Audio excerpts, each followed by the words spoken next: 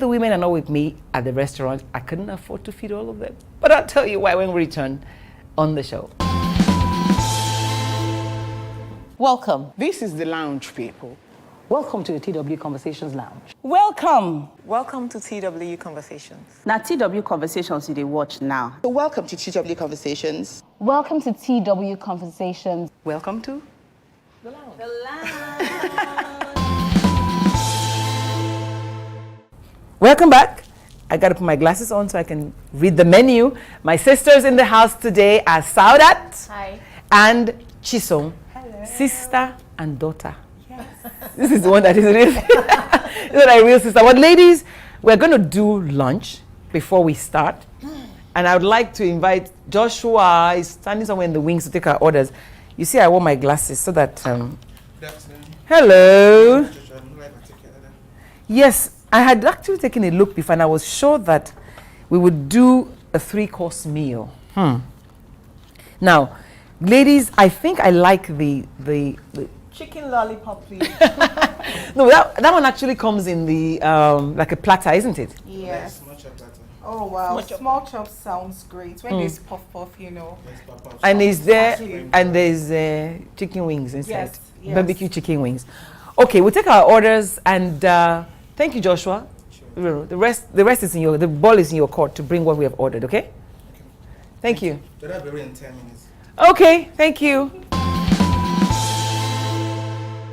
So ladies, our starters are here. I like hummus because staying fit. I try to stay fit. I'll mix it with the small chops. Okay.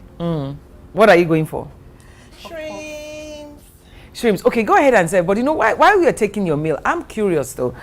Personally, I think the very first edition was the one that was key for me. The first, which was Behind the Mask. You guys remember that one? Oh, we had all the ladies. How many? Like 1 million of us. All of us were there that day.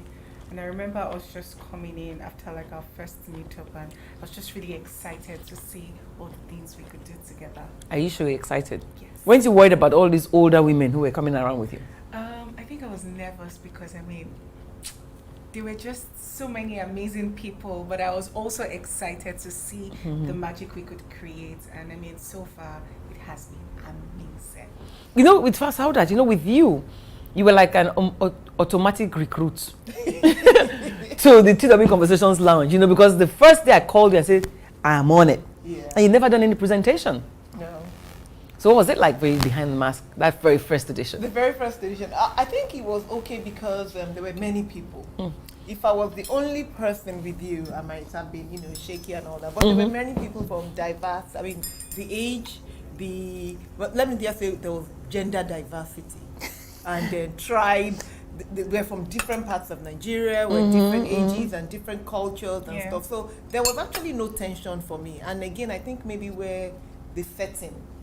Because we're in the lounge. We were in the lounge and everything was just as if we were in someone's sitting room and we're just chilling and all talking. And I think there was just this kind of spirit in the air that just made a lot. At some point we had to be quieting down the noise. Lola was like, people are talking over each other. We forgot that there were cameras and everyone was just like, just had it come into your head in your friend's parlor and everybody just thought it was fun. And I got back and I had to ask myself that, did you actually do a studio thing? I needed to see, to know maybe we just didn't mess up. Because it was just too It was natural. too real. It was just Although I would say it was a little difficult for me to share the presentation stage with about 8 different women at the same time. Were we 8 or 10? What we tried to do was to ensure that we had diversity in religion, in place of origin, in work, and in age. And I think we did achieve that. So for me, when we decided to speak about Behind the Mask the first time, I was really praying that women will really speak up. And I was very, very happy that it happened that way. I think because you guys were all comfortable with each other, right? Yes. Okay. Yes. You haven't eaten anything, so let's eat something. Are you sure? Let's eat something. At this rate, but besides that, it's how far you guys have come since that first edition. We've done the first season. Behind the Mask was it for me because it was an unveiling. For you, what was it? When we were talking about we've come a long way, when I was looking at the rerun, I was telling Lola, I said, I look so young. It's like 2 years after. It's just a year and a half. It just feels as if it's like 20 or something. I'm like, oh my God, I look so young. You know, I don't know why I feel like that. I feel old, but I just feel like it was years ago. Because I feel like I've been doing this for a while. You know, I've come a long way. You know, and because people's opinion, that's why networking is good. That's why mentorship is good. Because you actually you listen to people. You know, you justify what you do because of your own experiences.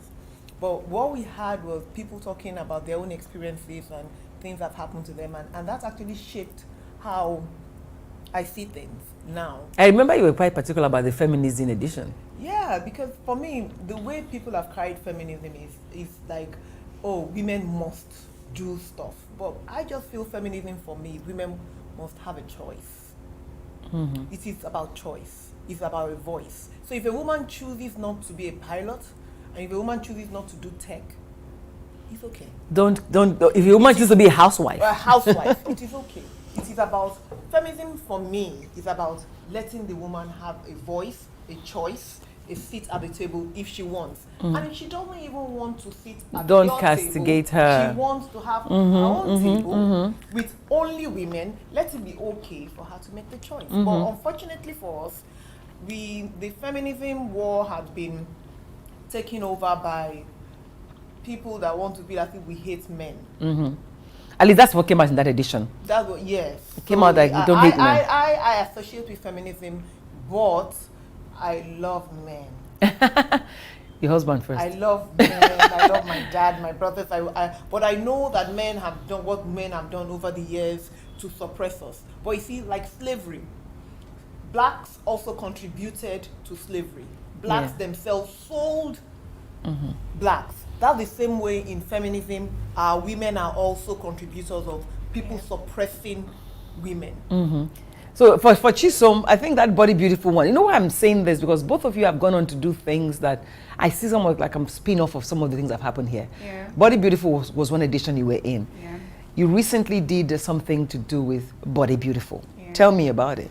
So I produced the film. Oh, let's give her a round of applause. It's Oh. deserving. That was such a journey. I didn't know how you managed to do that though. It's another story for another day, you know. But I mean, flashing back to when we started from Behind the Mask and where I'm currently at right now, I'm just thinking about the progress, you know, the progress between then and now. 2 years ago, I wouldn't have been able to be the person that I am now and do the film that I just did. You know, I remember in the beginning, I was stammering a lot because I was so nervous. I was so nervous. And I didn't notice. Every time I watch didn't the clip, notice. I'm like, oh, look at you. And now I'm looking at this new episodes and I'm like, yes, we can see. We found and our be way through. comfortable, We found our you know, way through. growth and all of that. And that has led me to being more comfortable in every other angle. I think it sort of relates to even Body Beautiful as a whole. So the film that I did was representing the girl child, especially in terms of period poverty, having no access to hygiene, To pads. sanitary materials. Beyond pads, I mean, deodorants, hygiene things like like products. you know, toiletries that are basic for every single one of us. You know, the level at which I've gotten to now makes me comfortable enough to want to share, To help other and people help learn other to be people comfortable learn in to their be skin. comfortable, you know, regardless of wherever they are. It doesn't always have to be with size. It could be your ideology, it could be your esteem as a whole in terms of environment, you know, and all those things. And that episode was beautiful because I got a lot of feedbacks. A lot of people were able to relate with me. You And guys are working out. You know what? I got to take a break. Let's take a break. I mean, you guys are working out, and people should go and watch it online anyway. Yes, Go and yes, watch it online on YouTube. It's there. TW Conversations. But however, take a break. Let's continue eating, and we'll look at what season 2 was like for some of us and for the other ladies too. We'll be right back. And so anyway, the truth is, eating and talking is difficult for me. I don't want the whole world to see how my mouth is moving when I'm eating. Let's finish this conversation and go back to eat. What do you guys think? Anyway, but we must go. We must go to season 2. But as I go to season 2, I remember that at the beginning, all of us used to be together on the set. Ifoma, Fumi, Anne, Dion, Omoye, yourself, and it kind of looked like people came back and said, you guys are like cacophony, all those men talking. So by second season, we decided to like trim it down around topics. And so we started to have ourselves rotate. What was that like though? Like 5 people. Yes, 5 people in one season. 5 people in one season. And then having somebody, having you have a go at presentation. Wow, that was like, I had to ask Lola, like, please remind me of my lines. That was like, you're okay. I'm like, oh my God, I'm going to make a mistake. And throughout, I did not actually have a second take. Exactly. And then Chisom, at the beginning, in fact, I remember Chisom sometimes, like, the younger ones on the set, throwing their shoes away or walking casually. You also threw your shoes. No, they had learned from them. Yes, we sure that the way. I had learned from them. Anne always removed her shoes, like, She. Okay. I was just very excited to be comfy and just, relax on the and set, yeah. listen, just soaking from so much knowledge. So even when we're talking about very deep issues like depression for me, I think it was Dion that opened one of those editions and gave her example and things she'd been through. it was personal. It was a personal thing, and I'm not sure how people, how because today depression is an in thing, it's a big thing. Yeah. And really, we had Dr. Muna on set. And Dr. Wimra has done a lot in how people now see depression. She talks about it a lot. And she also talks about mental health a lot. And on that show, we're talking about it, and everything she has done after that show as well is about how people should accept this. Yeah. But again, she changed that thing for all that. A lot of people use depression, but it's actually not depression. It's sadness. Yeah. So A lot of us are really, really sad. Then we just go like, I'm depressed. I'm really depressed. But she made us understand that you cannot be depressed until you have been clinically diagnosed to be depressed. You have persistent sadness. You have some symptoms of not being active on being able to do something. Maybe you are forgetful about something. You can't remember stuff. She tried to explain it, but you cannot diagnose yourself and say I'm depressed. Okay, but that brings me to the millennials. These millennials, because there have been a lot of young people who are killing themselves. They are depressed and they are diagnosing their depression on social media. Yeah. They're suicidal. I think we're going through a lot. There's just so much pressure, From who? From ourselves. Exactly. There's peer pressure from ourselves, I think that came out in that edition that you guys did. Yes, yes. We also spoke about it, and that was one of my favorite topics as well. We have peer pressure going on. We have peer pressure from, older people as well. Really? Yes. How does that work? How does that work? Expectations. So that's not peer pressure. That is, we are like now. When am I getting a Shoibi for your wedding? when it's consistent, then it becomes. It's pressure. You're not allowing me to breathe. To breathe. I don't get these young people, though. No, who is pressuring you? I don't get these young people. Since forever. And we survive.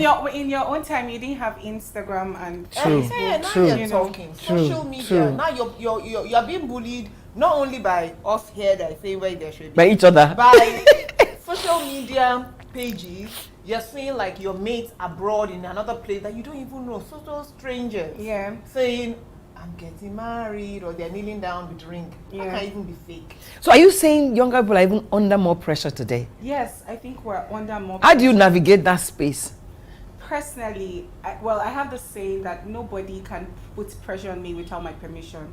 So I refuse to be pressured regardless of whatever it is. Not saying that there are no moments where, I feel the need or I feel the pressure. I just take it as a form of inspiration, whether or not to want to do that things. Because some of the things that, I feel we're very pressured about is quite unnecessary for me. Like like being so high fashioned, and it's but Instagram is always like all the pictures they there. Want to buy Jeep at 28. They want to build their house at 30. Who does that? I remember when Yahoo boys do. Yahoo boys do. The VP said that he bought his first car. He built his house at 50. Well, what's wrong with you people? Pressure is good sometimes. It keeps you focused. It keeps you on the track. One thing about me is that I try to focus my energy on the right things. People. So, on the right people, on the right reasons. No, I mean people. I want to eat my puff puff. So I'm going to take a break. Because my own brief right now is that even with all the talk we're doing on Conversation Land, we can clearly say that we've all benefited. Yes. But our women didn't benefit from governance. So even after the last election, we are even fewer in the house. Absolutely. Very But we painful. have to find out why. Why? Where to lay the blame? Is it us? Did we push ourselves, or did the men push us out? We'll watch clips from that thing again to see maybe we said some things wrong. But we'll be back. Let's take a break, okay? Puff time. Okay, what I hear being saying is that women must organize, but whatever it is we're doing, we're not part of any political party. No, we need to educate women more about what they need to do. What the million women. Educate men. No, women. And men. No. Women. So what Form we a critical mass. Thank you. What we are doing, like I talked to you about the research I did this morning, and first of all, we have to have a benchmark of what we are asking for, and one of it is the national gender policy in Nigeria already said 35% for women. So, and I've researched it, and I get to realize that what you need to form a critical mass to make any effect, any impact on any policy is 30%. So we've already got national policy has given you, the gender policy has given you 35%. So let's say we're even... However, it's being used now by men in tokenism. Yeah, such but that how they you, don't have ladies, when I but stand how up, you can get that? I stand up because my time is up. I think we should continue our conversations. We've done season 1, we've done season 2, and we're feeling our tummies in the process, and that's good. Sorry, the rest of you that didn't make it, and those of you watching at home. But season 3, by that time, it looked like we had all become comfortable with each other. Yes. When I was comfortable. yeah, I mean, when we call for recordings, everybody is on time. Right. We knew our schedules, and you just, I mean, I remember one edition we did that you didn't do part 2, you did part 1 because you had an event to attend, and then off you went, you know. And people are like, how come Sauda started this conversation and didn't end? No, but anyway, seriously, I mean, it was fun. It's a process, it's a journey. We're getting better, but the edition on age taught me till today. You say you look older in less than 1 year. Less than 1 year. Wait until you are 55, 56. I'm 56 now, and age still remains an issue. You know, embracing all the cellulite and all of that. So for me, that was quite a personal one, but I realized that it's the mind that matters more than anything else. You say what was important for you in season 3. I really enjoyed the modern monster-in-law. I loved Fumi's point of view about everything, you know, how her own mother-in-law treated all of them. You know, it was just a learning process. And then also Auntie Fuma's perspective on tolerance, you know, and learning how to cohabit with, you know, other people, especially people from like different backgrounds and tribes. You know, it was just an interesting So you sat to watch that one? Yes, I did. Which one did you watch? You know, I remember watching the Feminism one with my daughter. That was season 1. No? The whole of season 1, we'll sit down and watch, and they will criticize. Which one do you remember watching watching with family and friends? I think it was season 2. I did season 1, we did season 2. We did season 1 and 2. But there was one we did. I was at one of my mentors' birthday party, and we were all in the sitting room, and you know they were airing that one. And some guy in the sitting room just said, he looked at the TV, he looked at me. You know, the way he shows, people would think it's live. And you know that it's an older man, so he was wondering, is this the woman here? Is this the woman here? Then he asked my husband. He was like. My husband said, yeah, that's how. I'm like, yeah. How did you feel though, being in the living room? Oh my God, because people start coming into the living room like, oh, it's her, okay, oh, it's you. I'm like, oh my God, you know, and because of that experience, it's actually affected the way I talk, even when I'm on a panel or I'm giving a speech or something, you know, because before I used to shake, my husband would like, calm down, you got this. But ever since I was on the show and everything we did Your on the show, feet are on you know, the so ground. going in front of the Audience. stage, my frights, no, all that one is off. Oh, so thank you, TW Conversations. But I think the whole thing about conversations is that because we all used to like sit down and talk freely. And I think that's what the whole issue of the TW Conversation series is. We must learn to share experiences in different platforms. I'm going to take a break, and then I will go to the season that we are rounding up now, season 4. We'll be back. Right, we're back on set now. We're back live because they say we can't continue this, we must finish. Let's talk about season 4. Okay. But as I do that, I just realized that, even in that diversity, we did have Rosie come on set a few times. She was so busy and she couldn't make it. Rosie, our Ghanaian friend who works here, and we even had a Ghanaian come from Ghana to be part of our conversation. Renee. Designer. Renee, and it was good. I mean, we had your friend that came from Tanzania. Where did she come from again? She came from Canada, but she's Tanzanian. She's Tanzanian. Oh, and she talked about sex and being single and waiting. That was season 4. What was interesting? Why weren't you there? You prude. No, but I mean, okay, you remember the edition that Sada had this short skirt that had her legs all out. So hard. Peng is. Anyway, tell me about that singlehood thing. It was an interesting one, talking about dating. Have things changed friends. since? Well, I think so. Oh, for you? Oh, girl. Okay. I really like somebody. And he likes you too. So did all those tips about dating and being single, did it come in useful? Well, yes. On the show, I learned you can go on as many dates as you want, and then you can also be seeing someone. Unlike our generation, where we assume that dating is just seeing someone, and then you're cheating, you're having like as many people as possible. So right now, I'm just enjoying the flow, going with meeting people. So dating is just because you guys make dating seem so serious, right? Dating is just a friend who's a guy, isn't it? Yes. So instead of saying this is my one guy, you are decided to say, okay, I date different people, and then I connect with one, and I cut other people out. Yes. Is that what you're doing? Yes. You're sure? Yes. Well, no, I haven't said cutting people out because we haven't gotten to that stage. But you know what? You're getting there. Getting there. No, see, another thing that we did talk about in season 3, and which also still quite close, is this whole growing old thing. There was a video I saw, and I just kept on wondering. Now you can do anything. There's Botox. There is anything that will remove whatever. And I was scared to do those things, but I'm not sure I like the frown lines. I'm not sure I like the cellulite.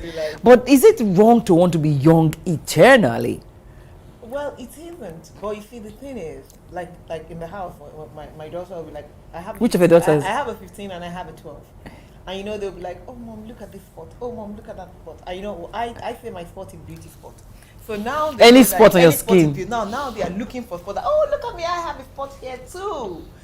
But because I don't want them to feel as if because anything is bad, your frown is bad or this is bad. I have stretch marks on my tummy, and my daughter noticed a bit of stretch mark at one part, and I said, that is you're growing tall. But look at this stretch mark. That is the mark that shows that I had you. Okay, so you're saying, what you're saying is that you're educating your children differently. Yes. So they won't get to the point where they worry about these frown lines. Yes. They are there, but they're a badge of honor. They're a badge of honor. Are you afraid to get old? Because you were just 20 when we started. Now you're 22. Yeah. Do you feel like you're older? Well, yes, intellectually. I like that. Intellectually, I've like grown, many moons have passed. Exactly. Okay, it's been fun. It's been a fun 51, then this 52 editions. We've talked about as much as we've been comfortable with each other, but 51 conversation. Not 51 years. 51 editions. 51 editions. So we have done 51. This is 52. And last week's edition was on tradition. And I'm hoping that in some ways we've been able to convince people that the most important tradition to have is the one that's open to change. True or false? And change has to start from us also being free to talk about everything that we feel and not judge people. And fortunately, the conversation is going to continue online, and we'll keep you posted on this channel. We'll see you again. Yes. Thank you. You young ones know what to say. Yes. Follow us on Instagram at TW Conversations and keep the conversation going. I'll say thank you to all my sisters who've been in the house, those who are not here, and those who we miss you. We miss you. You miss me. But we'll see you again. Bye for now. Bye.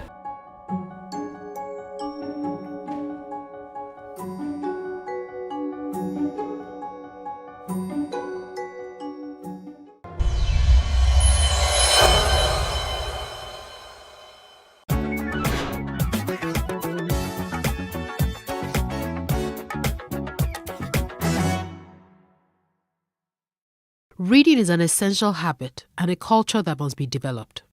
Nigerians are generally believed to have a poor reading culture.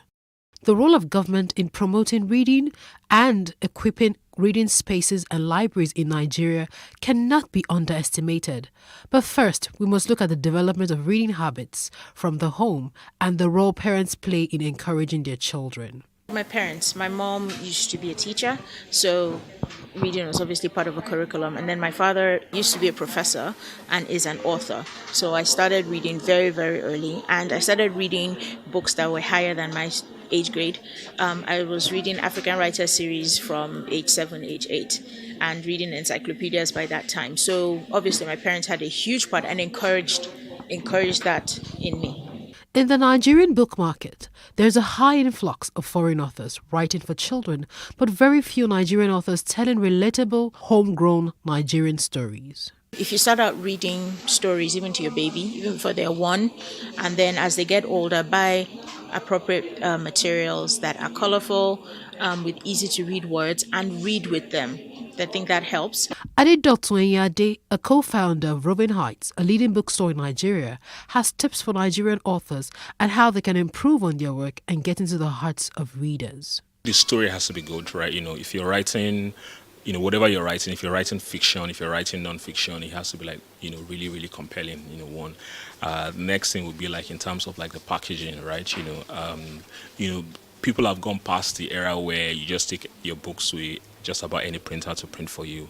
I think, publishers, self-published authors as well, they need to invest in ensuring that the quality of the book, the final output is one that would stack up with any book published elsewhere in the world. So that's really important. Then I think what would be the most important tip for me to them would be just they need to invest in marketing. The book business, like any other business, is challenging. If you ask anyone who's running the business in Nigeria, they will tell you capital, of course, right? It's. Book selling is also, as with any other business, is also quite capital intensive. Getting to pay your rent, getting to actually buy the books and stock up your shelves when you have them. Hiring good people requires decent amount of capital.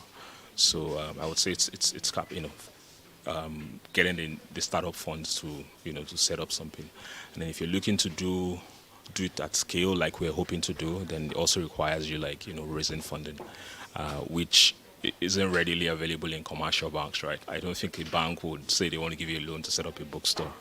They probably will be skeptical about the number of people who read. So for us, I think it's just I would say capital is at the top of a totem pole. It is commendable that certain individuals and organizations are making concerted efforts to revive the reading culture in the country. The government should also redesign the school curriculum to incorporate more reading activities in primary and secondary schools.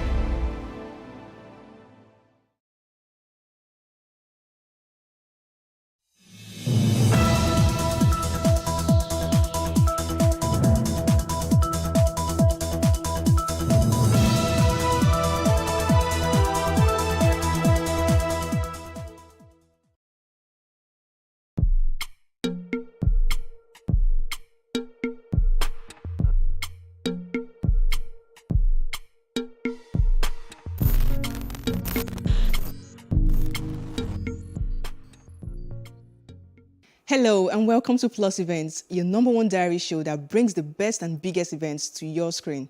I am Antonia Oshili, and on today's show, we have 3 interesting events that you would absolutely enjoy. First is Mr. and Mrs. Ladeinde's children dedication, which took place at the Citadel Global Community Church. Plus TV Africa was there to cover the joyous event.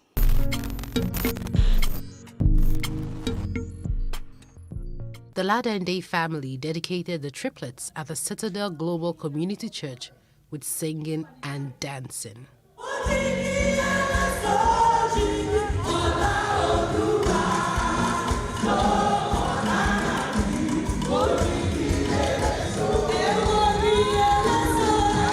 The triplets, Ilerioluwa, Erioluwa, and Irioluwa, are the first set of children of Temidola and Kayode Ladende after 12 years of marriage. I want to thank God for everybody. The church in the house. 12 years.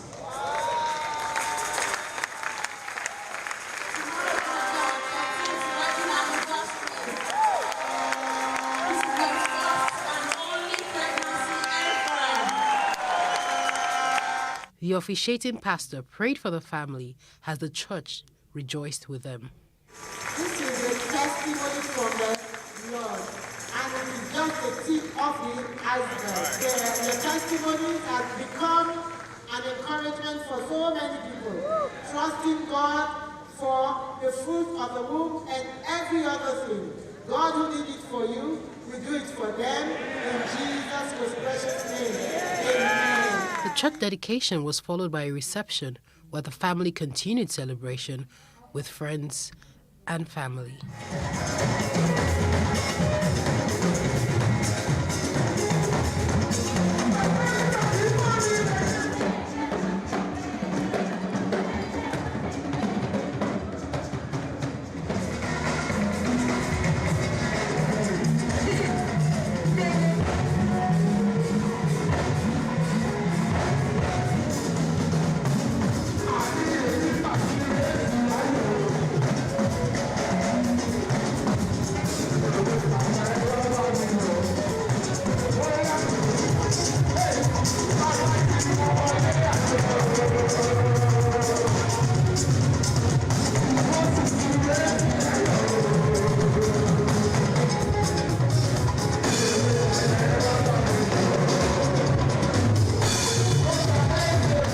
Couples share their 12-year journey of waiting to have their children. Many people are counting 12 years, but for us, it is actually 12 times 12. Because for every month, we were aiming to be pregnant. Do you know what that means? So on our coast, we were flying from Port Harcourt to Lagos. This woman was flying from Port Harcourt to Lagos just to achieve pregnancy. So you know what 12 times 12, 144 months of saying, let it happen, let it happen, let it happen, and finally, it happened. One unique thing about how it happened, because everything I'm telling you, there are enough proofs. If you get to our bedroom, you will see 3 teddy bears. Those teddy bears were bought almost 7 years ago. 7 years ago. 3 lovely teddy bears. So every day we know that this day is going to come to pass. The rooms were built for 2 boys, 1 girl.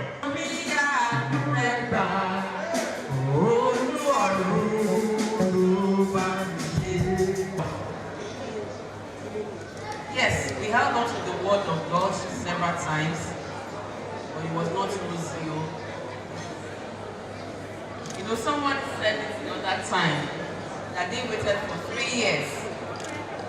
And every month, when Yoruba said it is Ibanuje Oshoshi, as in it's a monthly sorrow, it is. Young ladies that are indulging in and enjoying sexual relationship. You're happy when your period comes as in, this month, okay, as in the pill worked or whatever I did worked. And it didn't, But when you get married, that's when you know the value of menstrual period. So many suggestions. Someone even said to me, if I sleep with you, you will get pregnant. So many.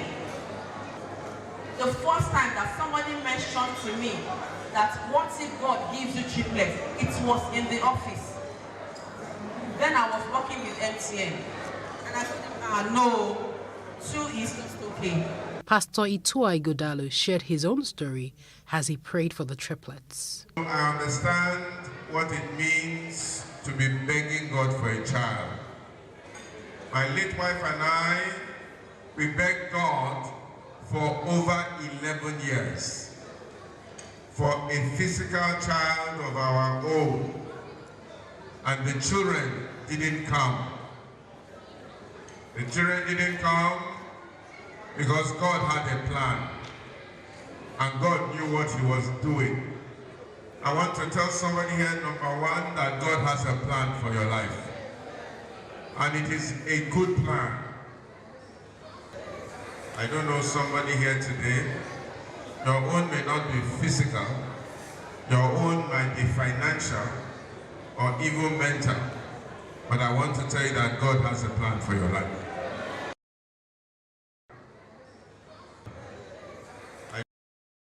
What I need to tell the people, anyone trusting God for the fruit of the womb is, this is a sign that God is alive and that he is willing. He's a good father. Whatever anyone wants, he's willing to make it happen even for them. The scripture tells us that it said there is hope for a tree that is cut down. At the scent of water, say it will begin to bud again. Don't lose hope. Don't give up. Once there is life, there is hope. Look at their own story. For every 4 years that they lived, they waited for. God gave them one. God is very humorous. And when he will come, look at the way he did it. Boy, girl, boy.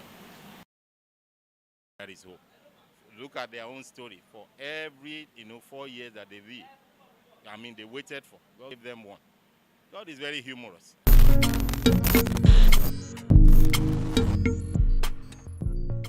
The next event is on Walk for Mental Health, which was themed Inner Peace is Priority in commemoration of Mental Health Awareness Month. This walk event was organized by Gordon Barrett to create awareness about mental health.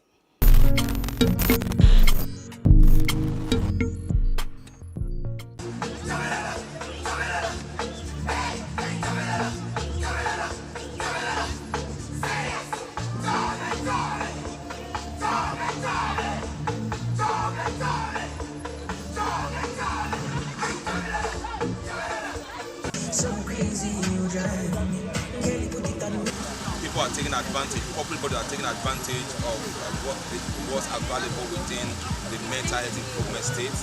Like we always say, every day should be a mental health day, and I'm happy to see this happening. But you can see from all indications, a very good demographic was represented. We had the younger ones, we have the older ones coming together. It means people are beginning to understand that mental health affects us all, irrespective of our age and gender. But one thing we've learned here today is that mental health is not discriminatory. Mental health is not respect of anyone. Anybody can have it any time in his or her lifetime. But this has been a very good program, and it's one that I'm very impressed. Actually, the walk is very supportive for the mental health, because people that ignore mental health, it's very important in each house. You can see your partner, your wife, your kids, maybe they need help, but they will not show it to you. You have to ask them always, are you okay? Do you need any help? So mental health, it's really important for each one of us.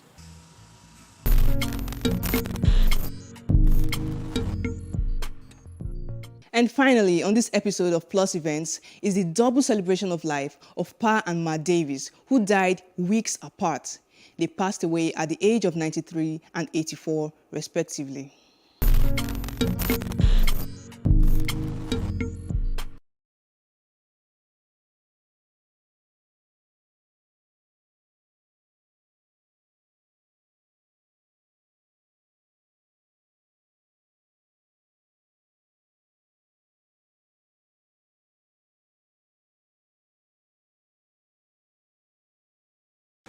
About my mother and my father, if I start now, I probably will not end till 2 days, but I will make it very, very short.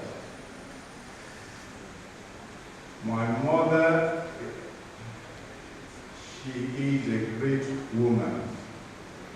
I have been on that for over 60 years myself, and I've never seen a mother like her.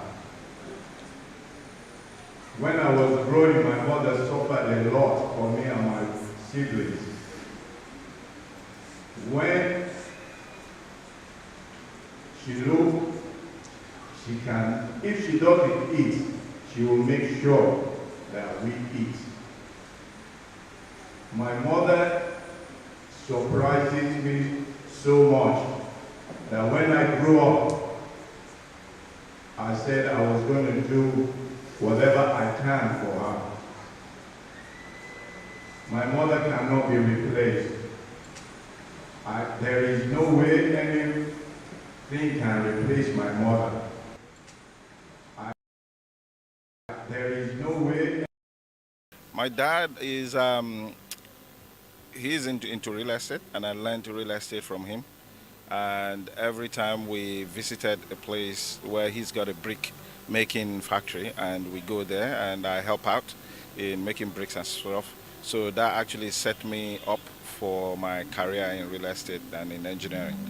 And for my mom, she's a God-fearing woman, and because of her, I learned how to read in Yoruba and to pray in Yoruba. So I thank God for both of them and for what they've contributed to my life. For me, I think I would say one of my fondest memories is when we were actually in England, and I had a T-shirt. It was a Simmons, the Simpsons or the Simmons, I can't even remember the band. And my dad left England to come back to Nigeria, and we were supposed to follow on. Unknown to my dad, he had packed that T-shirt in his luggage. And my mom was like, she had no rest because I raised hell. She had to wake up very early the following morning to go to the store to get me another T-shirt, because otherwise I wasn't willing to go to school. I wasn't willing to do anything, or I was just bawling my eyes out. I want to say that the couple has been very, very kind to me when I was young. I remember when I was in secondary school and I had difficulty about schooling, about financing and all that. I always run to this family, especially during holidays, for help. And indeed, they helped me at critical times. I'll miss them so much, the way my grandmom jokes about some certain things and the way she talks to me. I'll really miss her so much. And my granddad, getting to know him at his old age was good, because he's a man of discipline. I learned a lot of things from him, learning to respect the elders. I learned that from him. I know them quite well because when my friend got married to Ola, we used to visit them before they traveled abroad. I still visited Mama last year, and we had a time together. She was a very pleasant, very amiable person. We sat down together and sang songs. You know, Papa was also somebody who was very strong. The Lord gave him very good health. Up until when he died, you know, he was very active. He used to take long walks, you know, around the Keja axis where he lived. We thank God for their lives. Sang songs. You know, Papa was also somebody who was very strong.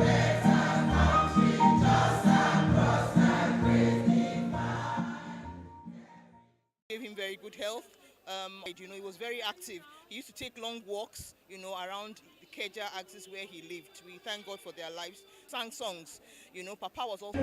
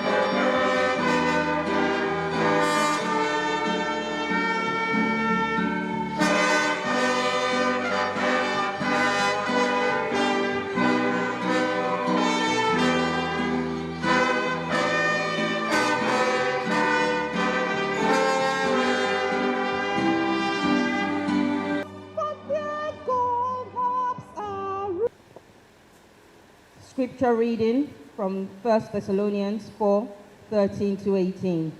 But I would not have you to be ignorant, brethren, concerning them which are asleep, that ye sorrow not, even as others which have no hope.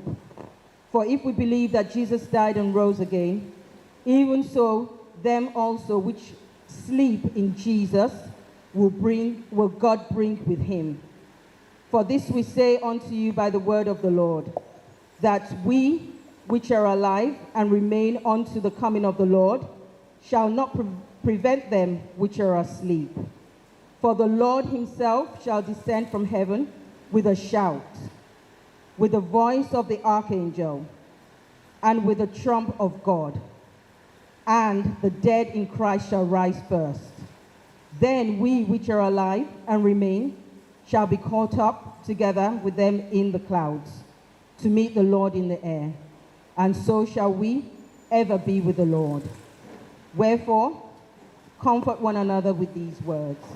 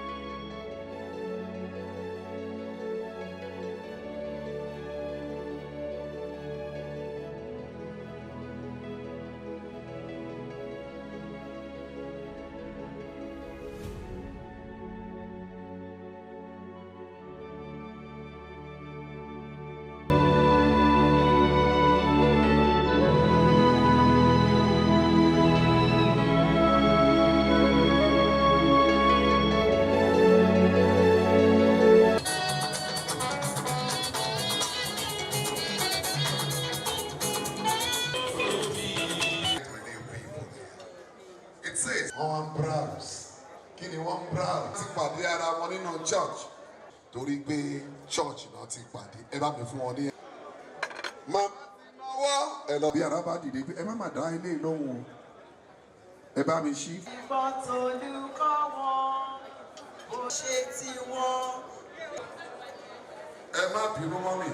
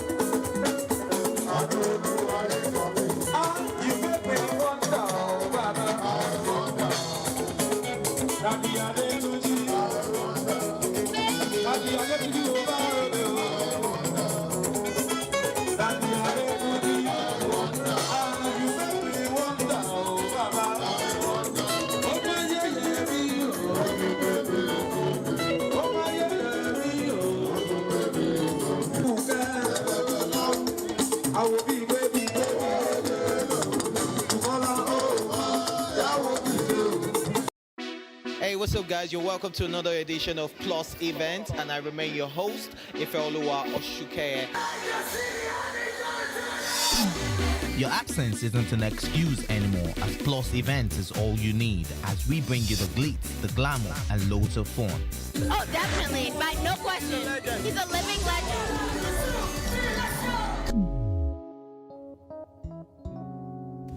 Oh, God forbid, Holy Ghost fire, I know. I just want to be blown away. I want to be wild. This is 11 years of doing it.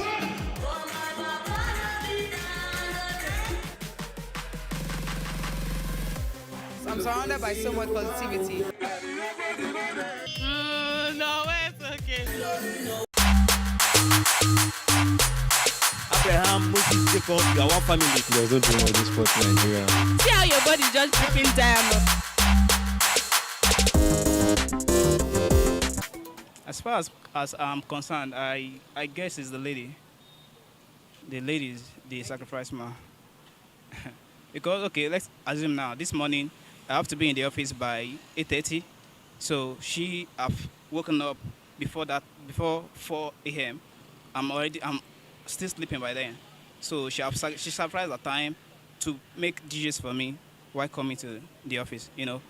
And some other things like that I cannot do easily if she's not there. So well, the relationship is virtually about sacrifice. So, and both parties should be willing to make sacrifices.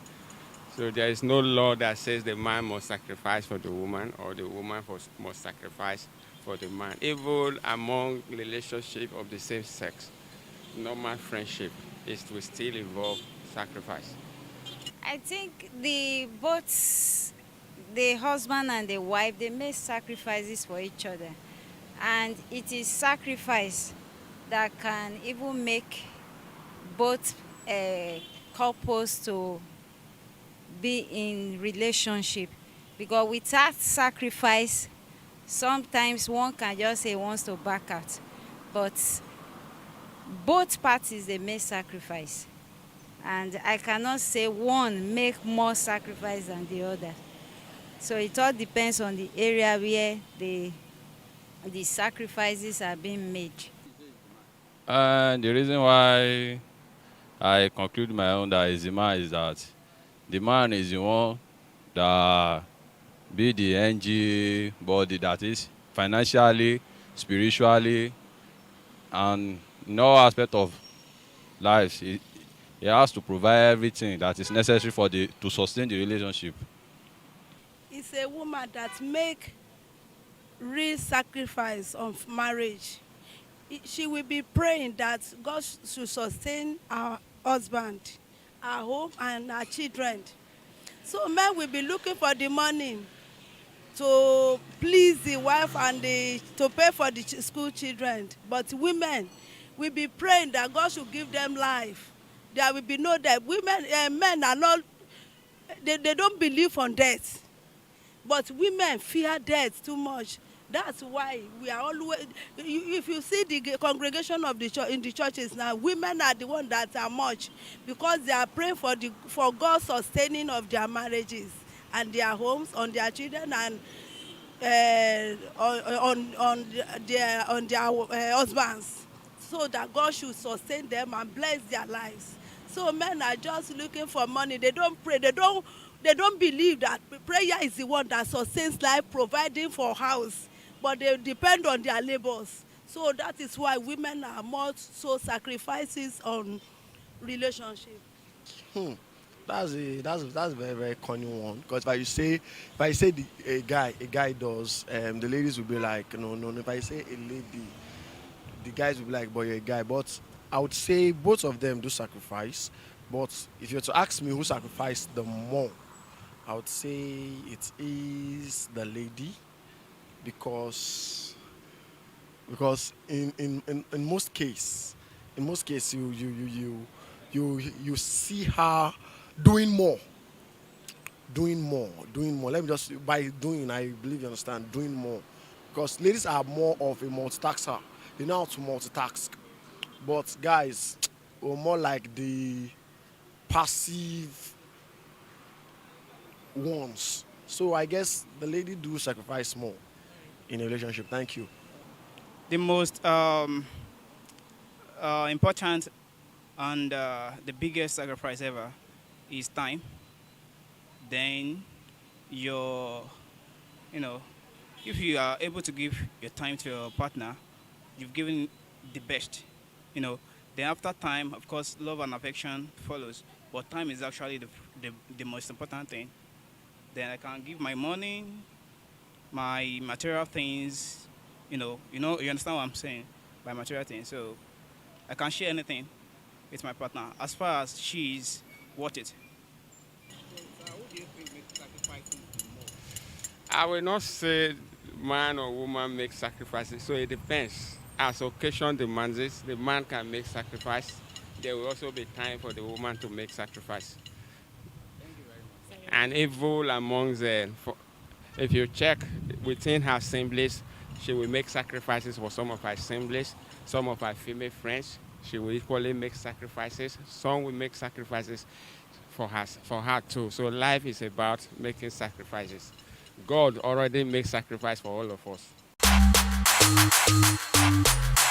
Abraham, Moses, Jacob, you are one family. There's no doing all this sport in Nigeria.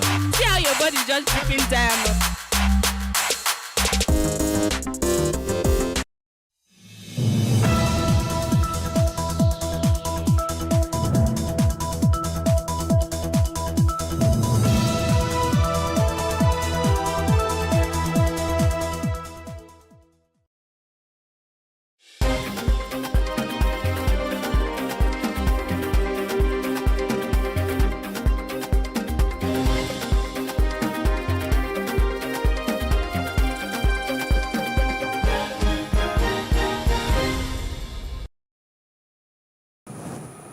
Good evening, I'm Tolu Ojomi, and this is the news update.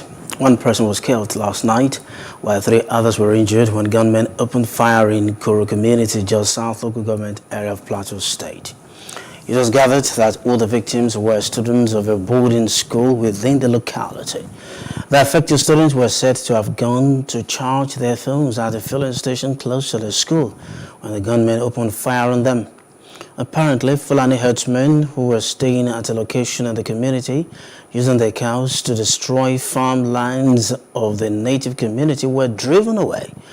So last night, they sent terrorists to attack that community.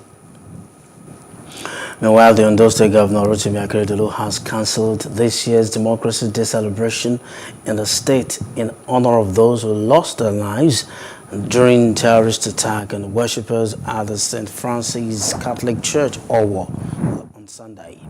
Akeredolu announced this in a series of tweets on his Twitter handle, saying the cancellation was to allow other people mourn the deceased. The state government had given a new casualty figure from the terrorist attack on worshippers at the church as 127, with 40 confirmed dead. Nobel laureate and renowned playwright Professor Wole Soyinka has described the attack on St. Francis Catholic Church of Ondo State, where many worshippers were killed, as a message to the entire people of the Southwest. Soyinka, who made this known while paying a condolence visit to Governor Akeredolu over the attack last Sunday, said it was targeted at the governor, who had been showing leadership in terms of internal liberation of his people. Akeredolu in return thanked the Nobel laureate for the visit, saying that the state will remain hugely indebted to him. In the meantime, an Akure High Court sentenced the killers of Mrs. Funke Olakure, daughter of a Afenifere leader, Ruben Fashionati, to death by hanging. The convicts, including Mohammed Shehu Usman, Mazaji Lawal, and Adamu Adamu, were sentenced to death by hanging or firing squad by Justice Williams Olamide for offenses ranging from conspiracy to murder, kidnapping, and armed robbery. The fourth accused person, Hawalu Abubakar, was discharged and acquitted for aiding and abetting Mrs. Olakure, was killed in July. And that was in July 2019 along Orejebu Road in Odugbo local government area of Ondo State. It was when she was on her way from Akure to Lagos to attend a social function in July 2019. Yes, this judgment is a judgment that is for the common masses of this country that are highly disturbed by the wave of killings in the land. This judgment has put an end to so many cases of unresolved murder and killings that have been taking place not only in the southwestern part of Nigeria and part of this country, where innocent people are daily killed. The verdict and the judgment of the court has been delivered in this case. We appreciate the court for the diligence of the court in this case.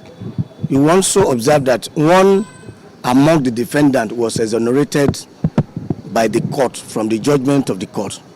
In the interim, we're going to take a critical look of the judgment of the court. We're going to diagnose it, look at area where issues can be formulated, issue of appeal can be formulated. In the meantime, President Muhammadu Buhari has praised Governor Atiku Bagudu of Kebbi for playing an extraordinary role in ensuring the successful conduct of the just concluded APC Special National Convention, while describing the presidential primary as one of the most competitive and peaceful in the history of Nigeria's democracy. The president extolled Bagudu's invaluable efforts. He also said that he looked forward to working closely with APC governors to support Tinubu and all other APC candidates. The PDP in Kebbi State has gained 8 new lawmakers from the APC. They comprise 5 members of the federal legislature and 3 members from the state legislature. It was alleged that the procedures in which congresses in the state were conducted by the APC resulted in the mass exit from the party, where many members alleged that they were disenchanted. The highway of Ife-Ondo is blocked and has been that way since morning, as members of the community are protesting a 1-year power blackout. The community said the governor had promised them during his last visit that the power would be restored in just 100 days. The community has been in total darkness for 12 years. The government has been promising they are going to do it at a cycle of 4 years. Whenever they come to campaign, they are going to promise that they are going to do it. then the 4 years will go, another 4 years will go. It's close to 12 years now. So, and we plan that another election year is coming. So if we should allow them to come back again to tell us that they are going to do their life, it will make a cycle of 16 years. That is when we are not sensitizing our people about the political apathy. We don't have interest in the government since the government cannot provide what we need. So the government of the day came to us on the 29th of June last year. So by the 29th of this month, it's going to make a year that they are going to reconstruct the light. They are paying the contractor, and they probably know that within 100 days that we are going to get back our light. So, and that 100 days is now going to 365 days. So that is why we are outside telling the whole world that a community as big as this has been in total darkness for straight 12 years. We've been living in darkness.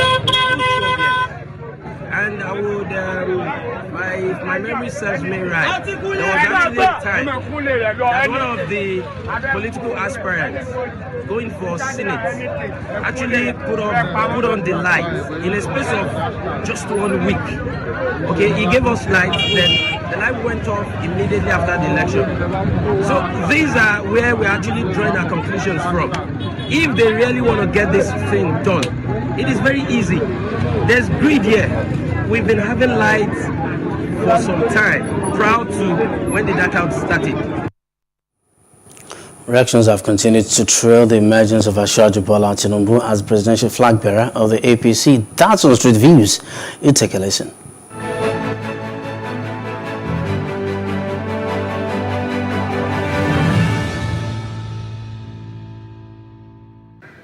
I'm not happy at all because the way this country is going now, we need a vibrant young man, somebody that has something to move this country to the next level.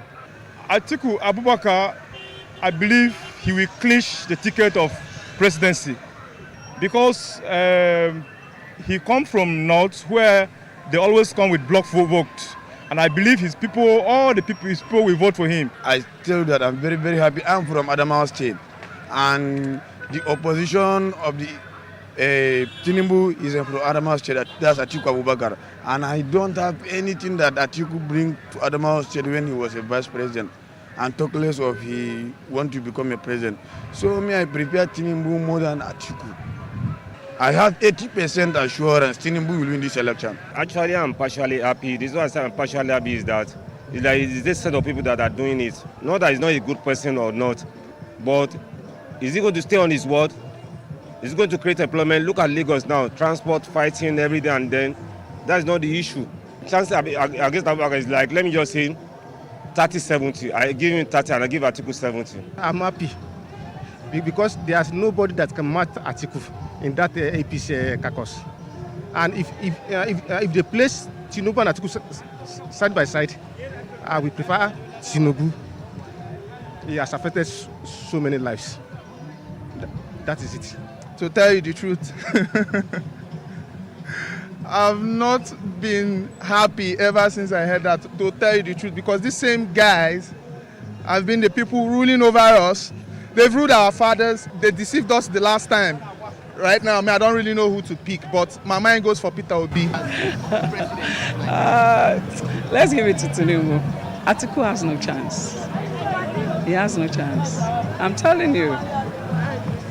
When it comes to politics, playing politics, intellect, give it to Tinubu. This is the time for him to prove his popularity this time around because he's contesting with the giant.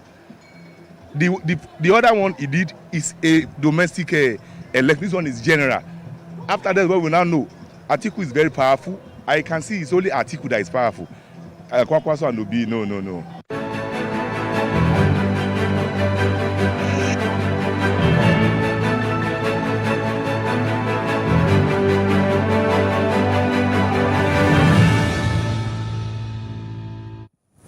Outside Africa, 5 people were killed after a helicopter crash in Italy. 2 passengers were still missing 2 days after the aircraft vanished from radar screens. Eugenio Gianni, the governor of the Tuscany region, wrote on Facebook, the helicopter crashed in a mountain area at the border between Tuscany and the Romagna region. The bodies of the 5 dead were found just today. The helicopter took off on Thursday from Lucca in Tuscany and was heading towards the northern city of Treviso when it disappeared from the radar screens after hitting bad weather above a hilly, wooded area. 7 people were aboard the helicopter, including 4 Turkish businessmen. Let's have some business news this Saturday. The International Air Transport Association has said that air travel in Africa, including Nigeria, has resumed its strong recovery trend. That's despite the war in Ukraine and travel restrictions in China. The global trade body, representing over 290 international airlines across 120 countries, said the growth was driven primarily by international demand. African Airlines traffic rose 116.2% in April 2022 versus a year ago, an acceleration over the 93.3% year-over-year increase that's recorded in March this year. We also have entertainment news for you. Fowls, Mr. Macaroni, Waje, and the host of other entertainers are set to 3 youths at the second edition of the Youth Votes Count Mega Concert, set to hold today at the Tafawa Balewa Square in Lagos. The event is a collaboration between INEC, the Youth Initiative for Advocacy, Growth and Advancement, and the European Union Support for Democratic Governance. Though the event is free to attend, guests will only be allowed entry if they have the permanent voters cards. Sports news. Anthony Joshua has signed his contract to fight Alexander Usyk in Saudi Arabia in August, with a formal announcement set for next week. Usyk beat Joshua on points last year to win the WBA Super, WBO and IBF titles, but the rematch has suffered months of delays. Joshua's promoter, Eddie Hearn, has confirmed paperwork is now done. The delays had been in part caused by Usyk's return to Ukraine after the invasion of the country by Russia. However, broadcast deals have also been a factor, with the suggestion Joshua could move from Sky Sports to DAZN. That's the news update. For more stories, please follow us on our Facebook, Twitter, and Instagram. And do subscribe to our YouTube channel at Plus TV Africa and Plus TV Africa Lifestyle. I'm Tolu Ojomi. Thanks for watching. Good evening.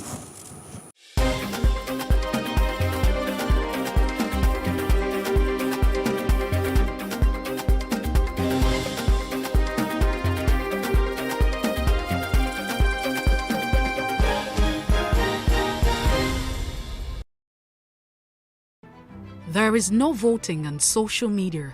To vote, you would require permanent voter's card. To get your PVC, visit cvr.inecnigeria.org. Create your account with a valid email address and start the registration process. An activation link will be sent to you. Click on the link and activate your account. Fill out the form, pick and submit a convenient date and time for your biometrics. Print the application slip, which should have your QR code. On the appointed date, go to the nearest INEC office for your biometric capturing. Thereafter, you will get a registration slip to pick your permanent voter's card when ready. Get your PVC today. This message is from Plus TV Africa.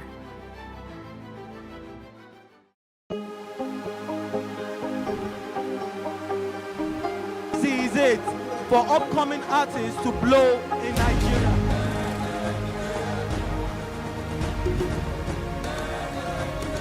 Welcome to Plus Trending. I am Bookie November, your host, saying thank you for joining us on today's episode. Welcome back. It's tea time on Plus TV Africa. Practice makes perfect. I'm not perfect yet, but I'm a lot better than I used to be. He's a king. He's entitled to marry 100 if he wants to.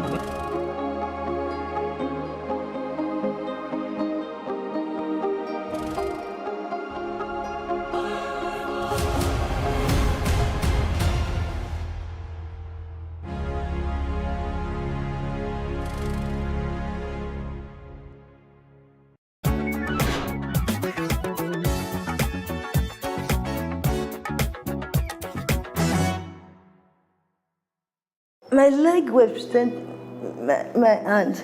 You know, God is a miracle worker, and nobody's useless. It's only when you want to make yourself a useless person.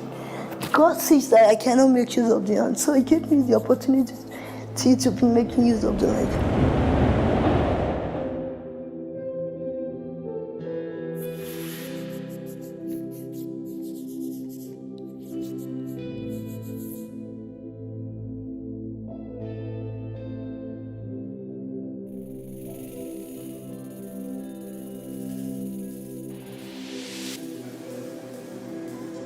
My name is Tomaunu. I'm an artist, a landscape painter. I'm from the other state. I love colors a lot. I love playing with colors. My painting mostly based on landscape painting. So since I love colors, I will just think how to mix the colors together to bring out the stuff that I have in mind. Oftentimes in Nigeria, people with any form of disability are most of the time treated with a certain level of compassion, maybe love, and sometimes pity. Today, I meet Toma, differently abled person, and she shares her story of strength, of courage and resilience with me. My leg represents my hand, you know. This thing that I believe that God do. God is a miracle worker, and nobody's useless. It's only when you want to make yourself a useless person. God sees that I cannot make use of the hand, so He gave me the opportunity to be making use of the leg. So I use the leg to feed myself. I use it to operate my phone. I use it to do so many things that I can do. Toma is not defined by her situation, but fiercely and graciously uses her gift to express herself. Painting is just like my voice. Majority of my painting is just expressing yourself through colors, just appreciating the nature. So. This is her work. She used this leg to paint, but she didn't use the hand. I'm telling mo dúpẹ́ lọ́wọ́ Ọlọ́run gidi gan pé ọ̀pọ̀lọpọ̀ mi gan tó ń lo ọwọ́ gan tó máa bẹ́ tàwọn times 100 kò kí ń ṣọ̀lẹ ó dẹ̀ ṣe kò kí ń ṣọ̀lẹ kò dẹ̀ kí ń ṣọmọ tó yẹ pé bó ṣe ó máa ń rí iṣẹ́ ó máa ń sá sẹ́yìn kò kí ń fi iṣẹ́ ṣeré bó ṣe wà yìí iṣẹ́ kò kí ń fi ṣeré ó tẹ́ lọ́rùn kó ná last kobo lórí iṣẹ́ yẹn tó bá ná last kobo lórí iṣẹ́ yẹn á fi iṣẹ́ yẹn á fi pè owó jáde. God has given her a kind of knowledge that is beyond human understanding. Despite that, you cannot make use of hand to write and painting, but you can use her leg to paint very well. And by the time she has finished the painting, people just be looking at her that you see the one that has done it. Even majority normally argue, especially the visitor, that they don't normally believe that she's the one until when she started doing it in their presence. That's the time they put it. And people that used to come here, they normally appreciate her by try as much as possible to buy some of her painting. If you look at so many of my painting, it's based on nature. Why I say so is that, you know, God is the greatest artist, and everything He did is perfect. And if you look at the sky day by day, you think there's so many beauty. But just how did Toma discover this giftedness of hers? Actually, it was a friend of mine that brought out the gift in me. She saw me feeding the children with my leg. So she said, we can do something better than feeding the children with my leg. So she was the one that God used for me. With the help of an assistant assembling her painting tools, Toma demonstrates her painting skills while sharing the emotions and relief painting brings to her. Sometimes I don't believe that I was the one that did it. It's a little bit difficult for me to believe that the works are done by me. My own painting gives me an assurance that I can still give back to society. Why I say so is that, you know, when I was still much younger, I thought I'm not useful. Let me use it, because I could not use the art and every other thing. So I was just like thinking that, how are you going to do this? Toma shares her challenges, not focusing on it as a stumbling block, but She sets the tone on the positive as she reveals the hurdles of our life's journey. According to a proverb that said, no pain, no gain about life. Life is full of challenges, and the more we live, the more we see them around. Talking about the challenges, the first time in school, I will never forget it. At the first time in school, I went to Akoka Junior High School, or junior school. But the first time I went to that school, when I went to go meet the principal, that I went with some of the staff here, and when we got there, the principal does not know that I understand Yoruba. He said something that, why do they bring someone like her to school? And that she's not supposed to be in school. All she needs is just for you to put her somewhere to be eating until God says. I have to say something that, sir, may the good Lord have mercy on you. He was shocked. He could not believe that I heard what he said. I just thank God for the owner of the challenges, because he owns the key to every challenge. And he makes a way when there seems to be no way.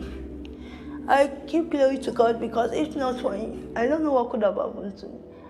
So many challenges. And, there's this thing that keeps me going that said, if there's no challenges, there will not be testimony. I faced a lot. In spite of Toma's visible challenges, Toma has a positive outlook towards life and the people she comes in contact with. Her caregiver and one of her teachers reveal the other aspects of Toma. Toma jẹ́ ọmọ kan tó jẹ́ pé kọ̀ra mọ́yàn, ó dẹ̀ kó gbogbo ìyànjú, kò kọ́ra, ó ń bọ́mọdé ṣe, ó ń bá gbà ṣe, gbogbo àwọn òṣìṣẹ́ gan, ó ní ibi kọ̀ọ̀kan tó ti máa ń dùn wọn nú. Ó jẹ́ pé èèyàn tó jẹ́ pé bó ṣe wà yẹn kò mọ bó ṣe hide feelings ẹ̀ tí nǹkan bá ti ń dùn bá ó máa sọ ń pé alágbádá bá ó dẹ̀ ṣẹ̀ mí o, ó dẹ̀ ti tán nínú ẹ̀, kò mọ bó ṣe ń báyàn yànjú. Ó jẹ́ ọmọ alálùbáríkà, mo gbàdúrà kó lọ bá mi pèsè ọkọ alálùbáríkà fún kọlọ iṣẹ́ kó má di ṣẹ̀mọ̀ lọ́wọ́. She's the type that wants just to move close because of behavior, attitude, characters, and the kind of love that she used to show to people. The way God has created her, we thank God because it's unquestionable God. I just thank God for her life because despite the fact that her disability, she can prove to the whole world that she can still do certain things as far as her condition is being concerned. She loves everybody because I recollect that yearly as a staff of this school, especially women, I don't know, maybe it's doing it with the women too, she used to present us a gift as men in this school, no matter how token it is. She tells me the place of God in her life, making her achieve more than she can imagine. God is my strength. God is a wonderful God that despite what you're going through, you will surely find a way to make you smile. You will surely find. Though the world may tell you that you are not this, you are not that. But as long as you have this God, you will surely find a way to make you happy. My strength is from God. My joy is from God. Everything is from God. Despite everything that you're going through, everybody goes through a lot in this country, Nigeria. All you just need to tell yourself is that I can make it. I can do it. And just keep on smiling. By the time God works, you won't know. You will just be asking yourself, is it me? Am I wrong? Just put your trust in God and try to do the little things that you know how to do. Don't give up on yourself. Don't give up on God, especially if you give up on yourself, people will give up on you. And what's more, this 28-year-old lady challenged once again the thought of entertaining self-pity. I used to feel pity for myself, but not anymore, because God has given me the strength. God has shown me that despite my challenges, I can still go places. by giving me the opportunity to paint with my leg, by giving me the opportunity to show that there is ability in disability. Well, not much is known about the condition data-wise, and so according to a 2018 article from The Guardian, there are more than 100,000 cases of cerebral palsy in Nigeria, with most affected individuals in need of care due to cerebral palsy effect on functional abilities. But more alarming is a recent data according to Benola Initiative, an initiative aimed at creating awareness on cerebral palsy in Nigeria. The condition affects 17 million persons worldwide and over 700,000 in Nigeria alone. Whereas that data claims a huge number of people live with cerebral palsy, what is more unnerving is that half that number may likely wallow in self-pity. Toma has proven to be an exception, full of life, deep in thoughts and full of cheers.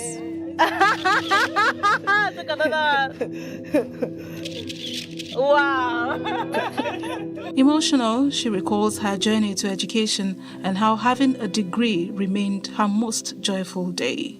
Every day whenever I wake up, I always ask for something that God should give me joy.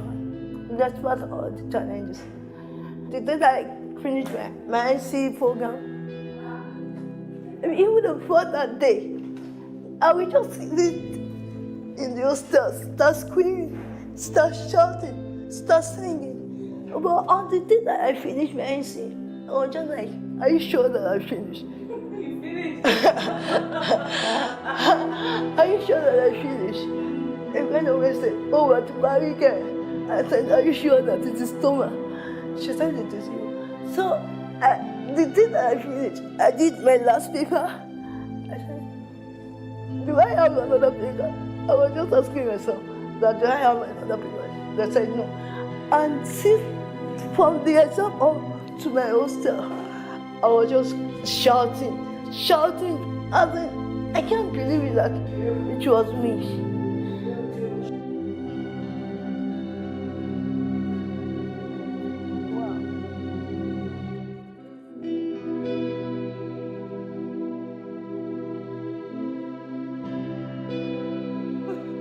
Thank you very much. Thank you too.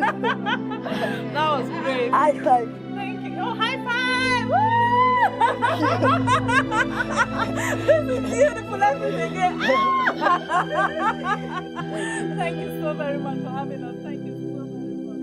Thank you so very much.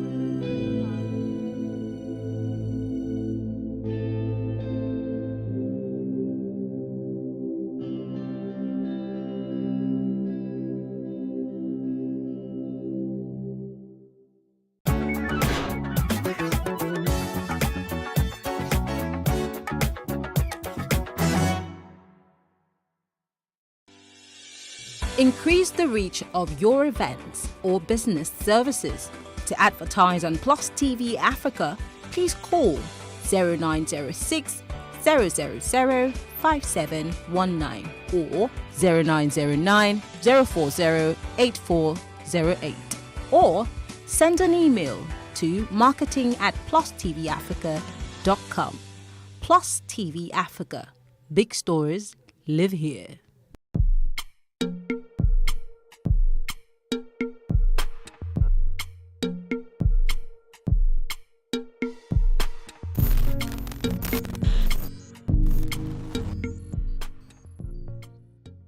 Hello and welcome to Plus Events, your #1 diary show that brings the best and biggest events to your screen. I am Antonia Oshili, and on today's show, we have 3 interesting events that you would absolutely enjoy. First is Mr. and Mrs. Ladeinde's children dedication, which took place at the Citadel Global Community Church. Plus TV Africa was there to cover the joyous event.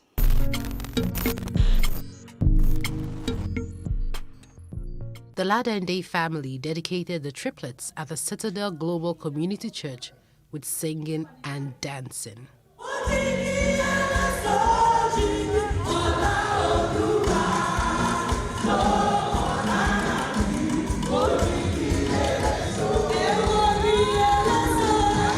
The triplets, Ilerioluwa, Erioluwa, and Irioluwa, are the first set of children of Temidola and Kayode Ladende after 12 years of marriage.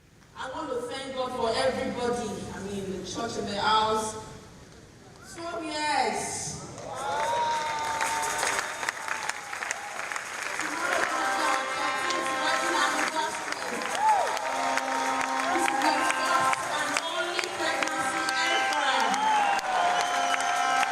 The officiating pastor prayed for the family as the church rejoiced with them.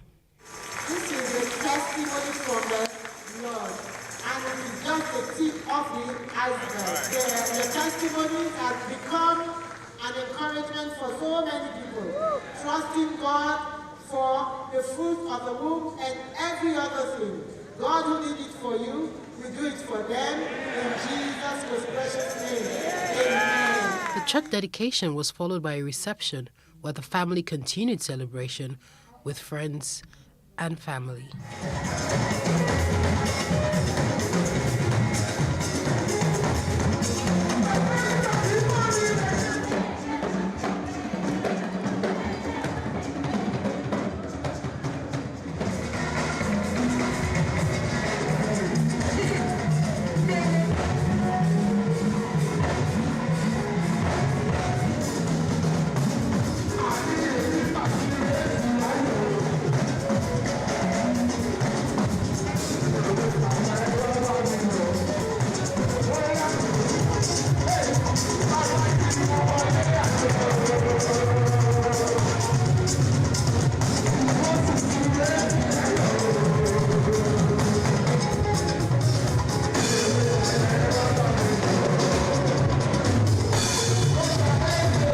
The couple shared their 12-year journey of waiting to have their children.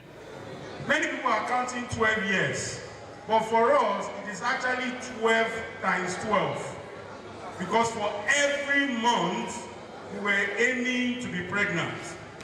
Do you know what that means? So on our cost, we were flying from Port Harcourt to Lagos. This woman was flying from Port Harcourt to Lagos just to achieve pregnancy. So you know what 12 times 12, 144 months of saying, let it happen, let it happen, let it happen, and finally it happened.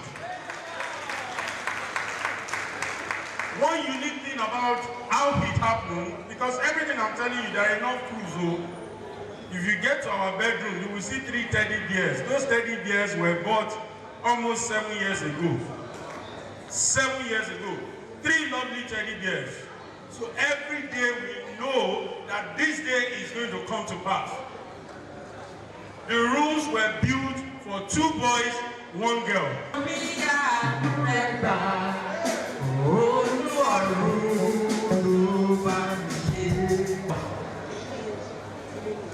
Yes, we held on to the word of God several times, but it was not easy. You know, someone said it the other time that they waited for 3 years. And every month, when Yoruba said it is Ibanuje Oshoshi, as in it's a monthly sorrow, it is. Young ladies that are indulging in and enjoying sexual relationship. I mean, you are happy when your period comes as in, this month, okay, as in the pill worked or whatever it worked. And it didn't, you know. But when you get married, that's when you know the value of menstrual period. So many suggestions. Someone even said to me, if I sleep with you, you will get pregnant. So many. The first time that somebody mentioned to me that what if God gives you triplets, it was in the office. Then I was working with MTN. And I told him, no, 2 is just okay. Pastor Itua Igodalo shared his own story as he prayed for the triplets. I understand what it means to be begging God for a child. My late wife and I, we begged God for over 11 years for a physical child of our own, and the children didn't come. The children didn't come because God had a plan, and God knew what he was doing. I want to tell somebody here, number one, that God has a plan for your life. And it is a good plan. I don't know somebody here today. Your own may not be physical. Your own might be financial or even mental. But I want to tell you that God has a plan for your life.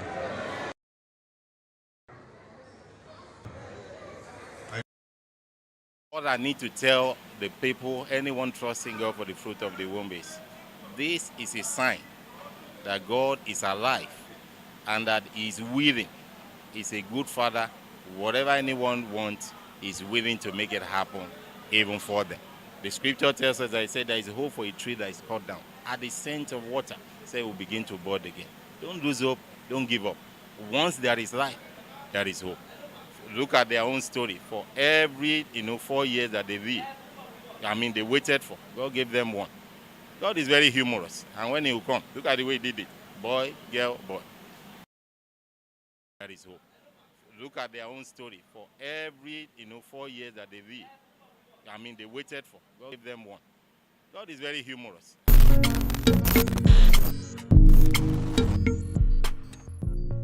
The next event is on Walk for Mental Health, which was themed Inner Peace is Priority in commemoration of Mental Health Awareness Month. This walk event was organized by Gordon Barrett to create awareness about mental health.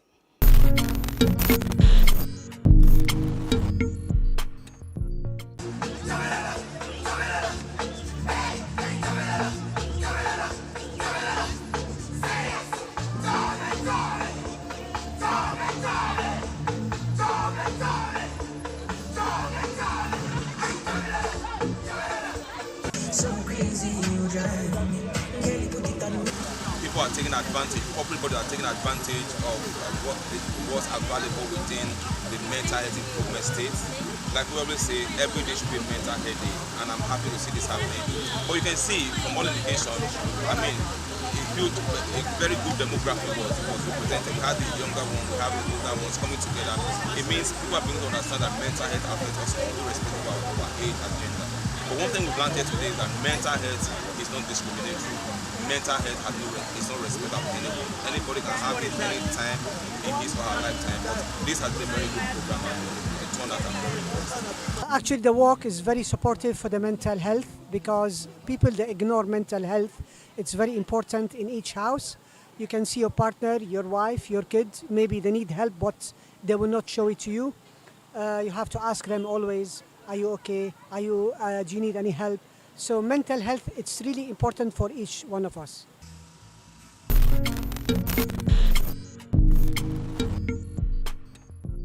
And finally, on this episode of Plus Events is the double celebration of life of Pa and Ma Davis, who died weeks apart. They passed away at the age of 93 and 84, respectively.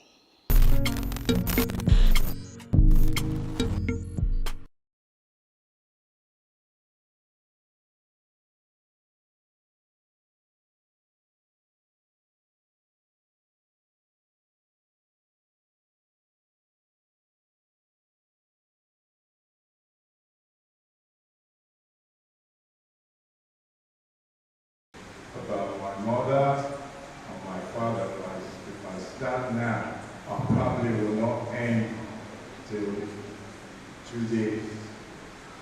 But I will make it very, very short. My mother,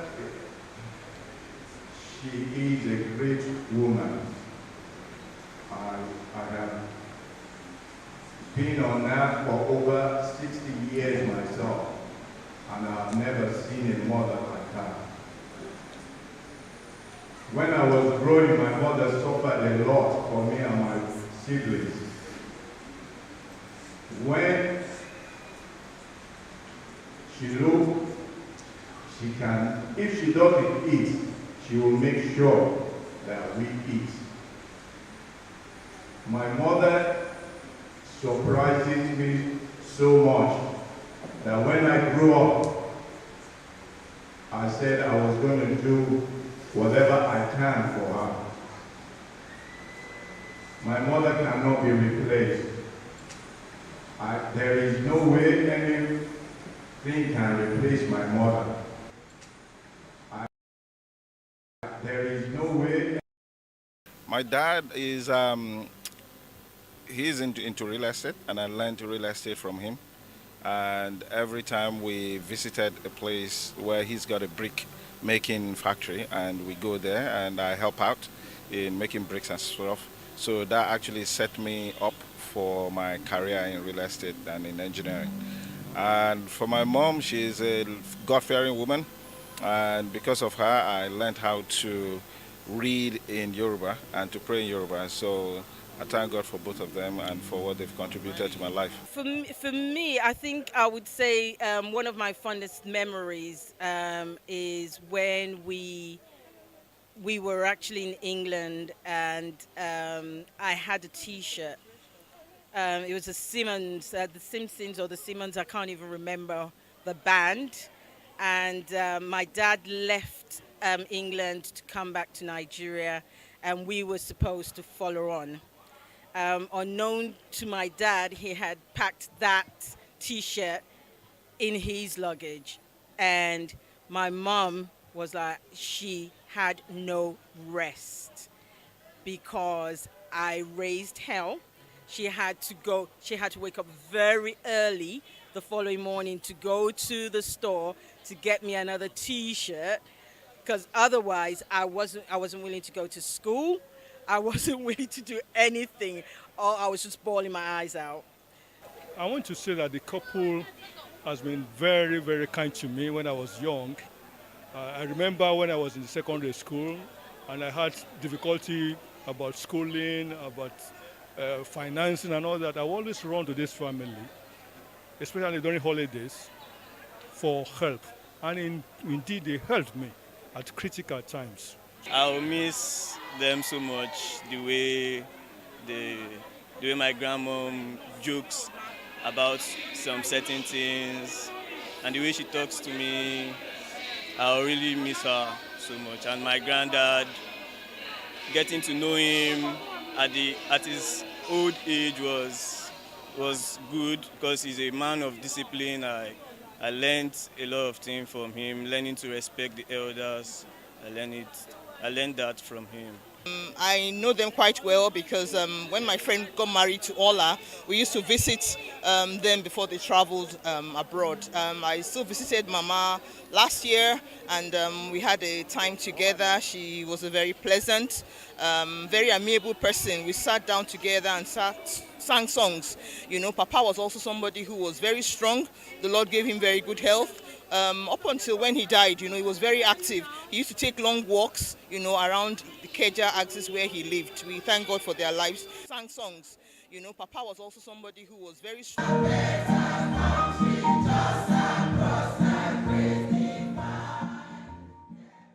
Gave him very good health. You know, he was very active. He used to take long walks, you know, around the Keja axis where he lived. We thank God for their lives. Sang songs. You know, Papa was also...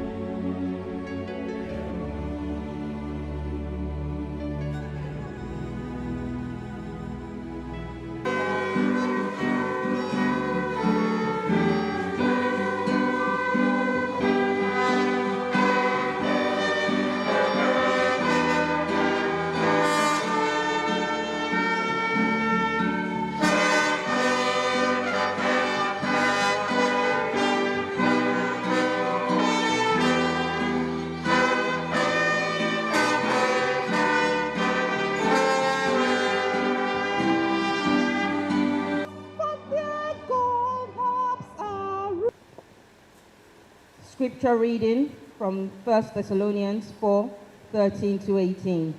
But I would not have you to be ignorant, brethren, concerning them which are asleep, that ye sorrow not, even as others which have no hope.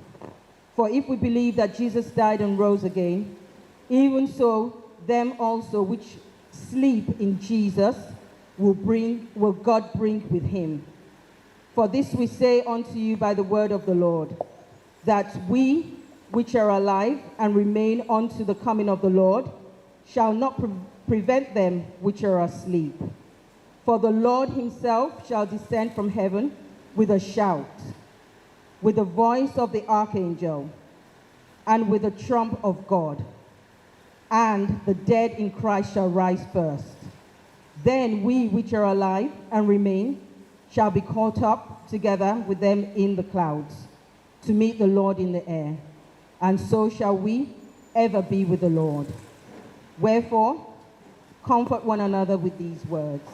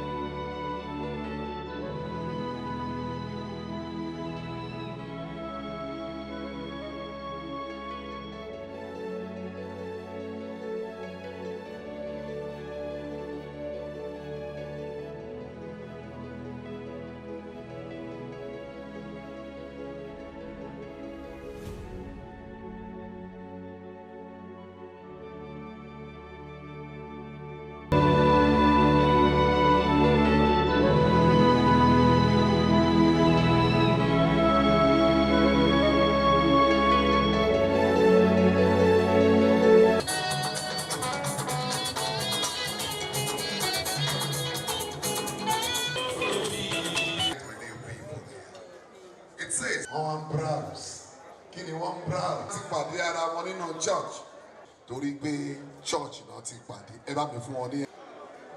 máa náwó ẹ lọ bí ara bá dìde pé ẹ má má dá ilé lóhùn ẹ bá mi ṣí. ìbọn tolúkọ wọn bó ṣe ti wọn.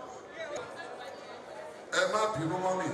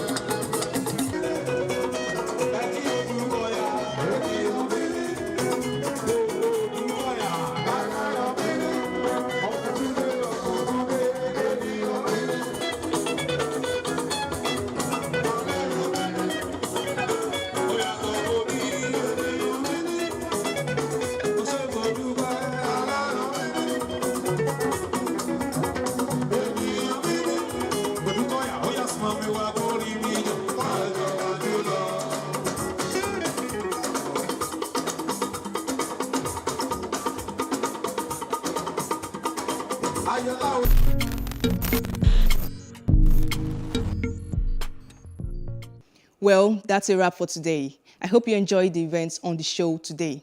Remember, if you want to showcase your events to the world, Plus Events is the place for you. Subscribe to our YouTube channel at Plus TV Africa Lifestyle. I am Antonia Oshili. Remain blessed and stay safe.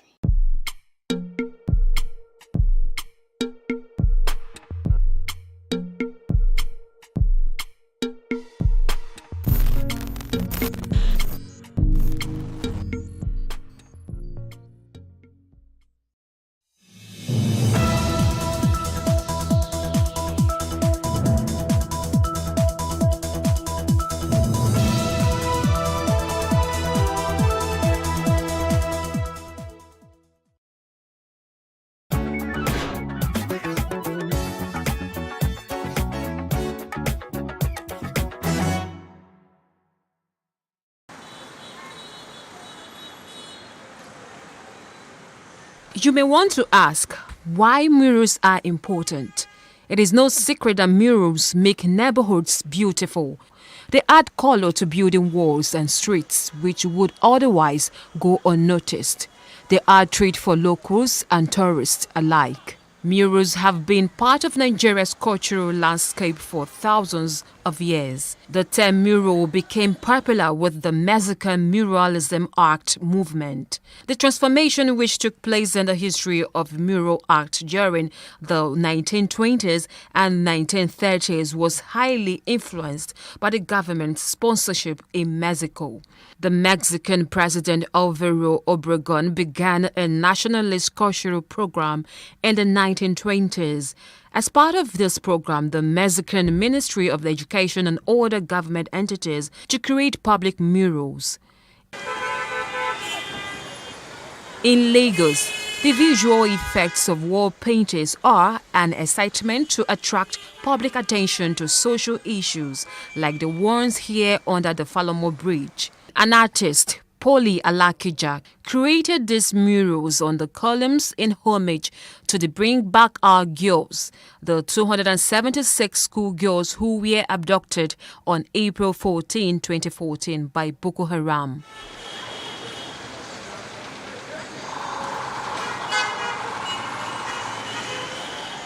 We speak to an artist, Ebenezer Omole, a 34-year-old who started off as a child and has been painting for many years.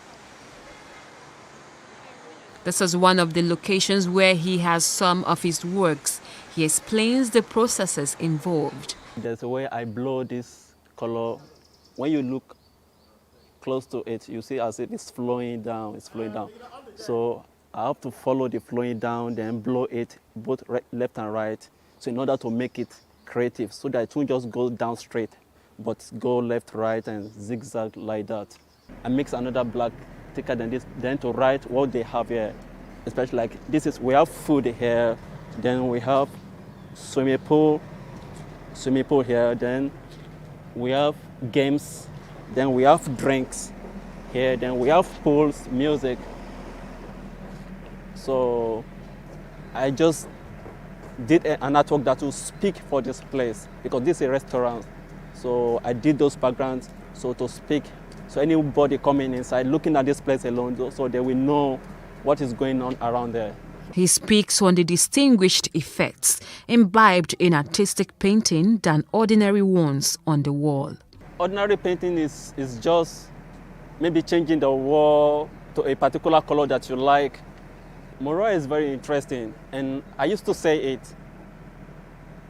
No painting is complete without an artwork like this. So for your painting to come out well, so you need to add some artistic to it so that will make it more, because a lot of people in the world, they cherish artwork. Now, for example, now, this is lion. A lion represents a king, and the writing here, so it's all about this place, because this restaurant is not just a restaurant, it's a reggae restaurant. So that's why we have most of the color here, reggae color. Ebenezer further explains that murals are a mode of expression for artists in every graphic style imaginable, abstract, photorealistic, expressionist, to name just a few. Anyone who is into painting and had a moral painting into his work will get more job than just ordinary painting. No matter how bad situation a building have, when you design it with artistic, even though if it is hot or old building, when you paint it well with this moral artistic painting, it adds more value to the building, and it make Lagos look more beautiful than, you know. As a community centerpiece, the wall painting gets a new dimension as a powerful visual communication tool meant to promote the opinion of the people and transmit social and political messages towards unity. Murals bring art into the public space, and because they occupy public spaces, are accessible to everyone regardless of class, education, or ethnicity.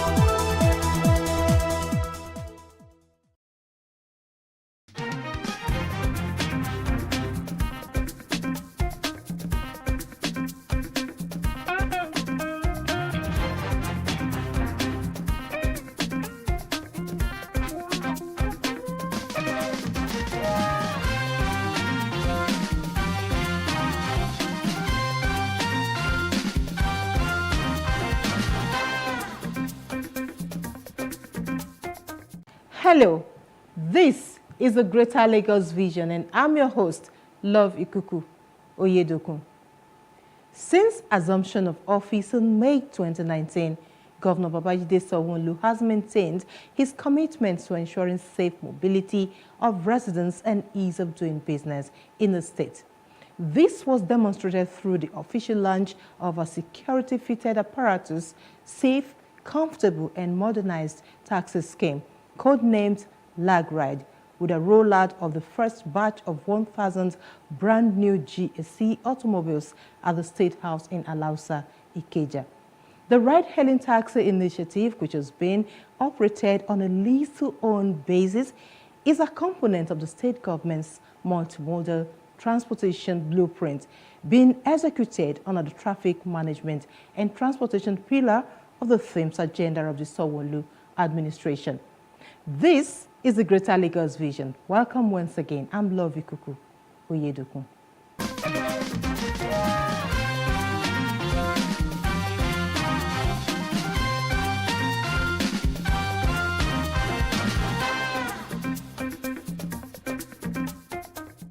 This episode features infrastructure. Sanwo-Olu restates commitment to ensuring seamless mobility to deploy technology for enhanced movements. Transportation.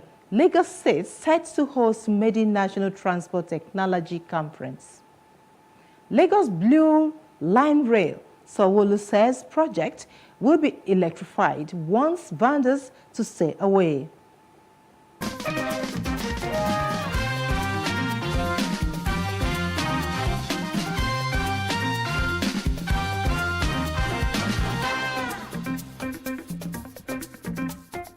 Any city without a fully functional infrastructural system will suffer a setback. As such, engineers must be well trained in order to bring to bear their professional attributes to the growth of the nation.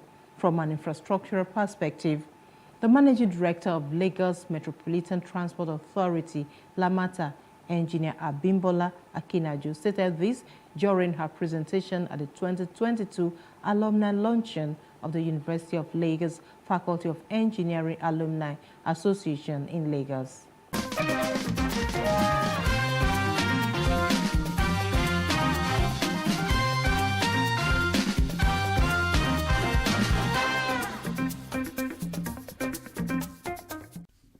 It was a reunion, a veritable networking opportunity for the alumni of the Faculty of Engineering, University of Lagos. It was also an avenue to give back to their alma mater through the launching of a 500 million naira fundraising project for the faculty. Away from that, Governor Babajide Sanwo-Olu and his team cashed in on the opportunity provided by the reunion to tell the impact of the alumni on the state's infrastructural development in less than 3 years. And so the blue line you can see is a massive feat of engineering, and I'm sure all of you need to be proud of it. From 4 lanes, we changed the design to 10 lanes. So we took a massive right of way to do 10 lanes, and we were very smart to keep a rail corridor in the middle of it.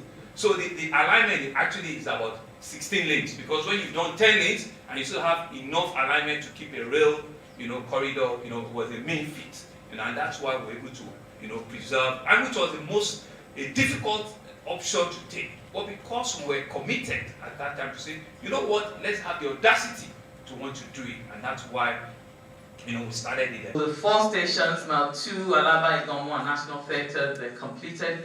You will notice that Mile 2 and Alaba, they have 2 concourses. Obviously, that's based on studies that had been done to determine sort of ridership that we would get, and we realized that, and I mean, it's obvious. Mile 2 is a market area, so there's a lot of people there. So that's why we have 2 concourses that allows us to take on more passengers. It's the same thing in Igomo. Same thing in Alaba. Igomo and National Theatre are also completed. We have pedestrian bridges at each of those stations that allows us to bring passengers from one side of the expressway to the Managing Director of Lagos Metropolitan Area Transport Authority, Lamata, spoke with journalists on the sideline of the event. Infrastructure is owned by all. So it means that as an individual, you have a responsibility. Something has been built, not to destroy it, not to vandalize it. And so therefore, people also need to be aware and also take ownership. And that's what I always say. If something belongs to you, you are not likely to go and destroy it. She also told the forum that over 5,000 people affected by the construction of the rail have been compensated by the Lagos State government.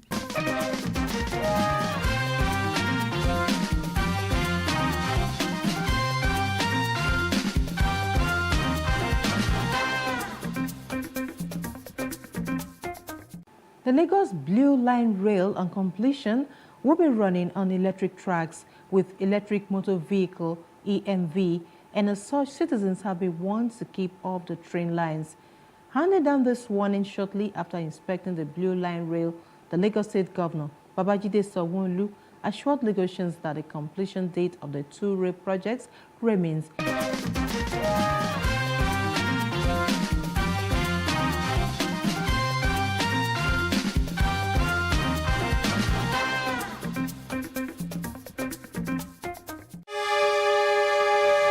The train took off from the National Theatre Igomu to Orile, through Alaba, Mile 2, and back to the Marina axis of the state, having Governor Babajide Sanwo-Olu, some members of his cabinet, officials of the Lagos Metropolitan Area Transport Authority, Lamata, and contractors handling the project on board. The governor inspected the ongoing works on the Blue Line Rail project and stations, and a new 4-coach train, which according to him is a typical train that will be used on the Blue Line.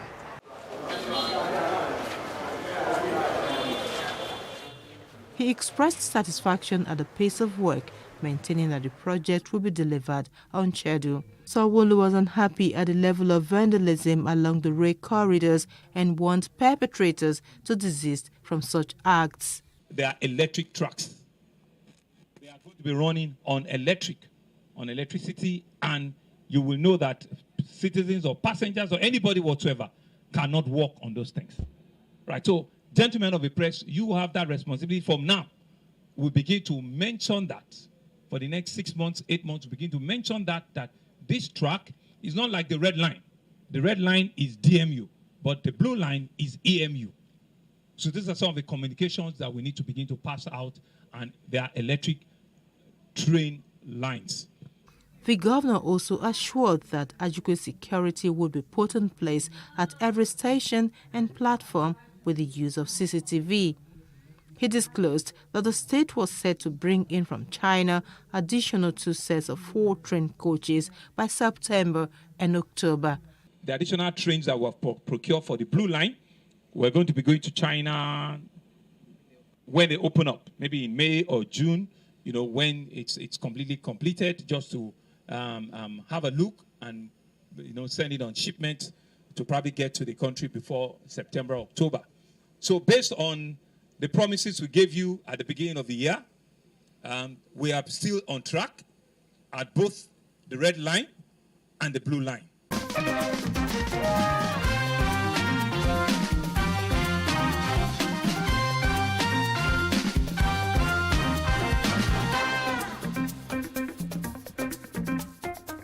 Recently, the Lagos State Governor Babajide Sanwo-Olu unveiled the first batch of 1,000 brand new GAC branded vehicles, otherwise known as lag ride. This for sure is another step forward in the state government's drive to develop an efficient transportation model in tune with modernity and comfort. According to Sanwo-Olu, there's no plan to run existing hailing ride operators out of business, but to offer safer alternatives and clear the roads of rickety cars used for taxi business. Joining me in this episode is the National President, E-Hailing Drivers and Private Owners Association of Nigeria, Comrade Idris Shonuga, for more insight into the scheme.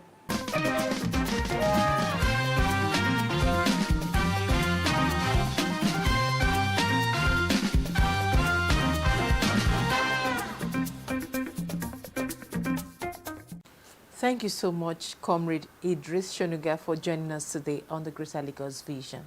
Thank you. Right, you are the president of the National President, Professional E-Hailing Drivers and Private Owners Association of Nigeria. Tell us, in Lagos State, the Lagos State government just introduced recently the Lagos Ride. Tell us exactly, how has it been? How have your members been faring since the introduction? Thank you. Our members are very happy. They are very happy in the sense that the business of a Lagos Ride is going to add value to their collective existence, in the sense that they are going to be using the brand new vehicles to run their transport service on that Lagos Ride. Unlike before, that they use old vehicles, popularly known to Kumbo, even Nigerian old used car, to run taxi business, which in different cases develop faults at the middle of roads. It's almost impossible to maintain those vehicles,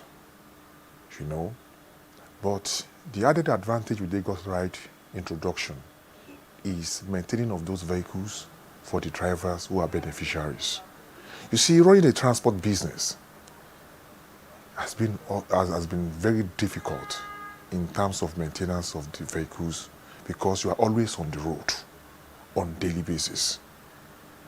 And we don't have a good mechanic system in Nigeria. So majority of drivers patronized the road mechanics, dealing with all manners of spare part dealers, getting wrong spare parts to fix their car. At times, they spend double amount to repair the cars, and it's eating hard on them. But with the introduction of Lagos Ride, that comes with mechanical insurance, where the vehicle will be maintained for them for the period of 4 years, where the contract is between them and the Ibile Holdings, who is going to manage the operation of that business. It's a welcome development. So when we heard about this scheme that is being launched, and it concerns our industry, because the vehicle will be operated with algorithm, is online approach, unlike conventional way of transportation before where you have to flag down. This is online and we are e-hailers. So we approach the Ministry of Transportation that the Lagos State government cannot launch such a laudable scheme without giving the practitioner the sense of belonging, because we are e-hailers, we have thousands of trip history on Uber and Bolt, and we are professionals, so we need to get involved. So we apply, and the ministry directs us to the appropriate body that is going to pilot the Lagos ride, which is the Ibile Holdings. So we met the MD, and we had to ask to write a proposal. We did not lobby. First of all, as a body, they deal with body, they deal with individuals. From the conversation, we approach them as a body. Then I think when I met the MD of Ibile Holdings, he made us to understand that the associations, the individuals, Lagosians who are interested in the same can apply. We apply as an association, you understand? Then the procedure is like every other person. The requirement to be a beneficiary of Lag Ride is uniform. 20% equity contribution of the asset of 7.5 million. The interest of 10% for the period of 4 years. You have the equity, you have the down payment of 1.8 million, which we see it will be very impossible for our member, ordinary e-hailing drivers, to benefit from this scheme with such amount, because it's so huge for e-hailing drivers to sum up 1.8 million as a deposit. It means the ordinary person cannot be partaker of this scheme. So we appeal that is there any other way, and they gave us two banks, FCMB and Polaris Bank, precisely to give us loan, and they came up with corporate guarantee on behalf of the association for our member to be a beneficiary. The Polaris Bank will borrow our members. They said 1.8 million. You understand? Why are we standing for them? You understand? So, and our member has been applying. But besides, we, the individual members, also need to have some starting contribution from that 1.8 million, 20% equity contribution of 1.8 million, which is around 300,000. And we have employed our drivers, advised them to key into this, because it's going to make life better for them. Then the most interesting part of it that make us to subscribe to Lagos Ride is that what the union stand for is workers' right, the workers' welfare. Because we notice that the government has been less concerned on the informal sector, because our interest is in the informal sector. The e-hailing drivers fall in informal sectors, and informal sector has been neglected for a long time. Some certain benefit workers' right has been denied, such as HMO, pension scheme plan, opportunity to have cooperatives, then perhaps mortgage plan. These are set of workers that solve problem of transportation in the state, moving passenger from one point to another point with expected professional service. They need to be taken care of. But to my dismay, all these things has been embedded in Lagos Ride business scheme, because our own concerns is that what are the provisions for the drivers that are going to drive this business? And we're made to understand that 1.5% commission has been set aside for the driver and their family of 4, which is what we HMO, Health Management Scheme, under the plan. You see, when they charge 25% commission of each transaction consummated under the platform, 4% out of it goes into comprehensive insurance and mechanic insurance to maintain that vehicles, which I see as a welcome development. It wasn't anywhere included in their current module of operandi with other hub companies. And if Lagos State government put this in their business plan, I think, they are coupling international standard practice, which is why we are very happy with Lagos State government, particularly Babaji Sanwo-Olu, for making sure that all these things are embedded in Lagos Ride.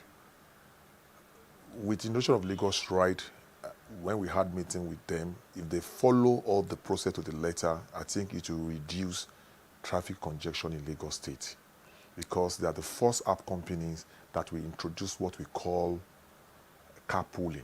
Carpooling means classification of rider, where 2, 3, 4 different customers can join one vehicle going towards the same destination. And with the introduction of brand new comfortable vehicles, I think a lot of Lagosians will keep their vehicle at home. What prompted a lot of Lagosians to make use of their vehicle are because we don't have a good, safe transport system. That is why everybody wants to have their vehicle on the road. And judging from the fact that we have less road and we have many people in the city, we are moving at the same time. But if we have a safe system, safe transport system, comfortable, safe transport system, a lot of people will keep their vehicle at home and make use of Lagos Ride. What am I saying? With the introduction of this classification of rider, they will even pay less. They will pay less than the conventional taxi, where you used to pay 2,000 naira, you can pay less than 1,500, even 1,000, because you are sharing your ride with other customers, other users, meaning that the driver will end up earning more. In the sense that the driver is supposed to have earned 2,005, when he collects 1,300 or 1,200 into 4 places, is getting 5,000 instead of 2,500. And the same distance cover when you pick only one person. That will reduce a lot of traffic congestion if we can actually accept this concept introduced by Lagos Ride.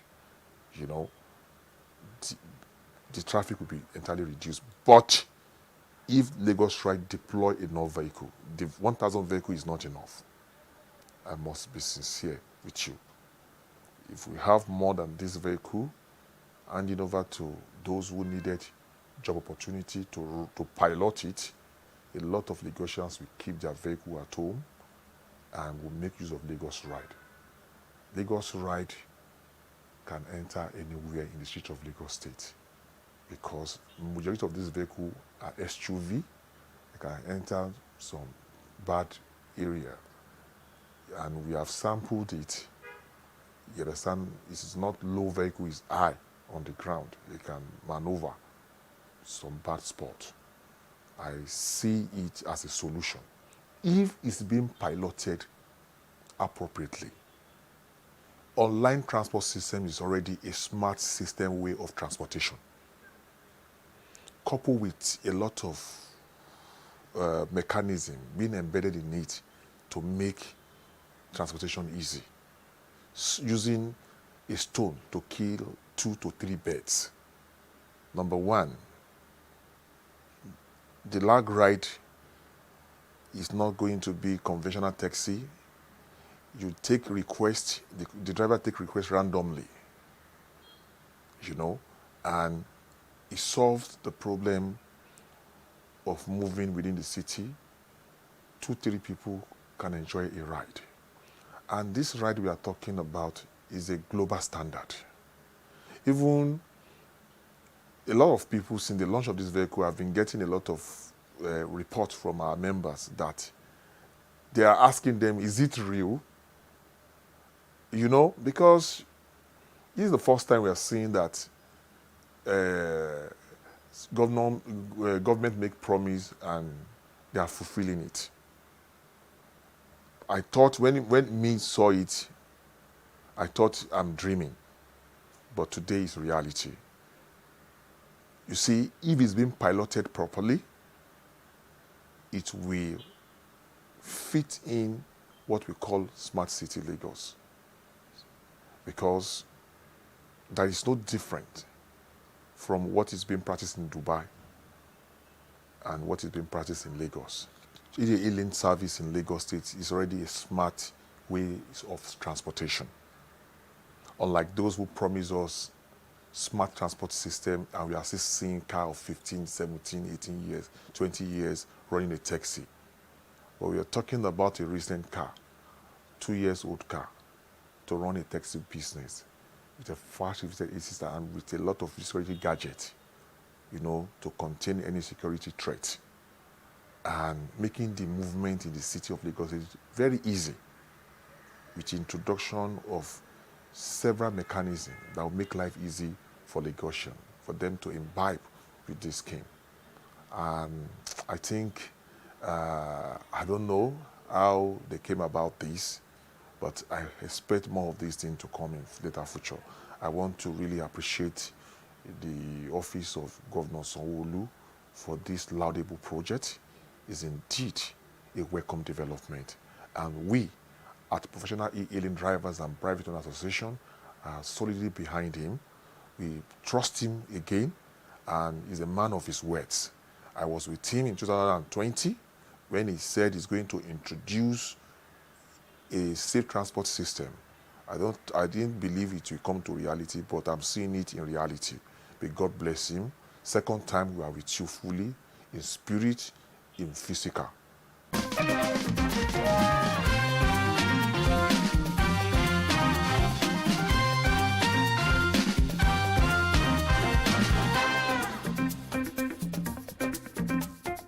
That's all we have in this episode of the Greater Lagos Vision on Plus TV Africa. I'm Love Ikuku Oyedoku.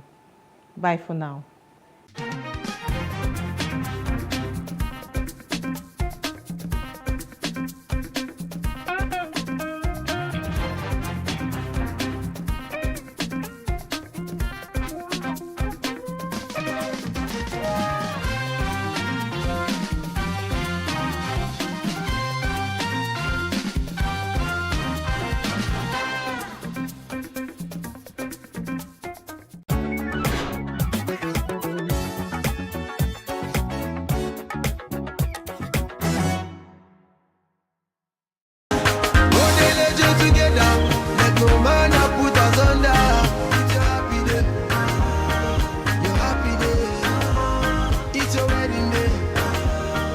From the star-studded guest lists to the distinctive ashwabis to even the hashtag trends on social media, Nigerian celebrities sure do know how to make a wedding the talk of the town. It's the month of May, the start of the second quarter of the year, but April was a month filled with delightful, attention-catching weddings.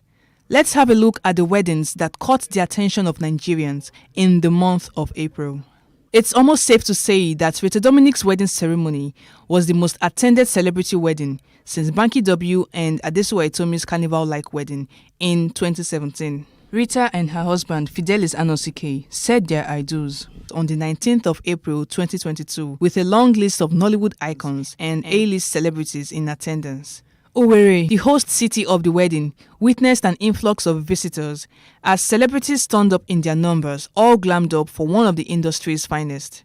Guests in attendance included the likes of Nollywood veteran Joke Silva, Chidi Mokeme, Ini Edo, Hilda Dokubo, Uche Jombo, celebrity designer and stylist Swanky Jerry, Uti Nwachukwu, Big Brother Nigeria's past housemates, Ese Iriata, Lucy Edet, and Mercy Eke, amongst many others. Social media was buzzing with the hashtag RealDeal22, which trended on several social media platforms. In a swift succession of Rita Dominic's viral traditional wedding party, multi-award-winning filmmaker and director of blockbuster films like King of Boys and The Wedding Party, Kemi Adetiba, and her Ghanaian heartthrob, Oscar Himan Aka, tied the knot traditionally on the 23rd of April 2022 in a colorful movie-like scene with the hashtag Undeniably Yours 2022 trending all over social media that day. The wedding had a theme flamboyantly African, which Nigerians and Ghanaians stunningly embraced as they showed in their flamboyant African outfits. Kemi's traditional wedding outfit showed her Ekiti, Efik, and her husband's Ghanaian heritage. Her first outfit was a graceful green lace gown that made many stare. She then wore a second outfit, which was a royal Efik regalia, an indication of her maternal roots in Akwa Ibom. Then came her last outfit, which was a mini kente attire with beadings all over, which matched perfectly with her husband's Ghanaian outfit. Simply stunning. The guests in attendance featured multiple celebrities with the likes of Shola Shobowale, Toke Makinwa, Ebuka Obi-Uchendu, Zainab Balogun, Toyin Abraham, Sean Fakwa, Utin Wachuku, Aka Nnani, Tools, Banky W and his wife Adesuwa Etomi, Ini Dimma Okoje, Big Brother Naija past housemates Alex and Pere, amongst many others.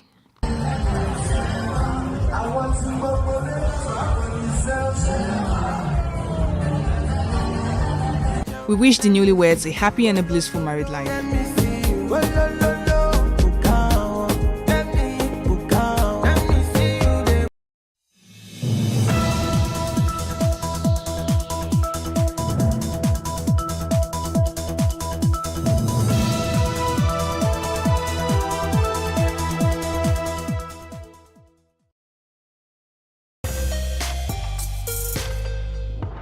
Filmmaker Reggie Dakum is putting the spotlight on ethnic groups in Nigeria with a documentary titled Tribe.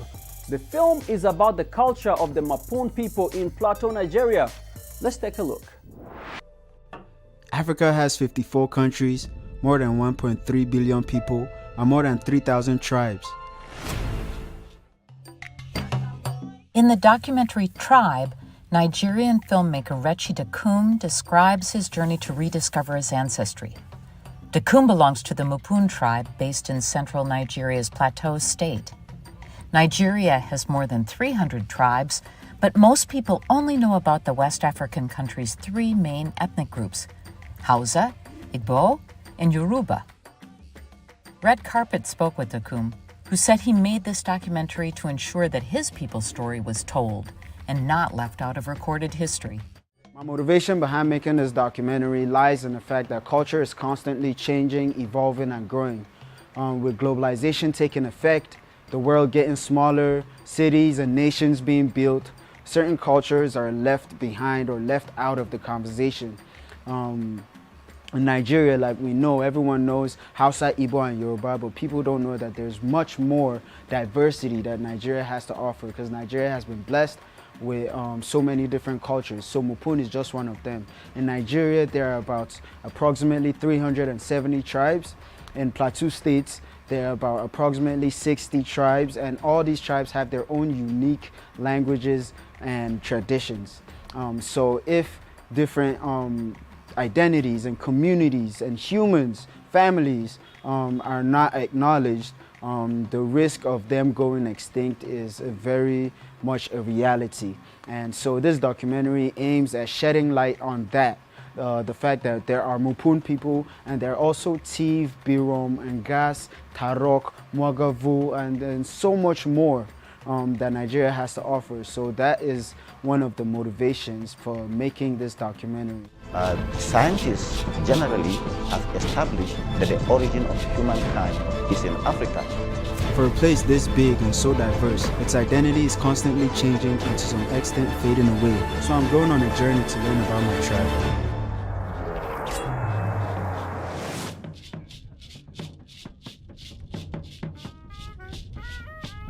Africa's independent filmmakers have been making waves in film festivals and winning awards for their original content. With films from the continent available on major streaming platforms such as Netflix and Amazon Prime Video, Africa's cinema is flourishing in the digital age. The broader exposure for African filmmakers excites Dakum. I think this is the perfect time to be an African storyteller. As you can see, African cinema is doing big things. It's being accepted in big platforms, in the streaming space, in the theatric space, in the festival space. African storytellers are finally able to use their voice on big platforms to tell our stories, because for a long time we've not been the one telling our stories, or we've not been heard. So this is a wonderful time to be an African storyteller, and I'm excited because so many young filmmakers are doing great things with their work. They're telling very important stories, stories that shape our understanding of what it means to be Nigerian, what it means to be African, Ghanaian, and so I'm just excited. Defeating Emerson Mnangagwa. President is a documentary chronicling the fierce struggle for power in Zimbabwe. The plot centers around the 2018 election. The country is set to hold its first election after 37 years under Robert Mugabe's dictatorship. Through the figure of the young Nelson Chamisa, the main opponent to putschist Emerson Mnangagwa, the film tells the story of Zimbabwe's yearning for democracy, a theme dear to filmmaker Camilla Nilsson. Democracy in general, universally, is something that we need to care about and keep debating and keep nurturing, almost like a marriage or a relationship. We don't take care of it, it can crack, as we are seeing in many parts of the world right now besides Zimbabwe. Camilla Nilsson, who previously documented Zimbabwe's political life, explains that her second film is an effort to highlight the historic significance of the 2018 election for Zimbabweans who lived through food shortages and a severe economic crisis. When asked why she chose to tell the story from the opposition's viewpoint, Nilsson explains that the MDC, the Movement for Democratic Change, is the only side to have given her access to its campaign. And we did also approach Ede Mnangagwa and his camp to see if he would, like ZANU-PF and the ruling party had been part of my first film, accept to be filmed for this new documentary. But after some initial negotiations and actually an initial green light, the camp then declined, or basically didn't get back to my request for meetings, and so we could have made a more balanced film had Mnangagwa's camp agreed to be part of the movie, but unfortunately they declined. To understand why the ruling party refused to be filmed by Nilsson's team, we contacted officials in the Mnangagwa administration. To this date, no response was provided. The documentary exposes the violent repression of demonstrators by the police that left more than 6 dead in the days leading up to the results. Besides the campaign and the presidential election, Nilsson's documentary also showcases the opposition's appeal to Zimbabwe's constitutional court after Emerson Mnangagwa was declared the winner. All the drama that's in the film and why it feels like a thriller, with the military and the police interrupting press conferences and all these dramatic events that took place during the election, is not something that you could have ever scripted had it been a fiction film. I think we were surprised very much about how events turned. The filmmaker believes that the documentary's ability to retain the viewer's attention is largely due to the choices made by the ruling party. Now, Camilla Nilsson says that the most important thing for her is to make sure Zimbabwean audiences see the film. We still need to release President in Zimbabwe, and we're in the process of doing so.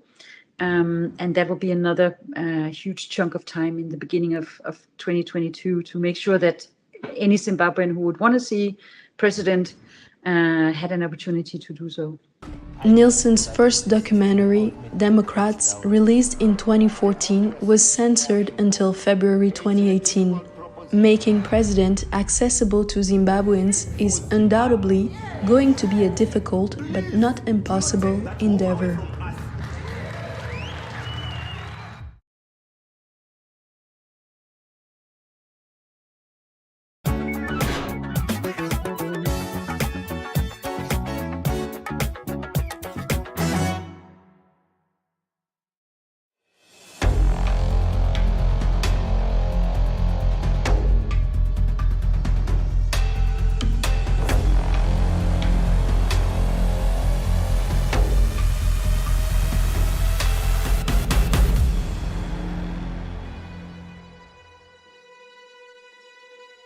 I left Nigeria back as far as 2012, and it was a very funny story.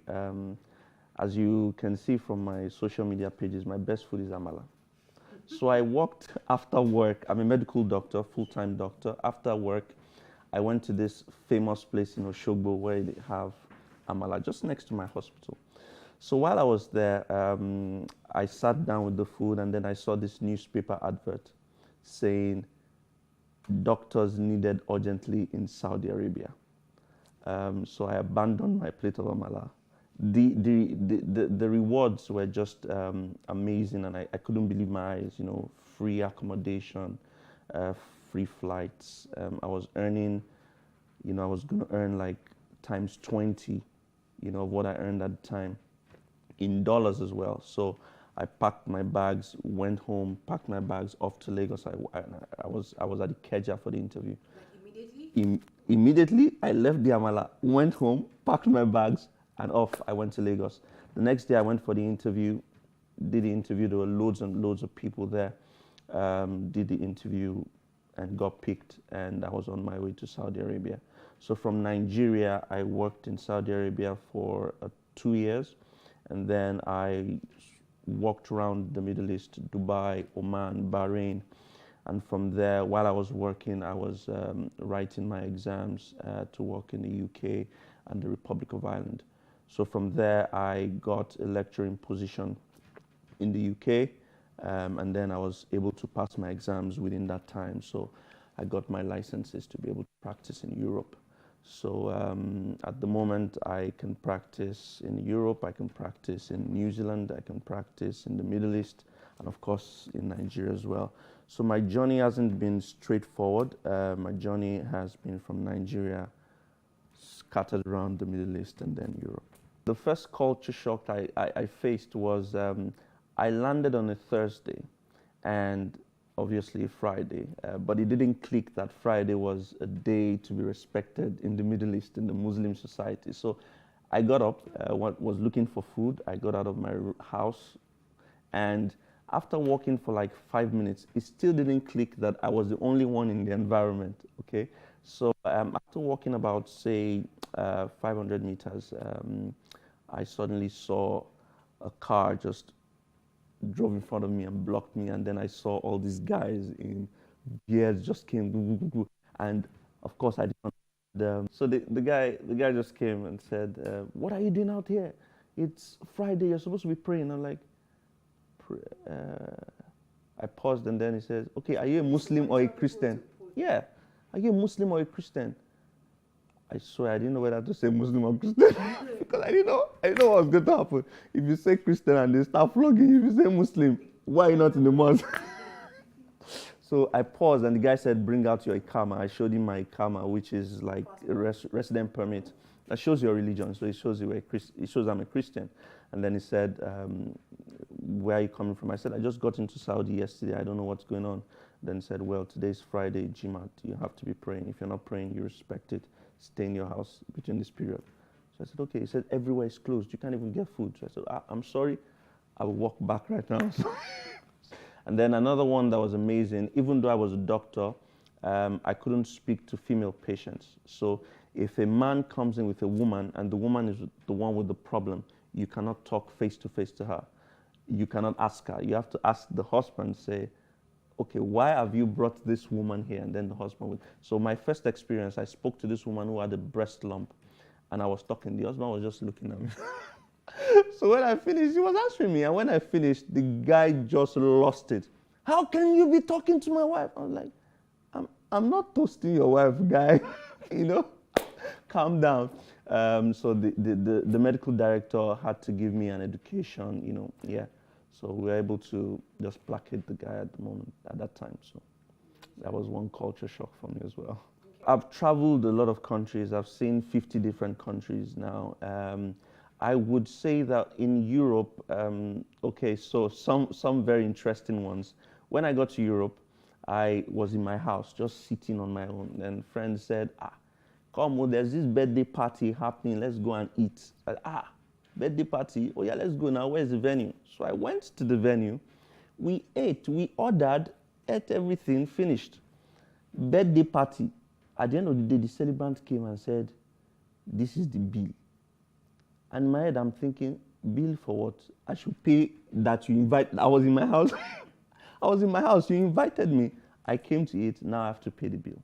So that was one. The second one was, of course, driving. In Nigeria, you're on the left side, but in the UK, you're on the right side. So that was another culture shock for me in Europe. Okay. It's important to state that I always talk about the way to live legally within the legal bounds without violating any international laws, which is opposed to what people do, most people do. And if you notice very well, people live, you know, it's upward movement. You're living from poorer countries to rich countries. And interestingly, it's not as if the people who leave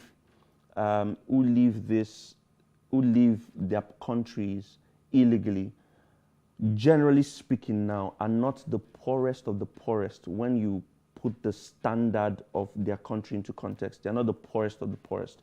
But because they're looking for better opportunities, they're looking for a place where they will get, you know, larger finances, a better standard of living, education, good access to health. That's why they're leaving. So they don't care how they do it.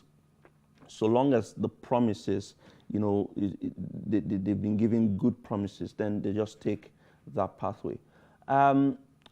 I always use my social media handles on Instagram, on YouTube, Waka Waka Doctor, to tell people of the legal ways. And the reason why people most times don't want to follow this pathway is because I would say it's inherent laziness, because you have to do the work. You know, this illegal pathway, they're possibly going to say, pay this amount of money, we will just move you across the border. But they don't consider the consequences that come with it.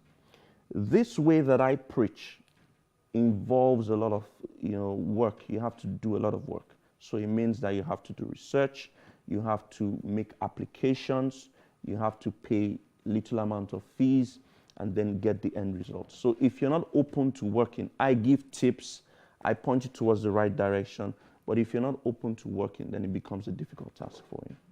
So the easiest way is to keep educating ourselves. We keep educating these people and passing the information across. And I mean, this is one thing I'm doing now, and it's one thing I've been doing for the last 18 months, using Instagram, Twitter, YouTube to pass the information across. If someone comes to you to say, okay, I'm going to take you to Europe, you're a cake baker, I'm going to get you scholarship, there are documents you want to see. There are documents you want to see. You have your original passport. Have you submitted a statement of motivation or a letter of intent? Do you have a visa? Have you submitted documents to help you get an original visa?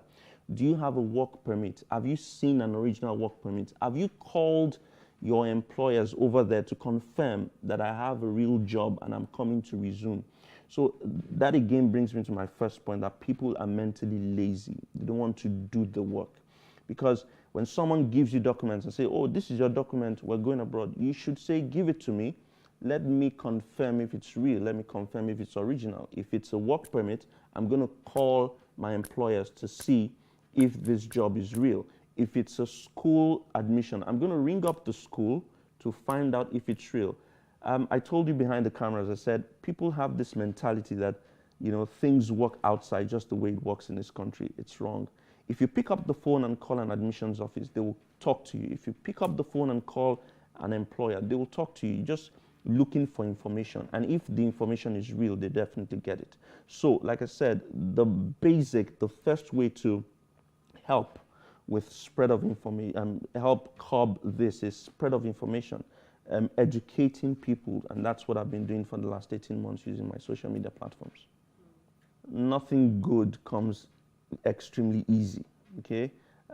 You have to be patient. I tweet sometimes, I say that, I say, when you travel abroad, your life changes. You know, your skin becomes fresh. Your smile is different, okay? There's peace of mind, you know? Things come to you easily. You can actually actualize your dreams. You can live out your dreams right in front of you because there's a system that supports that.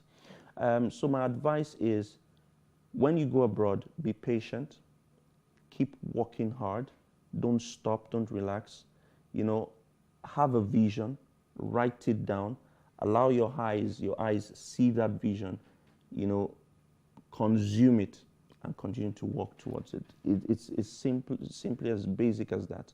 That would be my advice. Save, and always call home, because one of the downsides to going abroad is that it can be boring sometimes. And that's why you should call friends. Don't cut people off. Call friends. You know, always call home if you miss home. Like, I'm home now because I missed Amala. I missed all those things, so I came home. So yeah, that's my advice. Keep working. Keep your head down. Of course, keep your connections back home so that you can always come back to them. This is a huge subject. It's a huge subject, and it's not something I can share in 1-2 minutes. So I'm going to say that the first thing you want to do is open an Instagram account if you don't have an Instagram account, and look for me, Waka Waka Doctor, because I give tips. Now, there are job boards across Europe, across Asia.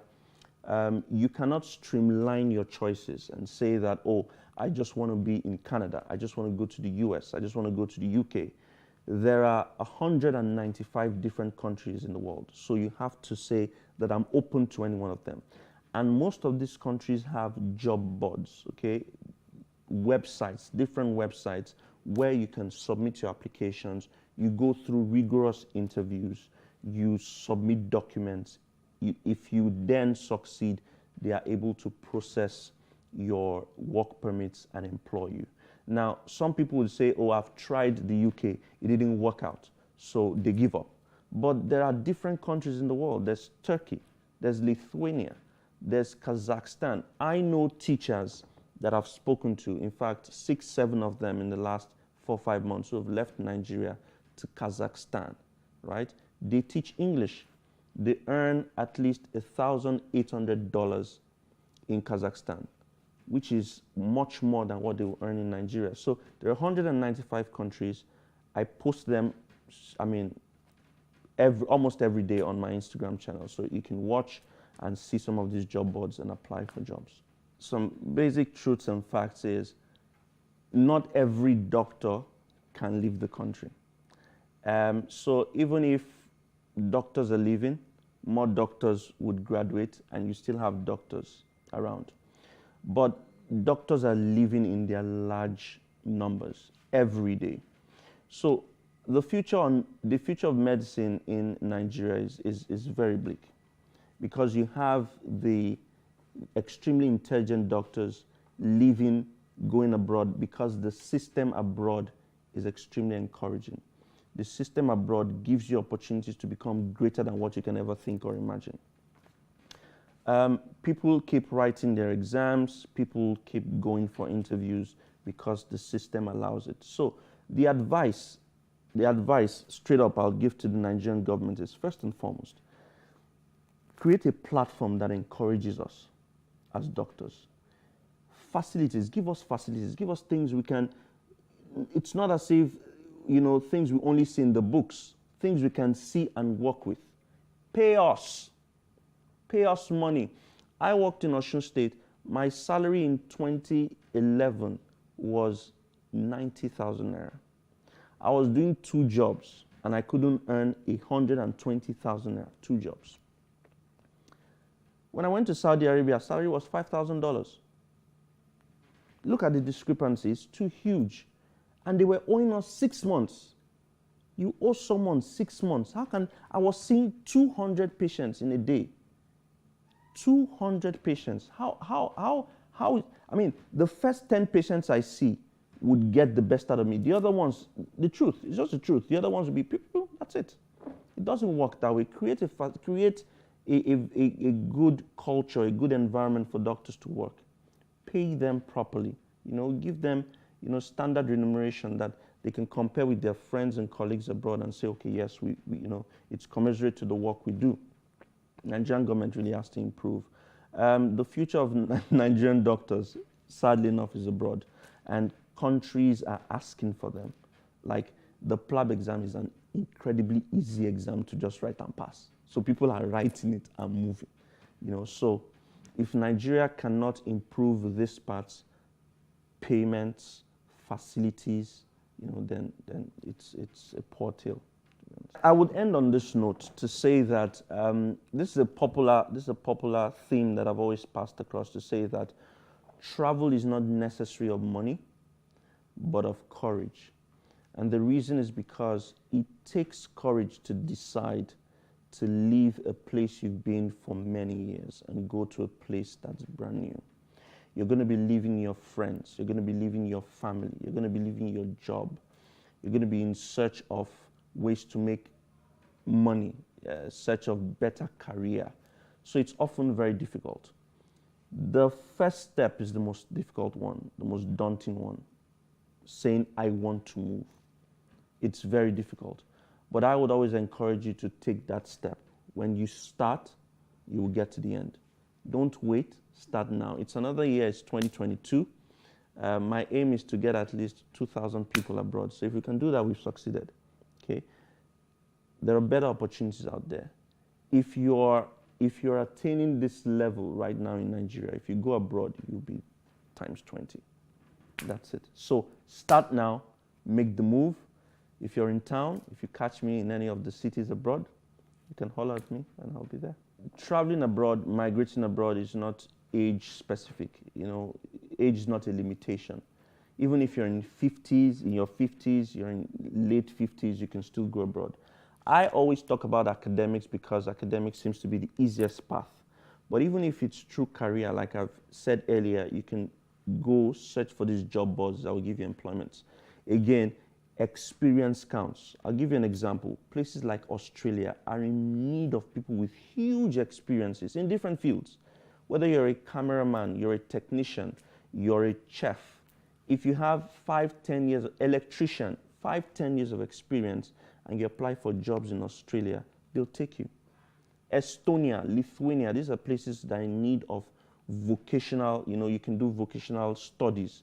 If you're not a skilled worker, so to say, these are places that are in need of you. So age is not a factor. So even if you're 50 and you have 15 years of experience to back this, they're looking for you.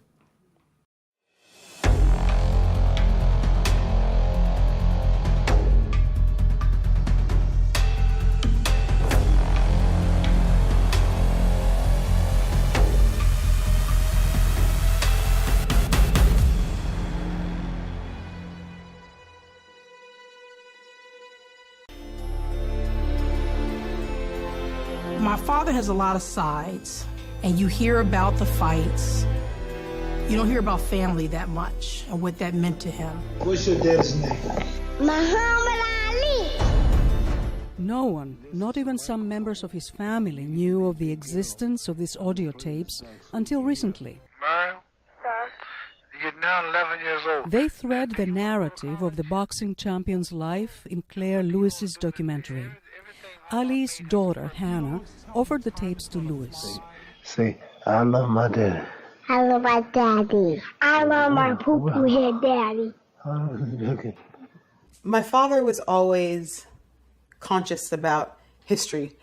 And, I think that's one of the reasons why he made this series of audio tape cassette recordings. Say, float like a butterfly, sting like a bee. The film shows the whole world in love with him. Testimonials of friends and adversaries paint the Olympian and three-time boxing champion Cassius Clay, later Muslim convert Muhammad Ali, as a sensitive, poignant, and courageous man.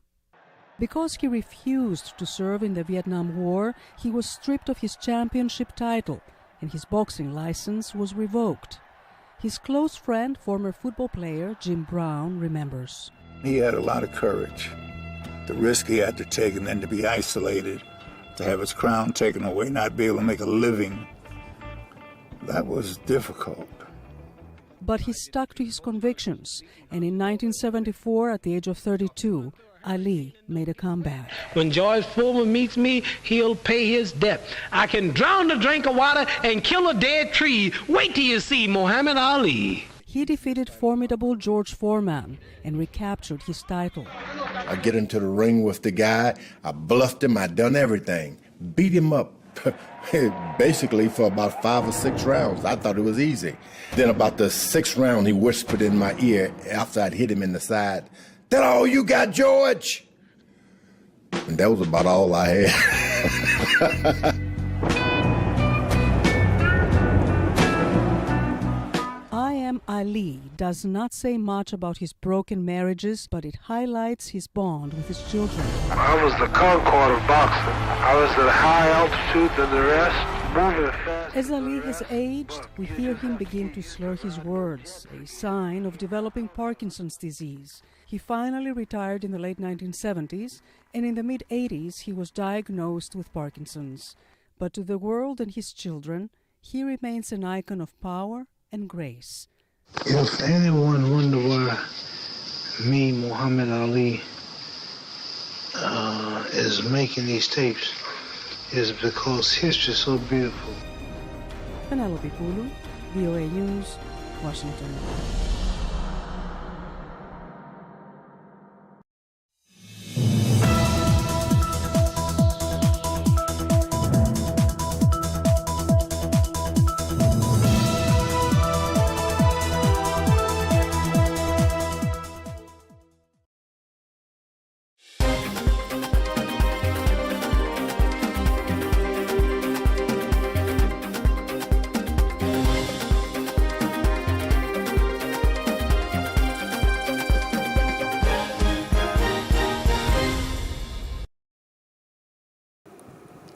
Good evening, I'm Tolu Ojomi, and this is the news update. One person was killed last night while 3 others were injured when gunmen opened fire in Kuru community, just south local government area of Plateau State. It was gathered that all the victims were students of a boarding school within the locality. The affected students were said to have gone to charge their phones at a filling station close to the school when the gunmen opened fire on them. Apparently, Fulani herdsmen who were staying at a location in the community using their cows to destroy farmlands of the native community were driven away. So last night, they sent terrorists to attack the community. Meanwhile, the Ondo State Governor Rotimi Akeredolu has cancelled this year's Democracy Day celebration in the state to honor those who lost their lives during terrorist attack on worshippers at the St. Francis Catholic Church Obo on Sunday. Akeredolu announced this in a series of tweets on his Twitter handle, saying the cancellation was to allow other people who mourn their deceased. The state government had given a new casualty figure from the terrorist attack on worshippers at the church as 127, with 40 confirmed dead. Professor Wale Soyinka has described the attack on that church in Ondo, where many worshippers were killed, as a message to the entire people of Southwest. Soyinka, who made his view known while paying a condolence visit to Governor Akeredolu over the attack, said it was targeted at a governor who had been showing leadership in terms of internal liberation of his people. Akeredolu, in turn, thanked Professor Soyinka for the visit, saying that the state will remain hugely indebted to him. An Accra High Court sentenced the killers of Mrs. Funke Olakunre, daughter of Afenifere leader Pa Ruben Fasoroti, to death by hanging. The convicts, including Mohammed Shehu Isman, Masaji Lawal, and Adamu, were sentenced to death by hanging of firing squad by Justice Williams Olamide for offenses ranging from conspiracy to murder, kidnapping, and armed robbery. The fourth accused person, Allahu Abubakar, was discharged and acquitted for aiding and abetting Mrs. Olakore, was killed in July 12, 2019 along Orejebuode Road in Odugbo local government area of Ondo State, when she was on her way from Accra to Lagos to attend a social function. Yes, this judgment is a judgment that is for the common masses of this country that are highly disturbed by the wave of killings in the land. This judgment has put an end to so many cases of unresolved murder and killings that have been taking place not only in the southwestern part of Nigeria and part of this country, where innocent people are daily killed. The verdict and the judgment of the court has been delivered in this case. We appreciate the court for the diligence of the court in this case. You also observe that one among the defendants was exonerated by the court from the judgment of the court. In the interim, we're going to take a critical look of the judgment of the court. We're going to diagnose it, look at area where issues can be formulated, issue of appeal can be formulated.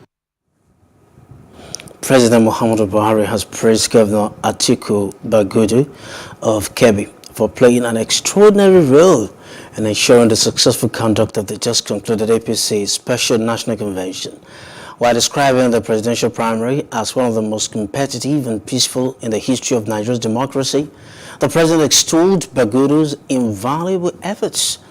He also said that he looked forward to working closely with APC governors to support Tinubu and all other APC candidates. The PDP in Kebbi State has gained 8 new lawmakers from the APC. They comprised 5 members of the federal legislature and 3 members from the state legislature. It was alleged that the procedures in which congresses in the state were conducted by the APC resulted in the mass exit from the party, where many members alleged that they were both disenchanted and disenfranchised. Now let's get outside Africa. 5 people were killed after a helicopter crash in Italy. 2 passengers were still missing 2 days after the aircraft vanished from radar screens. Geno Geani, the governor of the Tuscany region, wrote on Facebook, the helicopter crashed in a mountain area at the border between Tuscany and the Emilia-Romagna region. The bodies of the 5 dead were found only today. The helicopter took off on Thursday from Lucca in Tuscany and was heading towards the northern city of Treviso when it disappeared from radar screens after hitting bad weather above a hilly, wooded area. 7 people were aboard, including 4 Turkish businessmen. We give you some business news now. In a bid to tackle poverty, hunger and unemployment, thousands of youths, women and elderly in Lagos Western Nigeria district have been empowered by Imole Eco Foundation in various fields like soap and perfume making, fashion designing and catering, among others. Put this thing together in ensuring that he made all these materials available to empower young people, I think is highly commendable. It's something that we will encourage everyone to emulate. It's an eye-opener, and for me, it's something that every Nigerian should do. You understand, to lift people out of poverty. The founder, Honorable Yomi Ogunbi, appreciated the graduates for their dedication and commitment to see through the learning process and promised them continuous mentoring to ensure they grow in their businesses. I'm not happy for what is going on. Poverty in this country leads so many of our kids to something else entirely. Mostly Yahoo Yahoo. It's part of what I don't even empower for.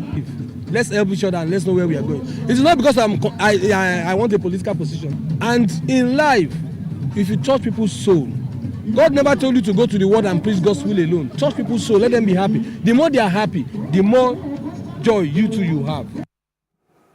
Speakers at the graduation ceremony praised Honorable Ogunbe for the gesture, while the graduates also spoke on their experiences during the training. It is good to help our people, and moreover, I've lived in the UK for 45 years, so I know what it is when you talk of charity. I have a charity organization in the UK, and I know how they touch lives. So see someone touching the lives of the less privileged, putting smiles into their faces, you see that is something very great. Let me tell you, when you talk of empowering people, it's something from your mind. If you don't have the mind of assisting the less privileged, you can't do it. At least I can sew, I can cut, I can sew very well. I'm so happy. I'm the most excited today because I've been dreaming of this for long. But I thank God my dreams come to true. That the item given to them, they should use it, they should not sell it. We give you some entertainment news now. Fowls, Mr. Macaroni, Waje, and a host of other entertainers are set to 3 youths at the second edition of the Youth Votes Count Mega Concert set to hold today at the Tafawa Balewa Square in Lagos. The event is a collaboration between INEC, the Youth Initiative for Advocacy, Growth and Advancement, and the European Union Support for Democratic Governance. Though the event is free, guests will only be allowed entry if they have their PVCs. And our sports news. Anthony Joshua has signed his contract to fight Oleksandr Usyk in Saudi Arabia in August, with a formal announcement set for next week. Usyk beat Joshua on points last year to win the WBA Super, WBO and IBF titles, but the rematch has suffered months of delays. Joshua's promoter, Eddie Hearn, has confirmed paperwork is now done. The delays had been in part caused by Usyk's return to Ukraine after the invasion of the country by Russia. However, broadcast deals have also been a factor, with the suggestion Joshua could move from Sky Sports to DZN. That's the news update. For more stories, please follow us on our Facebook, Twitter, and Instagram. And do subscribe to our YouTube channel at Plus TV Africa and Plus TV Africa Lifestyle.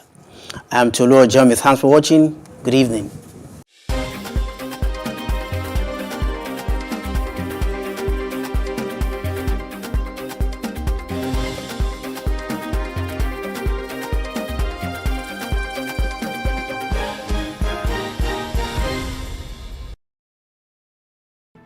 There is no voting on social media.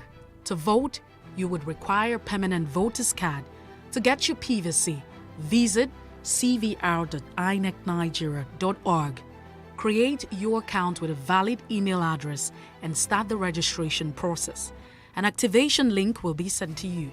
Click on the link and activate your account. Fill out the form, pick and submit a convenient date and time for your biometrics. Print the application slip, which should have your QR code. On the appointed date, go to the nearest INEC office for your biometric capturing. Thereafter, you will get a registration slip to pick your permanent voter's card when ready. Get your PVC today. This message is from Plus TV Africa. How can we have peace without justice? Plus Politics. It's not just another political conversation, it's about keeping you in the know. The relevant interviews, asking the tough questions to those that matter. Get the answers you need. Does it mean that the people who were injured, people who were shot at, those who were involved in that stampede are not going to get justice? It is unfortunate, it is sad that we have a government of deaf and dumb. Analysis from top experts. The last election was not really an election. We feel that Obasanjo has a very special place in his heart for hating Ijaw people. I think it really boils down to 2 things. 1, trust and accountability. Plus Politics, every weeknight at 7 p.m. on Plus TV Africa.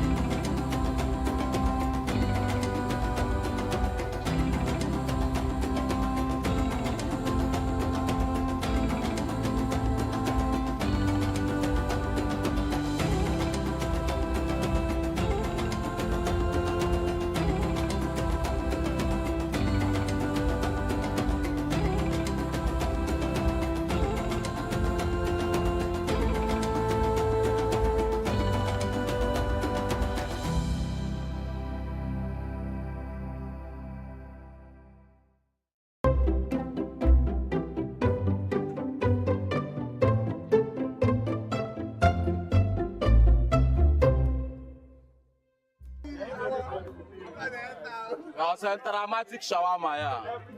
Lagos Island has imposing architectural structures dotted on each side of the road, filled with people who are not sure if they will be locked out from their homes next year due to rental fee hikes. The buildings on the other side of the road wear an empty, forlorn look. Beggars are always on the streets. A thin, middle-aged man in an oversized jacket comes towards my window. In impeccable English, he explains that he is not a beggar, but a medical doctor who worked in the hospital about 3 blocks from the right side of the street we were on. He has an accent that must be from Cross River State, unmistakably lyrical. He says his daughter is in terrible shape. She has a ruptured appendix and was admitted in the same hospital where he worked. I'm trying to raise money for my daughter, but we haven't been paid for about 6 months now. It was difficult to tell truth from falsehood in Lagos. Poverty taught most people the art of deceit as a means of livelihood. Today, I discover an even more ingenious way of begging meant to jolt one's physical and spiritual sensibilities. At the junction just before the traffic lights, a man who looks like he was a few seconds away from being called to be with the Lord is being pushed around in a wheelchair by a dreary-looking assistant. After a few minutes, the assistant stops pushing the wheelchair and takes up his bullhorn to tell the story of how the man has an orange-sized tumor on his face. He makes a feverish pitch for funds that will be for treatment. God bless you as you give. God shall water your garden as you donate to this cause, he bellowed. Motorists avoid them as if they just escaped a leper colony. The 2 men are indifferent and remain resolute in their quest. My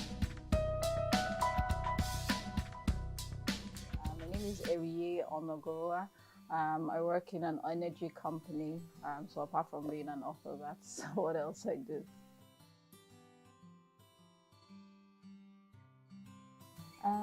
So to be honest, so I used to work in another company, and you get to that stage in your career where you feel like your life is stuck in a rut. Like you wake up every morning and you're like, okay, we have to do this again.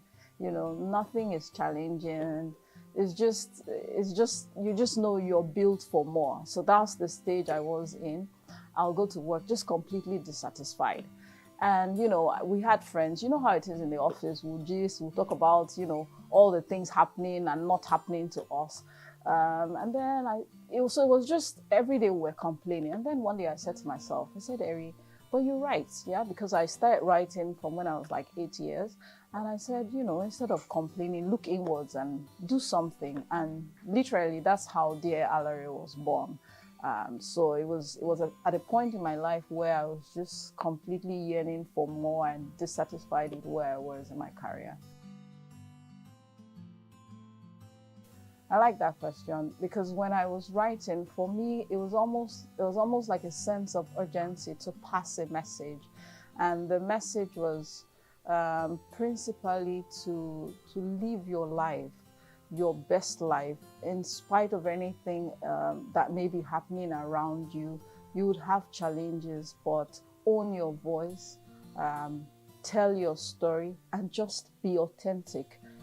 So for me, it was very important to pass that message across and let anybody reading to say, you know what, these challenges are not uncommon. Everybody faces them. But you can still live your moment. You can still live your best life as you pass through these challenges.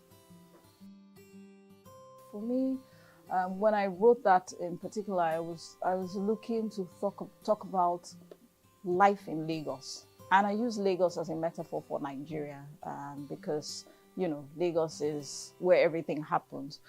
So for me, it was important to bring out all the kind of things that we see in society that should not be, poverty that really shouldn't be because of the abundance of resources, and the fact that you see a lot of people who don't have as much just more or less just tending towards, okay, we need to have more babies, almost like a pastime. Like, okay, since I can't have this, I can have this. So that was the thinking behind, this. In terms of themes, I thought to look at the patriarchal culture in Nigeria. I thought to put an X-ray on life in Lagos and the fact that really and truly, at the end of the day, we sort of exist in Lagos. We don't live, we don't thrive. You wake up every day, you spend roughly, depending on where you are, roughly 4 to 5 hours in traffic. And you get back home and you sleep, and it's like an endless rot. Yeah, so those are the kind of things I was trying to look at, the challenges women face in the office. Not just in the office, what they're going through internally. For Alari didn't have a child, so she was facing all that, and yet she needed to be in the office to be her best. So things like that, those were the kind of things I was looking to talk about: the patriarchal culture, infertility challenges, just the whole chaos, what it really takes to live in a place like Lagos. Because it was important for me to tell the story that the fact that a lady gives birth to a girl has nothing to do with her, and the fact that it's a girl does not lessen the significance of the child. So that's very important for me to say there. We find it, like you said, in Nigeria, and it hasn't changed. Well, maybe, our voices are being more amplified, so people are getting more aware, but it's still there. When a child is born, depending on the sex, the blame game, shifts. And another thing I wanted to point out so strongly was, what if it's the man at fault? Because what tends to happen in marriages is the lady takes the blame, because society has been trained to see the woman to blame where there are challenges with childbearing. But what if it's the man's fault? So those were the kind of questions I was trying to throw light on in the book.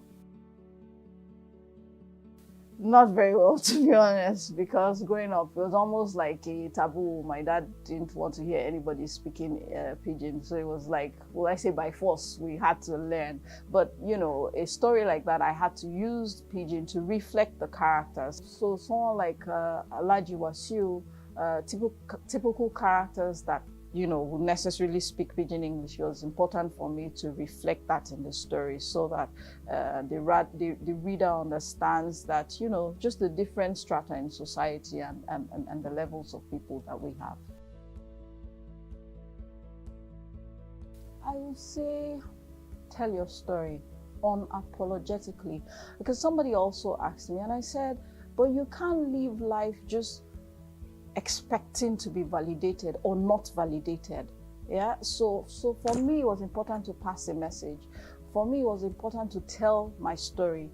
The validation, secondary, because I will do it the same way, whether or not whatever anybody thought or thinks about Dear Alari, I will tell my story, because it's important at the end of the day, when you go to bed, be satisfied that you have done what truly makes you happy as a writer. And some people just have a lot of stories in there just waiting to come out. But it's that fear of acceptance. And really and truly, you can't live life waiting to be accepted by everybody. It's just not the way to do things.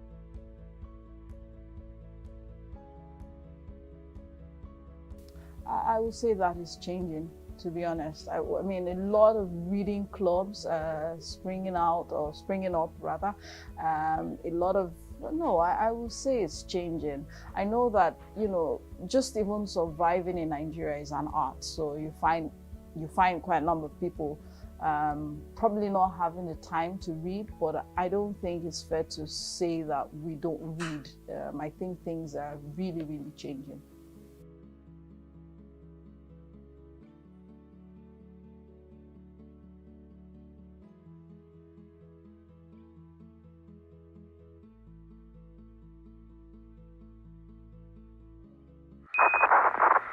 Telephone switch on light on.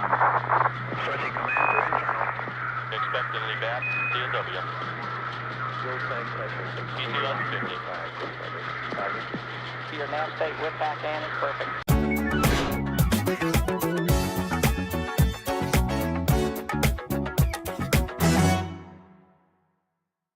According to Minister of State for Health, Dr. Olorunimbe Mamora, about 18 states in the Federation are still endemic, with more than 1,000 new leprosy cases yearly. He explained that the number of new leprosy cases detected yearly has significantly dropped from over 7,827 in 1994 to less than 2,000 in 2020. The Voice of Humanitarian Aid's Foundation took to the streets to march against the ostracization of people affected by leprosy and loud about changing the narrative. At her office, the National Coordinator of Voice of Humanitarian Aid, Franca Emekobum, shared the group's experiences on the field with people affected by leprosy. Even we that are even speaking up for them, sometimes, it wasn't easy for our families and our friends to even accept, that what we are doing is not risky. They are even afraid to come close to me. They're scared. They say, oh, no. We don't want you and this your leprosy people, please. Franca maintained that discriminating against the people with leprosy in itself is a deadly disease. Already they are in pain. Already they are in sorrow. We should not add to that sorrow by discriminating against them. Rather, we should, come together as, people of God, one nation, one love, one family. Dr. Yohan Akase is the head of infectious diseases at the Lagos University Teaching Hospital, Luth. He confirmed that leprosy is not contagious. With leprosy, the truth of the matter is that over 90% of people, in fact, that's a conservative estimate to be honest, but over 90% of people who get exposed to leprosy are not going to have leprosy. Okay? So yes, it's not such a contagious infectious disease in the context of how we look at contagion, that if somebody has leprosy, touches you, you're going to get leprosy. In fact, it's well known that there are a certain, for lack of a better word, genetic predispositions to getting, not everybody is going to get leprosy, even if they get exposed to that. Picking somebody who has already had a deformity at that time to keep him isolated, apart from the fact that it's not interrupting the chain of transmission, it has, like you said, it entrenches the concept of stigma, denies them of being productive, being rehabilitated and getting on with their lives, living a normal life as possible. And also, generally, doesn't achieve much, to be honest. Jim Mohammed is a survivor of leprosy. He was affected at the age of 19 when he gained admission into Ahmadu Bello University, but could not continue his studies. That was 1999, the first time I just detected that I got a leprosy, because I don't even know that it's a leprosy before. I was just told that I have some patches in my body, which I was just thinking that it's just be a ringworm. They are calling it a las ejedomi. And I went to some people that are selling the herbs, that okay, I need the herbs for this thing, and they give it to me, and I'm using it. After using it, I don't even see any changes. That is why my mom just took me to one herbalist, which we are calling Babalawo, and the man just said that this one is leprosy. The father of 3 recalled how he battled with discrimination. During that time, I have some challenges with some maybe neighbors, even in where I'm living with my mom.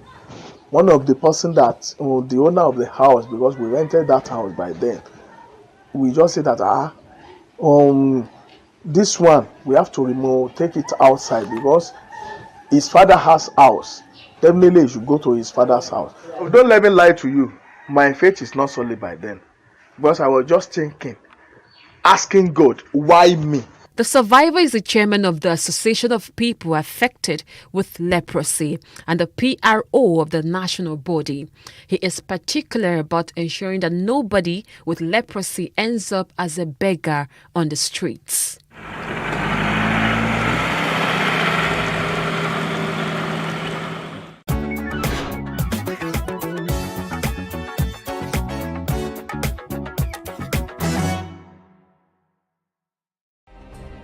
Nigeria's Niger Delta region, from where the black gold fuels Africa's largest economy, where the lines between wealth and poverty has never been thinner. Conflicts, poverty, insecurity, and environmental challenges daily confront the region. How can the Niger Delta story be changed for the better? Join Mamude Akuga at 9 p.m. every Friday evening on Plus TV Africa as he probes deep in search of solutions. Inside the Niger Delta with Mamude Akuga, the authentic voice of Nigeria's oil-rich region.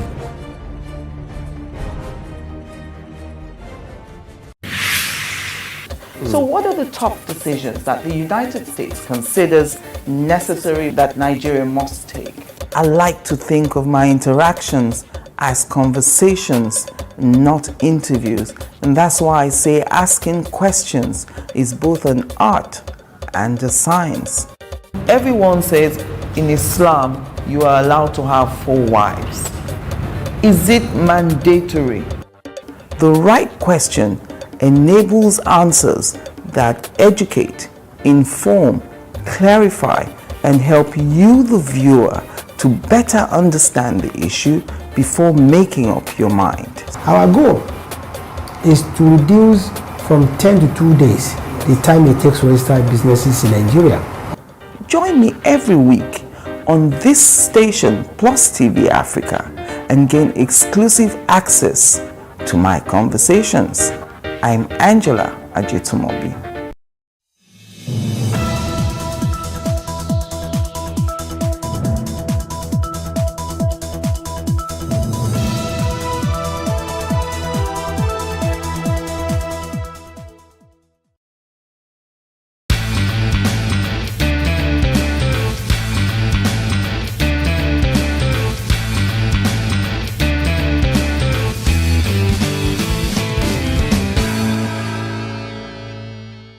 It's another interesting episode of Space and Style, a television show designed to provide realistic solutions for all your real estate needs by providing you with trends, tips, and also the engaging experts to discuss topical issues affecting the industry.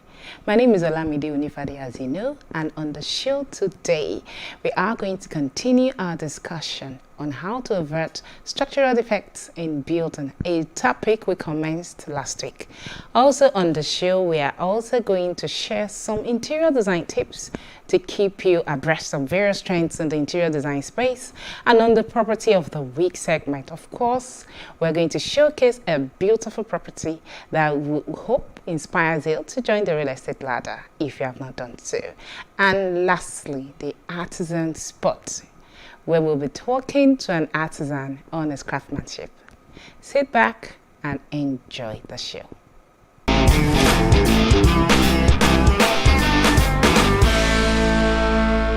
Now, welcome to the Expert Insight, and I have with me again this week Engineer Adewale Adeyemo to continue the discussion on averting structural failures in buildings. Engineer Adewale Adeyemo is a civil structural engineer with Sample Engineering Services.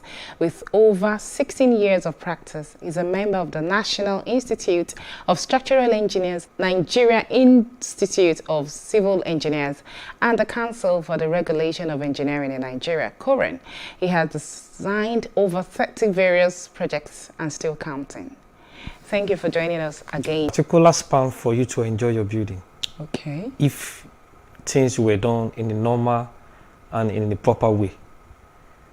If you have a new construction, there is a last span for it. So after a certain period of time, it's passed up to a defective stage, okay, in which you will have used the good part of the house, of the building, or of the property. Like a newly constructed building, you have like 40 years. 40? 40 years. Not 70, not 100. No, we have 40 years. But the reason why it's 1700, it depends on the material. So materials, like your foundation alone, adds like 100 years for you to enjoy the foundation before it started giving you one issue or the other, if things were done in a proper way. But if things were not done in a proper way, within the next 2.5 years or 5 years, you started noticing some defects. But if things were done in a proper way, at least you have like 40 years span of a building. Okay, I went to a particular building and I looked up, actually my family house, my family friend's house, and I looked up and I saw that the ceiling was coming down. I could see the steel passing that passes through the the ceiling. I could see it. So is that a major or a minor defect? For you to see the ceiling you're talking about, that is suspended ceiling. Yes. So what's the component of the ceiling? Is it plastic? No, it's brick. Okay, it's brick. Cement, yes. If we were to be brick, we can still categorize this as a minor. Okay. Because it's more or less is an aesthetics. Okay. It's not a major structural element. Structural engineers deal with structural elements. The elements are the foundations, the columns, the beams, and the slab. So we can still take that one as a minor defect, in which can be rectified, whether occupants are occupying the building or occupants are not occupying the building. So I'll take it as a minor defect. Okay. So, you know, there are some times that you abandon a property. Yes. Maybe intentionally, non-intentionally. There will probably some people who are not in the country, the property is locked up. Why is it that it deteriorates on time? What's responsible for that? Well, actually, let me answer the question in a normal scientific or in normal civilized environment, as a structural engineer.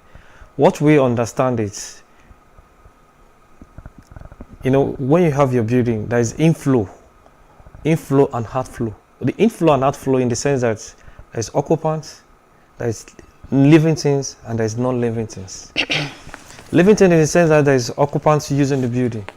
Non-living things in the sense that there is air, ventilations mixing together, blowing here and there. So when there's no occupants in the building, what simply deteriorates the building when not in use is humidity. Okay. It's humidity. Because there's no ventilation, no carbon dioxide going in from human beings, no oxygen. So it's more or less as humidity comes into play. So the humidity affects the finishings of the building, in which you started noticing dampiness. When you started noticing dampiness, the whole building started becoming weakening. And when they are weakening, you are signaling to defects. And when there's nobody occupying the building and the building are weakening, definitely that is building collapse. So scientifically, we say humidity. It's humidity. Humidity in the sense that there is no free flow of oxygen, you know, from the living things and the non-living things. Okay. Yeah, that's also because I would have thought that when a house is occupied, they should extend the lifespan. Yeah, of course, in a normal lane time, because nobody is using it. Yes. So there's no load, there's no movable. But so far you are there, the non-living things and the living things communicate together. That's why we have cross ventilation inside the house. You know, you breathe in, you breathe out. That's what makes up the living components of an human being. So the building itself is a living thing. So wow. I'll simply say it's humidity. We do not have enough time. I was going to take this topic, this question of the biggest issues you have in construction. Yes. However, we'll go for the break. Okay. When we come back, thank you so much. We'll take on that. You're welcome. Thank you for staying with us. We'll do for a break at the moment. Please stay with us.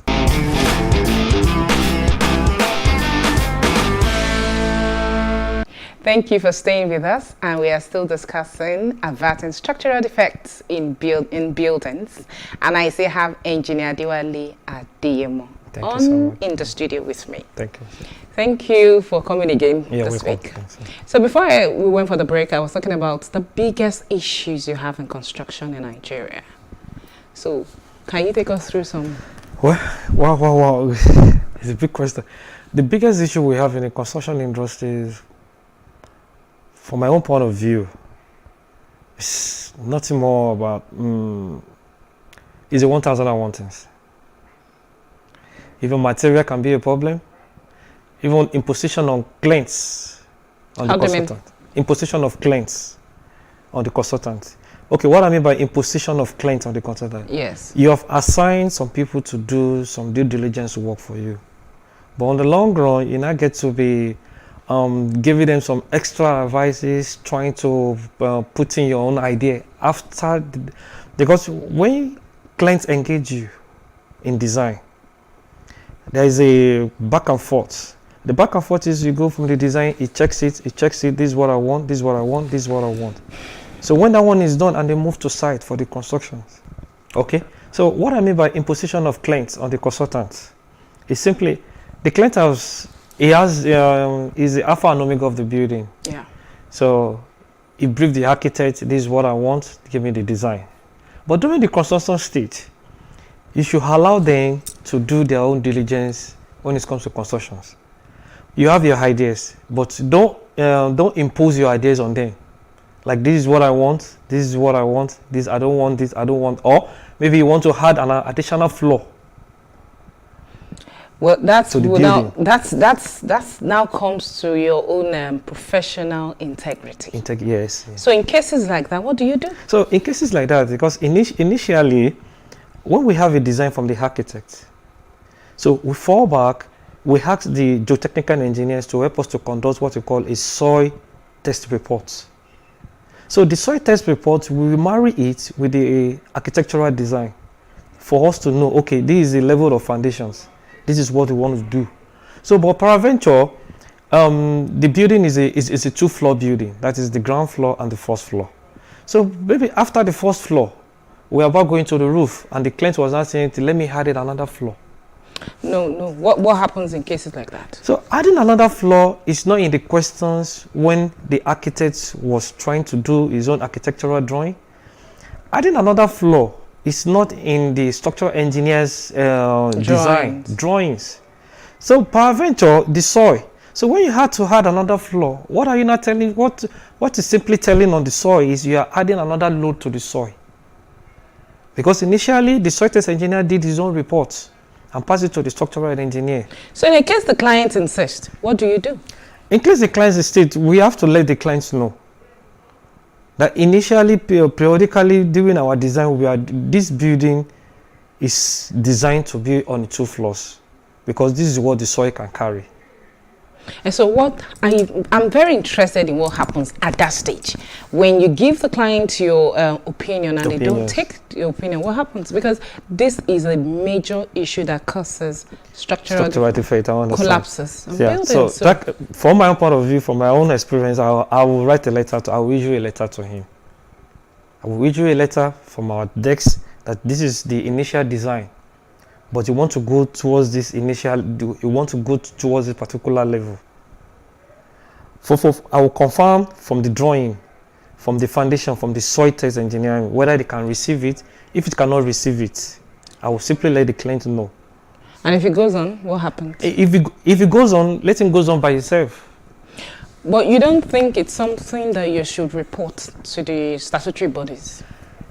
Because you can't let clients get away with a lot of this, because at the end of the day, they compromise the lives of other people, not just their lives. We understand. So this should be as a matter of, it's a crime. I think it's a crime. Because lives are involved, properties are involved. So you can't just sweep it under the carpet that because it's a client. An illiterate can be a client that doesn't understand what you're talking about. Because initially, right from day one, we have the people, we have this parastatal we call the Lagos State Physical Planning Authority. Yes. So the Physical Planning Authority, you submit all your documents to them, your drawings to them, they will look at your drawings. So once they look at your drawings, definitely they have already marked up your building that, okay, it's a 2-floor, it's ground floor and first floor. So your documentation is based ground floor and first floor. So if you want to add another floor to it, there's another body now comes in, we call it Lagos State Building Control Agency.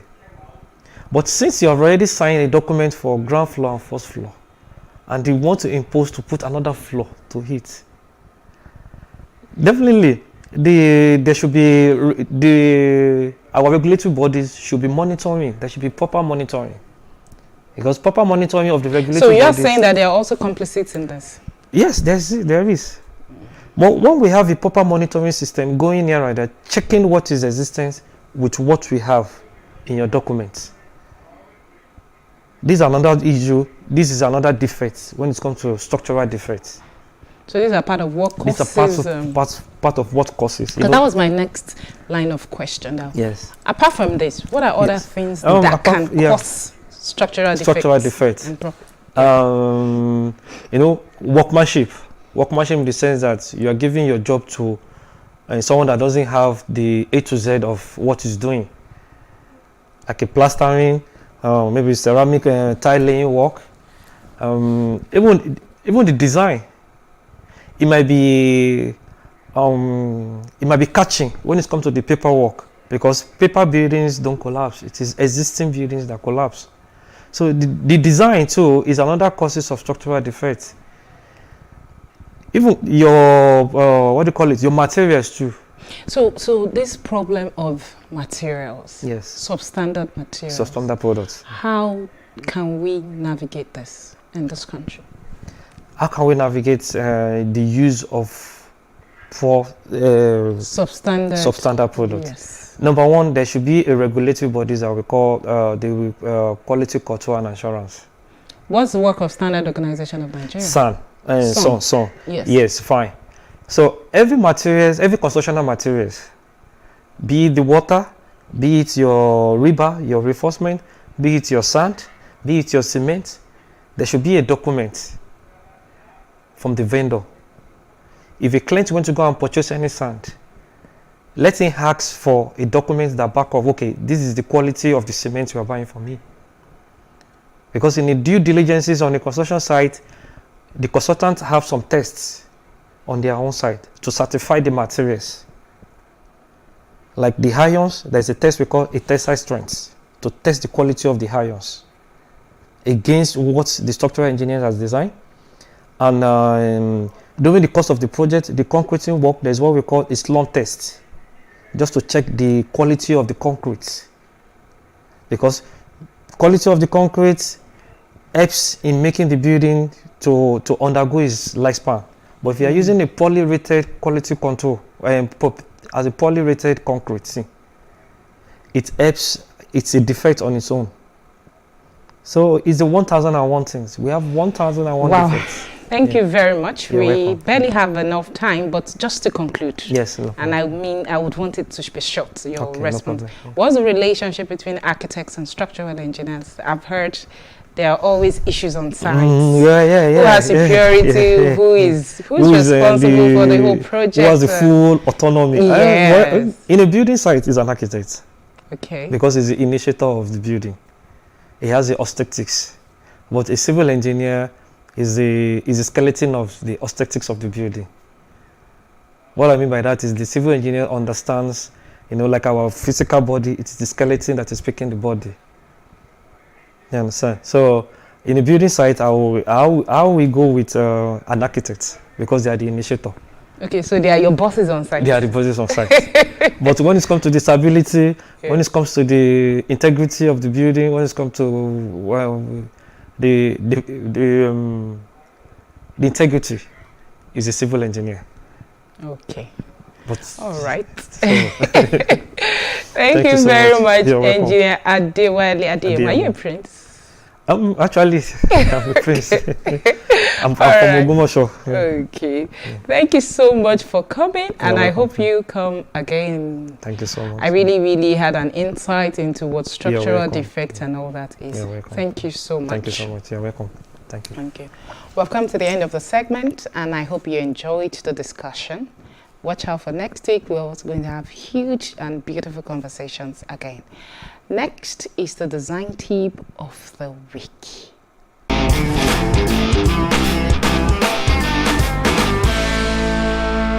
Welcome to the interior design segment, where we talk about spaces and decor and how to transform the lovely spaces. And with me today is the delectable and beautiful Edna. Thank you, Edna, for coming again. Thank you so much. Okay, I love today's topic. It's talking about home decor trend 2021. I very much love this topic because I love trends, and there are a lot of things that are trending this 2021. Even due to the COVID, a lot has changed. Oh, really? Yes, a lot of things have changed. Like for instance, the number one trend on my list is home office. After the COVID, people started realizing that you need to have an office in your home. So those are the new trends. Even gyms, having a gym in your apartment, it's a new trend. Then flowers, I have one here. I was going to say that. Yeah, like it's a new trend. It has been there before, but these days a lot of people want to infuse flowers, plants into their space, their offices, their homes, their store. It is. I feel like it is here to stay, and we are loving the vibes it gives. Okay, so my question is, which is better, the live ones or the artificial ones? Because I see a lot of artificial ones. There have been a lot of arguments when it comes to artificial and live plants. For some interior designers, they feel like live plants is the best, but maintaining live plants is not easy. I can tell you for a fact. Maintaining life plants is so not easy, and you're not sure when they are going to leave. They can die at any time if you're not taking care of them properly. So for me, I always advise artificial plants because they can last you for a very long time, and it is economical. But when it comes to plants, plants has a lot of benefits. When it comes to your health, your living, I'm talking about living plants. Living plants just tend to make you rest better. You breathe better in your space. The oxygen. It's also very, it has this healing effects when it's in your space. So, but all that, you don't get to feel it in artificial plants. But for aesthetics, I'm going to choose artificial plants because they are economical. They're not going to die tomorrow. So another thing that we have in our trend is pampas grass. They are dried grass. They are new trends. They were not there like that before. And people are loving them. We are loving them. We've used it in a lot of space. And it's a wonderful thing to have them in your space. Then another trend, smart homes.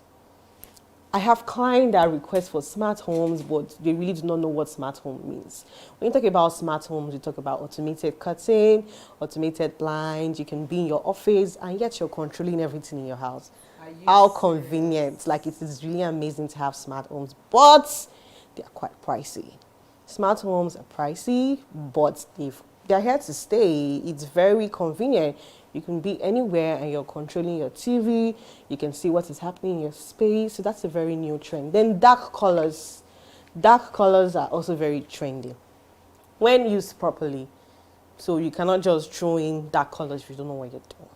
Okay, so I was going to ask you what you were talking about smart homes. Okay. Security is also very important, and it's done a lot when it comes to security. Yeah, so what about accessories? What are the accessories that have come to stay? Okay, accessories that have come to stay. We have diffusers. Yes, I've been seeing a lot of diffusers. Your house needs to smell fresh. So other than it has to smell fresh, for aesthetics, diffuser is your go-to things when it comes to accessories. We also have like books, even though we're not reading them, they're like artificial books. Yeah. But for the aesthetics part of it, they're really very nice when you have them. I also mentioned pampas grass. You also need vets for all these grasses and plants. So these are new trends that I feel like they are here to stay because they are very lovely and they are very affordable too. Even flowers. Not plants, plants is different from flowers. Think about flowers, especially in some stores these days. You have lots of flowers, the rose, you name it. There are lots of flowers that are very trendy. I, for one, thought that they were going to leave 2020, but they are here and they are going nowhere. So those are the trends that I have. And that thing that is trending is the blush pink. You know, we spoke about blush pink in that segment. It's really welcoming color. People are embracing it. It has nothing to do with being a male or a female. Even, yes, like anybody can use blush pink. It's kind of like nude, but you need to know the difference. Like, it's really a very trendy color, and it is really very yummy and cute. Yummy. Yeah. Thank you so much for coming around. Thank you so much. Thank you very much. All right, thanks. Space and style.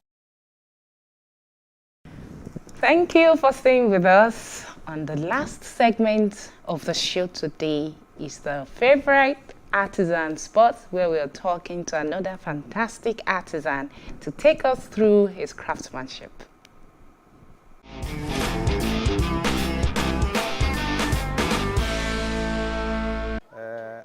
Actually, pé kí nǹkan wá nǹkan ṣe ni pé a fẹ́ báyàn máa tajà náà nìmí náà ń báyàn tajà gẹ́gẹ́ bí ọmọ iṣẹ́. So láti bẹ̀ mo ti rí pé ọ̀nà tèmi náà lè ṣe lélẹ́yìí mo dẹ̀ fojú sí. I spent like 15 years lọ́dọ̀ ọ̀gá tí èmi náà wà kó tó di pé èmi náà dòmìnira ti tèmi náà. Actually ẹni tó bá lówó ó lè tà àmọ́ ó gbọ́dọ̀ train nípa ẹ̀. ó gbọ́dọ̀ mọ̀ nípa ẹ̀ torí pé bí situation Nàìjíríà ṣe rí nsìn tí o bá ní o kówó lórí ọjà kan tó mọ̀ nípa ẹ̀ bóyá kíní ẹ̀ ti fall nínú market nsìn ò mọ̀ tí wọ́n kàn lọ rà tí wọ́n bá fẹ́ ta tiẹ̀ nsìn wàá tà ní bad price ni àfi kó mọ̀ nípa ẹ̀ so bó ṣe ń lọ wàá mọ̀ quality wàá mọ̀ quantity pé tí n bá rà tó báyìí iye báyìí náà lè dí mi lórí ẹ̀ tó o bá ti mọ̀ nípa ẹ̀ o lè ṣe àfi kó o train nípa ẹ̀ is all imported local wa náà wà but kò tí ì pọ̀ ń ta bí imported the same thing even taba ní ká tún fojú wo nsìn ní local one títí wa gan ó yìí fẹ́ stand ju foreign lọ but kò ń ṣe nǹkan tí tó wà famous táwọn èèyàn ti mọ̀ lọ́pọ̀lọpọ̀ àwọn èèyàn ń fi ojú pé local títí wa náà fi ń wò tó bá ká wo how long durability rẹ̀ bó ṣe long sí tiwa gan sì tún ní àlàáfíà ju ti foreign one lọ fún àwọn táǹtà ń sìn àti wádìí lọ́wọ́ àwọn tó ń lò wọ́n ti sọ fún wa ifun ẹlòmíì tó mọ̀ ọ́nù wọn máa ń request ẹ̀ pé nírú eléyìí o nǹkan báyìí ni kò bá mi wá thickness ẹ̀ ó ju ti foreign lọ torí ní foreign yẹn àwọn náà máa fún wọn ní measurement nǹkan táwọn fẹ́ látọ̀hún yẹn wá but ti local ti wá ń sìn kó size tí a ti ń lò láti pẹ́tipẹ́ làwọn yẹn sì ń ṣe àwọn náà kàn lè dídí ẹ̀ kú ń bẹ̀ so quality yẹn sì wà ń bẹ̀ bóyá heavy bóyá strong sí challenge tá à ń dorúkọ ló ń bẹ̀ ń sìn ni pé bí situation countries rí ń sìn torí pé tí a bá ra ọjà pé à ń tajà yìí ní 10,000 naira for instance ń sìn ká tó ta ọjà tán ká tó dé ọjà wọ́n lè ní price ti increase àwa dẹ̀ ti ta ní rate tí táwa rà so ó máa ń jẹ́ ìṣòro fún wa láti pé nǹkan tá a ti tà ní low price a dẹ̀ dé market a tó bá ní high price always ni ọjà ń wọ́n nítorí pé ó dẹ̀ ń fún wa nírọ̀wọ́ ẹ̀sìn ọkàn lórí ẹ̀ tó yẹ pé owó tá a ní lọ́wọ́ gan kò fẹ́ ká agbára iṣẹ́ tá à ń ṣe gangan mọ́ ń sìn n pé bí technology ṣe wà ń sìn ifun bó ṣe jẹ́ pé bí irú àwọn tó mọ̀ pé ní baby color tíyàn wá rí color yẹn àwọn tó jẹ́ àwọn expert nínú dí àwọn furniture yìí wọ́n lè ra bí off white ń sìn wọ́n gbé kalẹ̀ kán sọ fún àwọn tó fẹ́ bá wọn spray pé nǹkan tá a fẹ́ gbé kíkiní ìgbéjáde nìyẹn ó máa gbé jáde mi fún bí irú plain color nìyẹn o kò lè wọn lè rú àwọn tó jẹ́ design color ṣe kò ń ṣe pé mi ì ṣe pẹ̀lú ṣeréṣeré ní tí mo ń ṣe pẹ̀lú life mi tí mo fi ń tọ́ ìyàwó àtàwọn ọmọ mi tí wọ́n fi graduate tó wà ní university sí wà ń bẹ nísìnyí so ní tí mo lè fi sọ́mọ lọ́wọ́ ni. Space and style. We have come to the end of the show this week and we have to wrap up, and we hope you have enjoyed yourself as I have, and also learned a thing or two about averting major structural defects in buildings. So join us next week for another interesting edition of Space and Style at the same time on the same channel. Bye for now.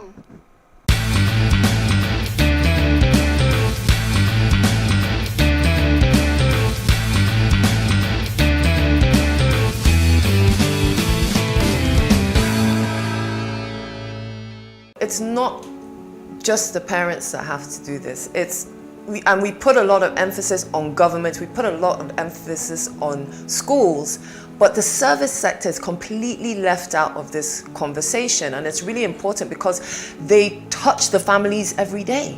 When we are making intervention, at the back of our mind, that plan that you're drawing up should also say on X amount of times or hours, you as the parents have to have X number of training. Not just about the training, okay? So as we're collecting data in the center, you're collecting data at home. We give you the exact same plan. From my own experience is that the children are usually the best advocates. Absolutely. Because the children have been informed and they have also experienced it, we find that they tend to go home and tell their parents the appropriate things to do. So what are the top decisions that the United States considers necessary that Nigeria must take?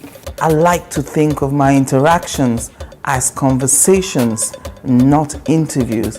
And that's why I say asking questions is both an art and a science. Everyone says in Islam you are allowed to have 4 wives. Is it mandatory? The right question enables answers that educate, inform, clarify, and help you, the viewer, to better understand the issue before making up your mind. Our goal is to reduce from 10 to 2 days the time it takes to register businesses in Nigeria. Join me every week on this station Plus TV Africa and gain exclusive access to my conversations. I'm Angela Ajetumobi.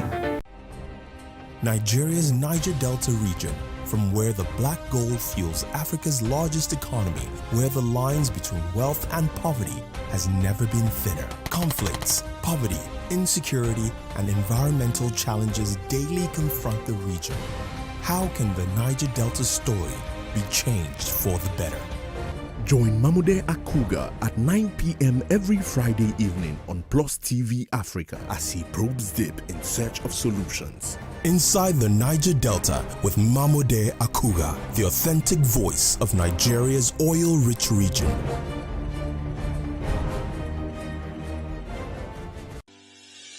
Increase the reach of your events or business services.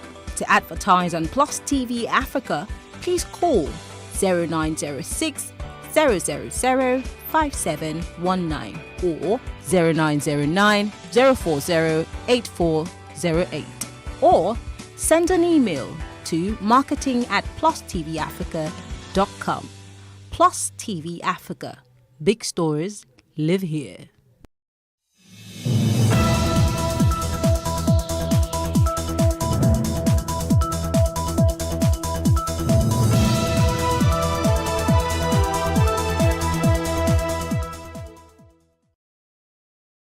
With the successful completion of the All Progressive Congress presidential primaries, we discussed the big takeaways, and Toyin Prince-Will is saying that Tinubu's victory is a lesson for southern Nigeria.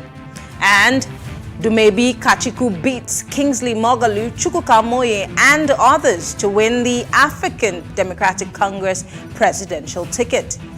Well, this is Plus Politics. I am Mary Anacom.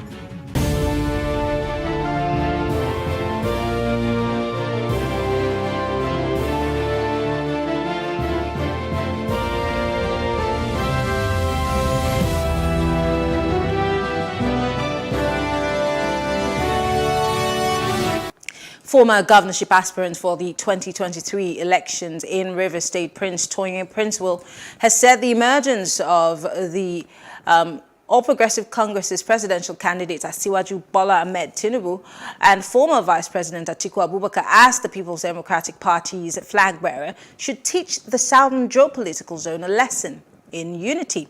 Now, Prince-Will, while reacting to the emergence of Tinubu yesterday, said the 2023 presidential elections between Atiku and Tinubu would be interesting to watch. Prince-Will noted that southern Nigeria, geopolitical zones of south-south, southeast and the middle belt have been taught a good lesson. Well, joining us to debunk this is Charles Otu and Achike Chude, both political analysts. Thank you so much, gentlemen, for joining us. Thank you so much for having me. Great. Now, I'm going to start with you, Charles, because I know what Achike somewhat thinks. But do you think that there's a lesson to learn? Because looking at the scenario, he put side by side what took place or transpired during the PDP's special convention and that of the APC, and he made reference to the fact that the Southeast, the South-South, and of course the Middle Belt have been taught a good lesson. And I'm wondering, was there really a lesson in all of this, especially in terms of unity? Thank you very much, Marianne. Thank you for having me once again. The fact remains that what played out during the APC presidential primaries is a lesson for not just the Southeast, but the entire nation. First of all, the first takeaway for me is the fact that that particular exercise, portrayed so much about how the government of President Muhammadu Buhari has been run in the past 7 years. We saw a lot of indecisions, shifting of postponements, reactions and counter reactions. At some point, the party will say, look, we've trimmed down the people in the race, the number to 5. We've trimmed down to 10. We've trimmed down to further to 2, to 3. And that's continued. It's really a big lesson, particularly for the southern geopolitical zone of the country, because in as much as a Southeasterner, I would say that the people of Igbo Nation who were in the race were not putting their best foot in, because Tinubu, for instance, did not come to the Southeast for campaigns, but he had people who were on ground working for him. I could remember a couple of times people tried to engage some of those aspirants from the Southeast, and their opinions were simple. Some of them claimed they were doing so much. That, for me, has taught us the lesson that doing so much may not be enough. That picking a party's presidential ticket involves a whole lot of works. It taught the Southeast that, look, there are instances it gets to, for instance, where some of us from the Southeast, we are not expecting. I am from a Ebonyi state, for instance. I am from the same Ebonyi Southern Senatorial Zone with the incumbent governor of the state and the former Minister of Science and Technology, Dr. Bonayon. They two aspirants that were keen in this contest are from the same local government. Not just the same house or local government, they are from the same Uburu community. Uburu is a community in Ebonyi that has about 14 villages. At some point, I was thinking that pressure would have been brought on somebody like either the incumbent governor of the state or the former Minister of Science and Technology to step down for one another. So the Southeast could see a little bit of what's played out through the many aspirants that stepped down for Asiwaju Bola Tinubu. So for me, we the South underrated Tinubu, and we thought really that there was a war or a misunderstanding between Tinubu and his camp, and then the northern power oligarchs. At the end of the day, what we saw play out in that election was shrewd hard work play out for Tinubu, who ordinarily people were thinking that, okay, maybe since Lawan is the only person in the race, as a Senate president who has galvanized a lot of forces, even including some of the people in the South speaking for him, like people like Ojo Carlo, you know, being a good friend of Imo State Governor Hope Uzodinma. People were thinking that the North could rally around Lawan, and that made some of the Southeasterners to be so quick to judge that for Lawan to remain the only man standing in the race from the North, that there must be something in the offing, there must be a card to be played by the North. But in all of it, we saw a Buhari cabal that is not in control. We saw a national chairman of the party that is not in control, find control of the party. We also saw a Buhari that shows himself creditably to be democratic in the entire process. He made a decision which people will commend, no matter how you see it, the fact that he didn't interfere, he didn't make a voice, he didn't give his voice to any of the parties, including the ministers that resigned from his cabinet, including even his second in command, Vice President Yemi Osibanjo, portrayed to me that Buhari really wanted a transparent process. It also portrayed to me that who were expecting a smooth ride, who were expecting to be endorsed, who were expecting to say, where is the justice? And the justice will be that the North will look the other way and support them. Okay. Instead of working very hard for the ticket like Tinubu did. It showed to me that the politics of today is politics of money. Aside from the fact that, I'm sorry, I want to quickly take you up on something that you just said before I go to Achike. You did say that the Southeast did not necessarily put its best foot forward. And in terms of personalities, because I'm guessing that that's what you're talking about, who are these best foots? Because, I mean, we saw so many people from the Southeast. We saw a Rochas. We saw, I mean, and I'm talking about across the APC and the PDP. We saw a Peter Obi who's now moved to the Labour Party. We saw the Ebonyi State Governor. And really, politically, who are the strongest, aside from these ones who had thrown their hats into the ring? And when you're talking about their best foot forward, What exactly do you mean? I mean, because these people are the ones that we saw. Thank you very much, Mariam. Thank you once again. The people in the Southeast that would have been considered the best, people would have read them and their antecedents. The names you mentioned, Russia Setrosha was a pretender in the race. He was never in the race. You saw him speak all the dialects, all the languages across the country, and you saw how it turned out that he got a 0 vote. By that, I mean that somebody like Dr. Bomayano, for instance, whose antecedent is better known, should have been a rallying point for all the other aspirants from the South. I'm not saying he doesn't have his nuances or his shortcomings or his shortfalls, but if the Southeast started this agitation, give it to us. Where is the justice? This is our turn. And they were, and you didn't find the likes of Odjis of Carlo, for instance, and doesn't a slave president Ahmed Lawan, and even saying, look, let it be that if any other part of the South should take it apart from the Southeast, let this power return to the North. You read the statement, of course, Odjis of Carlo issued before the primaries, far long before the primaries, justifying why it should be Southeast or no other Southern should be supported by the Southeast. I mean, I give it that apart from somebody in the mode of Dr. Bomayano, who did not also trust his antecedents, who also have garnered vast range of experiences, first as former Abba governor and all that, that I didn't see the likes of Umahi, for instance, as being real contenders in the race. Give it to him that he got 38 votes from the delegates from Ebonyi, as it were. Cut across the Southeast, many elites in the Southeast would not rally around Umahi, even if he had the APC representative. That's the truth. That's the fact. Why? Because of his antecedents. The agitators in the Southeast, IPOB and others, are all a lot of issues that people expected him as a governor, for instance, being the Southeast Governor Forum chairman, to lead discussions around. Okay. That didn't happen. We didn't see that happen. Okay. I want to go... Quickly, I'll come back to you. Let me go to Achike. Achike, from all of the things that Charles is saying, he's trying to say that maybe the Southeast is the problem of the Southeast.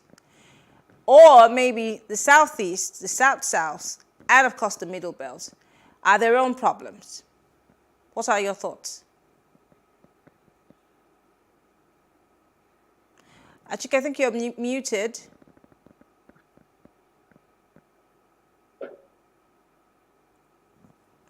Achike, can you hear me? I think that you're muted and you need to unmute yourself. Can you hear me? Okay, I'm going to try one more time. All right, I'm going to toss back to Charles. Charles, so just like Toyin Prince-Will has said, that we need to learn a lesson in unity. If the call for the Southeast and the power needs to return to the South, and the Southeast was saying, give us a chance at this presidency. I mean, the sound of that call was very loud. But then when we look at how much work was put in to also back that call, there seems to be zero. And that's why I asked the question I asked to Achike, could it be that the Southeast is the problem of itself? And could that be detailed for the Southwest, the South-South and the Middle Belt? Thank you. If Achike is not back, I can go ahead. Make a brief remark on that. Mm-hmm. The problem about the Southeast, apart from the lack of unity among the leaders of the Southeast, Ohanes Njigbo, as the largest socio-political, socio-cultural organization in the Southeast, made bulldog in the whole exercise, both in the PDP and the APC. You cannot continue to issue press statements. These are your sons, these are your fathers, these are your friends, these are your leaders. And there was no platform to bring these aspirants together to say, look, you saw the running point, you saw the way the Southwestern aspirants, you saw the number of times Tinubu was able to rally around the Southwestern aspirants in the presidential race of APC. You saw Ekiti State Governor, you saw a lot of them running around. Remember that, yes, one good or the other have been done then by the Ashwadi Bola Tinubu during the time he was in power. You didn't see that happen in the Southeast. And I'm saying it's a big lesson for us because why we should be at the receiving end, why we take knocks on our other southern brothers for not even withdrawing from the race. I want to say that power is never given but taken. That is a well-known established political principle. It is never said in politics that it is the turn of this people, every other person goes to sleep. So for the Southeast, first is to blame is Ohanes Ndigbo. The Ohanes Ndigbo socio-cultural group were only backing, and there was no force, not even a meeting. Never did we hear that the Ohanes Ndigbo Union, as an organization, called the aspirants together to say, look, this is the person who thinks the cap will fit most, and the rest of Nigeria will rally around. Please, let's go to this towards this direction. We didn't see that happen, and that is why I said, and I am repeating it, that why we blame the Southwest for coming once again after 16 years in power to take what we think belongs to us. But we didn't do our work. Our leaders did not do their best. We didn't put our best foot forward, and that is the exact truth. Okay, I think Achike is back, so let me come to Achike. Achike, I want to know, are there lessons that need to be learned, just as I asked Charles at the beginning? And again, looking at what he said, and even what Toye is saying about the banding together of our societies in the southeast, in the south, and in the middle belt. What could you possibly think is responsible for us not uniting or even coming together and banding behind ours, just as we see the other zones do? Well, I think the Toye Prince Will did not establish the context for which he made that statement. There should have been a context, because he just made the statement. If you look at the political history of this country, I think it's obviously wrong, unless he's talking about recent political history, in the sense that the Southeast was never in the mix, in the frame of things when it comes to president from the South. Southeast was never in the mix. Southeast has not contributed anything significant to the APC as a political party. Of course, Southeast is more the enclave of the PDP, and the PDP has done very well in the Southeast all this while. So it was always going to be very difficult. And if you're looking at equity, if you're looking at politics and then dishing out favors or patronage, on the basis of work that has been done, on the basis of achievements that have been done for the party, and then the presidency would obviously go to the Southwest, because the Southwest made, to a large extent, their involvement in 2015 made it gave power to the APC at the center, not the Southeast. And so from that perspective, I think the Southeast did not deserve the presidency. But if you're talking about the PDP, I would make that case and say, yes, the PDP ought to have produced a presidential candidate from the Southeast, of course, but that is a completely different thing. So from that perspective, the Southeast or the South Side did not deserve the presidency of this country, if that is the basis for allocating political positions. That's one. Then two, again, if we are talking about maybe the Southwest being playing politics better, and then you can only say that has happened in the Southwest only in the past 7 years, and that the Southeast has played politics better, and perhaps the South, all this while in terms of its alliances with the North, because it has always been the Southeast and the South that have been in alliance with the North all of these years. The only time the Southwest went into an alliance with past segments of the North was in 2015, when the APC was formed, and the Southwest has benefited from that. So we must, look at these things, in perspective. But beyond that is the fact that, again, for the APC to have given the presidency to the Southeast, it would have meant that the Southwest would have forfeited their ambition for the presidency. And of course, that is not going to happen because power is never given, it is taken. And then, one other, area, I want to look at is the fact that it's unfortunate that we find ourselves talking about presidency to Southeast, presidency to Southwest and South-South and so on.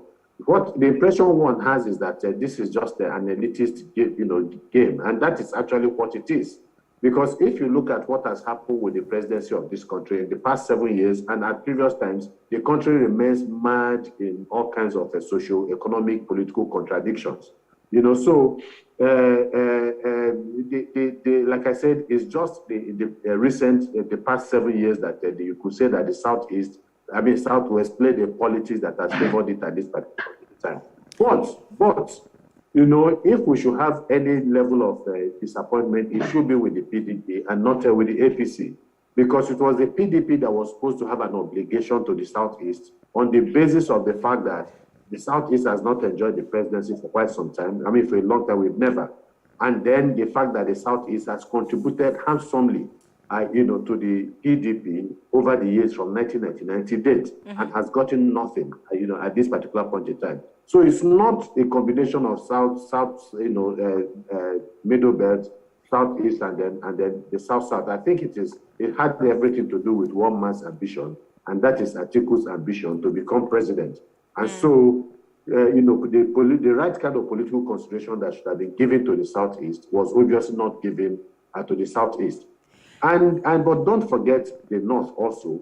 It's just about not even the Southwest or Southeast or South-South. The entire South has to come together to act as a counterweight, political counterweight to the North. Now you have the Southwest that is divided with, South-South, the South that is divided with the Southwest going, with the APC and all that. So ultimately, in terms of the proper balance of power that is needed to check the excesses of one region against the other, we do not have that in the South. And so I think that there should be a more meaningful relationship within the South. Okay. The three regions of the South and the parts of the South, the middle belt that are sympathetic also to the South. Let's look at, still talking about the Southeast, let's look at the message of Ogbonnaya Onu on that day while he was trying to present, his case for presidency. Although he also said that he played a huge role, in the emergence of the APC. He said he had to forego his presidency and presidential ambition at some point to let two Southwesterners emerge. And he said, I'd like to rephrase that, he thinks that it would have been better that Mr. President would have handed over power. The choice of words may not be necessarily great because, of course, it's debatable that he should be obviously handing over to somebody from the Southeast. And he kept saying, where is the justice? It takes me back to the question that I asked. We keep saying that we want power in the Southeast. Power should come to the Southeast. Asking for justice and working to get that justice are two different things. And this is where Tonyi was coming from. The likes of the Tinubus of this world had been laying the bridge and foundation for what happened that day at the Eagle Square compared to us in the other zones. Look, the reality is that within the APC, there was really no serious contender from the Southeast. Because it's not, about shouting for justice. It's not about laying claims to the fact that the Southeast needs a presidency or deserves a presidency. It's also about the work you do. And I agree with my, colleague there. It is also about the work you do. It's also about your state of readiness. They were not ready. And they were not ready perhaps because they knew that they had not done enough to take the presidency of this country. And they had not. Who are you going to? What did, for instance, Nnamani, apart from, the very little role that the Southeast has played within the APC, which is not enough to ensure, to give them that recognition for the presidency. Then you talk about the individual contributions of some of these people. Kenan Nnamani, Ogbonnayan, Umahi, who has been in PDP all this while, but moved not too long ago to the APC. So what did anybody actually expect from them? There was really nothing that they could have been expected. When you talk about politics for the sake of politics, then the person who had worked most from the region that had done the most deserved the presidency of, to run, for the candidacy of the APC, and that was the Southwest. Obviously, that is what it is really. So obviously a lot needs to be done. I think that the best opportunity for the Southeast was via the PDP, which a lot of people have talked about. I mean, we even had a Afenifere in Lagos talking about the Eastern presidency. We had the parts of the Middle Belt, and even Pandev from the South talking about Southeast presidency. So I think that the Southeast was shortchanged, especially under the platform of the PDP and not under the platform of the APC, because the APC does not have any serious major inroad in the Southeast. And so they had no obligation. But I think that PDP had an obligation. And it is not just about the work, that the Southeast did. It was about equity and justice. After all, what work did Obasanjo do before he became president? What work did the Southwest do to make the Obasanjo presidency possible? They didn't do much work, but it was as a result of the crisis created by the annulment of the June 12, 1993 election, which deprived the Southwest of a presidential candidate, or a president of this country, MK Abiola. So the political elites in the country, especially those up north, sat back and said, look, for us to have stability in the system, in this country, we must ensure that justice is done to the Yorubas because of the death of Abiola and the deprivation of Abiola from the presidency of this country, even for an election that he won. So that was why they got together and gave it to Obasanjo. Obasanjo was not electable. Obasanjo has visibility in the country. Obasanjo has serious name recognition. But Obasanjo does not have political constituencies. He does not have political structures. He was in prison and did not know work. That work was done for Obasanjo. So that was what happened. So even if you look at Jonathan, for instance, Jonathan did not have any serious constituency. He didn't have political structures in place. But it was decided that he had to go to Jonathan, to the South and to Jonathan, and the political elites concerned did the work for Jonathan. So, it is also about recognizing that, look, this is the time for these people, and then the work will be done, and there will be consensus. That is what is called elitist bargaining. Okay. All right. Back to you, Charles, before we wrap things up. How long will it take for the Southeast to come of age? Because whether it be politicking, whether it be coming together for a certain cause. I mean, we saw what happened, I think, last year during the Ohaneze elections. That was the beginning of, the disintegration of sorts within the group. We saw even politicians, governors, step into that forum, and then we saw the divisions that happened. But when will the Southeast come of age to a point where, just like Achike has said, that, it's time for power to go to these people, and then they be ready to receive it, structures or no structures, but then, of course, a sense of readiness. How soon or how long will it take for that to happen?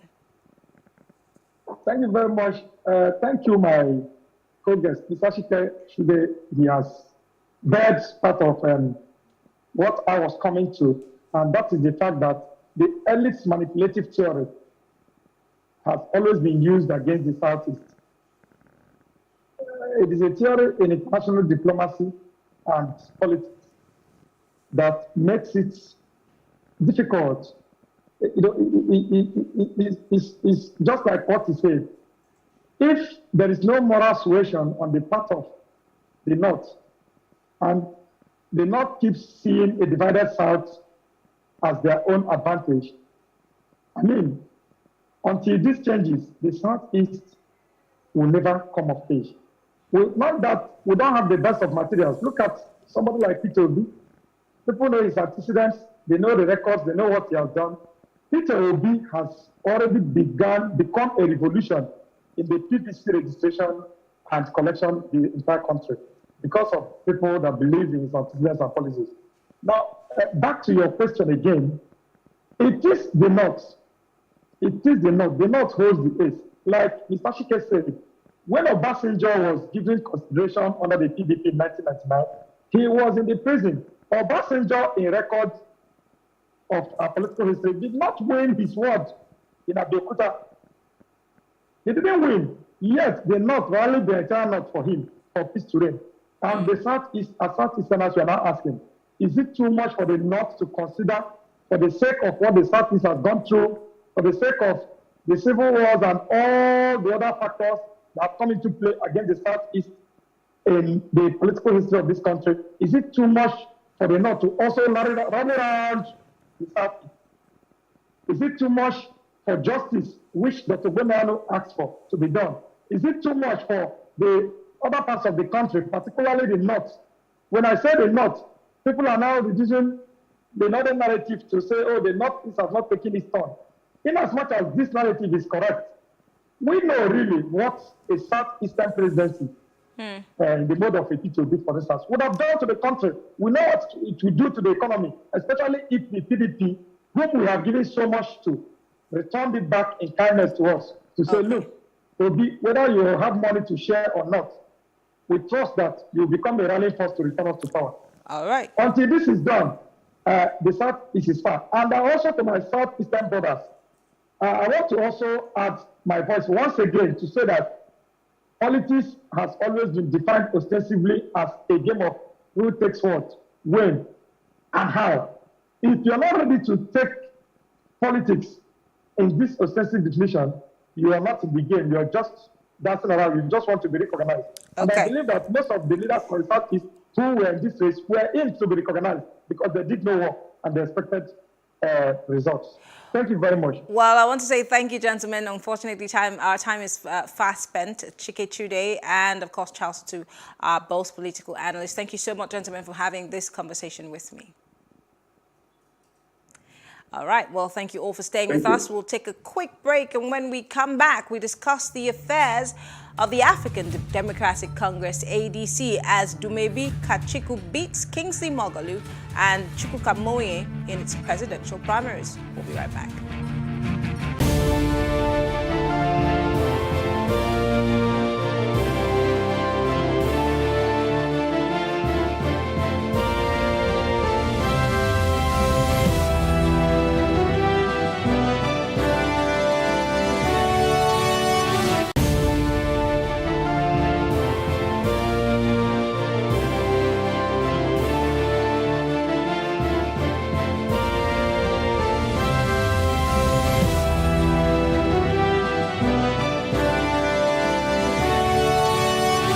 It's still Plus Politics. Now, the presidential ticket for the African Democratic Congress, ADC party for the 2023 general elections was picked by Dumebi Kachiku.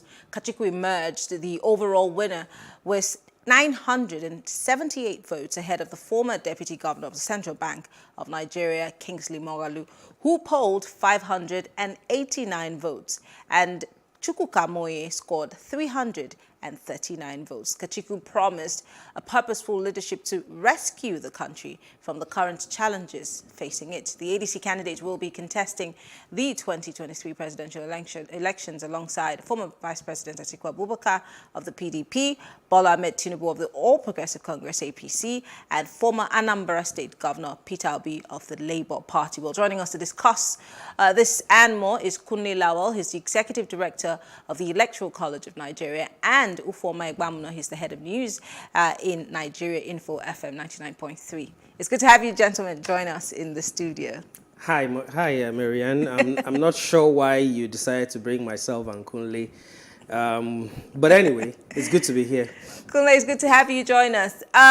It's a pleasure always, Marianne, and of course, it's a pleasure to be with Ufoma. I know this. Let me start with you, because one would have thought that with the kind of clout, let me use that word loosely here, that a Kingsley Moghalu who has this, who this is not his first rodeo at this presidential ticket thing, and a Chukwuka Moye who also seemed to have garnered some favor from Nigerians, seemed to have polled lesser votes as against a Dumebi who people barely really know. We don't even know if he really campaigned. He had that much media exposure. And so it leaves a lot of people wondering what exactly transpired at the ADC presidential primaries. Okay, so with information made available to me, I'll try to make a few things clear. So the ADC, of course, adopted an intelligent move, which was that every in every primaries being held, everyone was going to pool resources together, and those resources would form a jackpot in which delegates would be transported. We agreed to this at national level, and the truth is, these actions even come up from the Lagos gubernatorial primaries, which had the same problem. So they pooled these resources together, but of course, on the day of the primaries, a few bend downs happened. I would like to say Lagos gubernatorial primaries too was played like that. There's even a voice note which where we have there was access to, which I overheard with some people that an aspirant, the one that won on both sides, were actually canvassing, raising funds for delegates. I think in the Lagos issue, there were even people that were made members and delegates on the same day. I'm not sure whether that happened in the presidential primaries, but it seems to become a set of things. ADC simply forgot it was a political party and freedom of association. The first person to bring them into limelight, of course, was Kingsley Moghalu when he was running for president. And then with Monye coming also, Chukwuemeka Monye coming into the game too, and a few other aspirants, Ayodele, etc. The game was now choked up. And somewhere down the line, there might be appears from nowhere, less than it clinches the form, pulls the average move.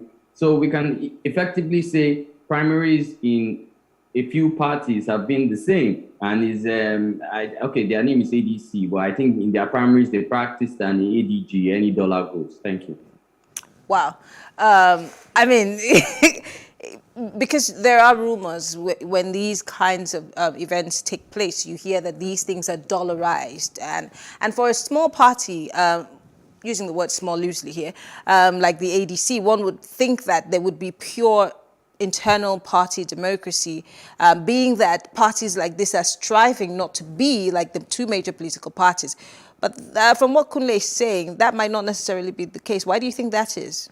It just shows you how much the country has deteriorated, not just in the last 7 years, but you could argue since independence.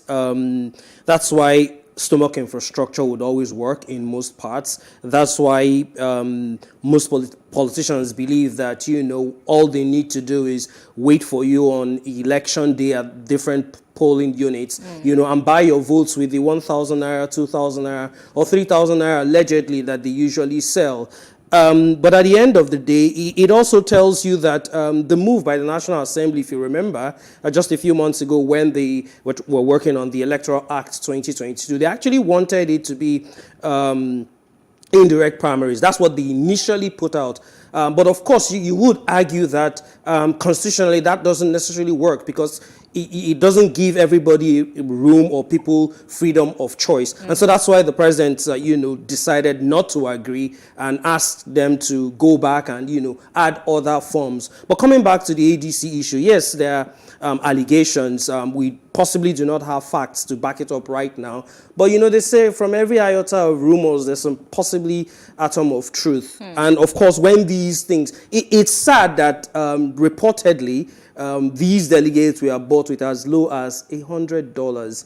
When the major parties were allegedly sharing 10, 15, 20, I even hear as much as $50,000 allegedly. The ADC reportedly, some of these delegates, got just $100. That's give or take about 50, 60,000 naira or thereabout, and voted the eventual winner. Again, all of these are allegations. We do not have facts to back it up. But it just sums up where the country is headed, such that these persons, because of course you remember it's not the general election. Yes, this is just primary. It's just a small circle. So all of your popularity really doesn't come into play. Because again, if I go back to the major political parties, that you could argue that there are a number of politicians in the major political parties who possibly would have gotten the nod of their parties. But did they have enough war chest? Well, the answer is staring at you. Kunle, I'm back to you because one of the things that the Electoral College, that I understand the Electoral College is trying to do is to move away from the norm and educate people, not just political parties now, but people, the average voter, about how we can have freer and fairer, elections. But how do we even start to talk about these things if the political parties themselves do not necessarily believe in this free, fair, process. Now, let's take, for example, like the normal man would say that, oh, we have, not credible people in these parties. These people are corrupt, allegedly. But then the people who are members of these political parties are Nigerians. They're not from Mars. So obviously, and these people who call themselves delegates, who allegedly take these monies, are also Nigerians. Does that not also reflect that we, the people, have come to be okay with that modus operandi, or am I wrong? So the Electoral College, of course, has worked closely with that, I must say, in the past. We work closely, we work with every other political party, and, to have been part of primaries and see the kind of things we've got to see. The ADC, we even thought, had a different ideology. They called themselves third force, which of course they thought or assumed that they were a little different. But to hear allegations of people receiving $5 then when they voted and then received $95, it's quite depressing. The Electoral College has worked with the ADC, tried to train a few, even tried to send some of our graduated associates to the ADC for grooming within the party. And I from what I've seen, I think we'd rather just keep our students, our associates at home. But anyway, going on to, the issues within all other political parties and the ADC inclusive.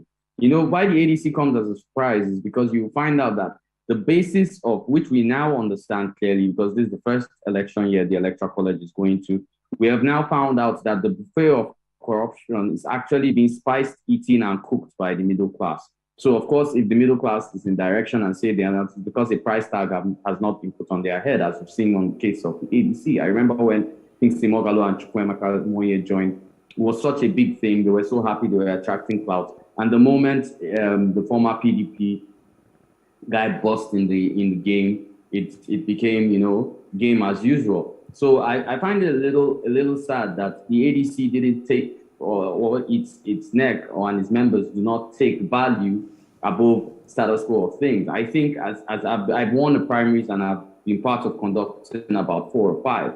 And I'll tell you that if you were at that level as a party, what you should have done is direct primaries and not an indirect primaries, and thereby for buying delegates. Now, this is what the Electoral College finds most complacent. In ward congresses, which were held in Oyo State and Lagos State by the ADC, you didn't have an attendance of up to 100. Then how the hell in the primaries for gubernatorial in Lagos, you have over 500, and in a, what they call it, in a presidential primaries, do you have close to 1,000? It's highly depressing. Format, because we don't have time, I'm going to toss this question to you. There seemed to be so much hope, to borrow his word, ginger, that we were having newcomers, especially for the ADC. They had at some point a lot of presidential aspirants, and one would have thought that it would have been, a very good way to see democracy work inside that party, but that's not the case right now. Do you see a lot of crisscrossing from the ADC? Do you see people moving away because of what has happened and the outcome of the elections? And looking at, does he stand a chance? To be very honest with you, I try not to reduce people's chances. Even I can tell them privately. Excuse me, but I try not to do that maybe publicly. Because, of course, I'm supposed to be unbiased and all of that as a journalist. But I remember telling one of the presidential aspirants in 2018, talking about Sowore. He came to our office, by the way, in Port Harcourt. And, I told one of his aides, please stop kidding around. You're not going to win this thing. Let's not even joke. But one way or the other, I've also realized that you don't want to reduce, the efforts other people are putting into the picture. Are they going to go away? Well, I think I saw what's his name, Monye, earlier today, put out a tweet, just 2 words, Peter Obi, those 2 words. Make of that what you wish. For the ADs, for the Kingsley Moghalu, I think I saw his comments, suggesting that for now he doesn't know what he's going to do. He's going to take his time, before reacting to this loss. But I think we have a third force. I think we have an option that people are already looking at. I've seen a lot of persons say, oh, it's just online, it's just on Twitter. But trust me, there is a third force. And if you do not take a certain Peter Obi in the Labour Party seriously, well, maybe you might just about be taking him seriously, because even the two major political parties, the PDP and the APC, are looking at him and wondering, wow, what is going on? And I was hoping that there would be another, because there's so many third forces, and we're seeing a Kwankwaso on the other end. Yes, of course. Kwankwaso is another powerful force. Maybe might not do so much in the southern part of the country, but Kanu, Jigawa, and a couple of the states in the north, well, he's definitely going to pull some weight. Well, we'll keep our fingers crossed and keep watching these stories as they develop. Kunle Lawal is the Executive Director of the Electoral College of Nigeria, and Ufoma Igbamuno is the Head of News, Nigeria Info FM 99.3 here in Lagos. Thank you so much, gentlemen. Thank you for having me. Being part of the conversation. All right. Well, thank you all for staying with us. That's the show tonight. We will round off the show today with our weekly highlights. So we give you an idea of what we've been discussing all through the week. Pulse Politics returns on Monday. I am Mary Anacone. Have a great weekend. Y'all better have a great weekend.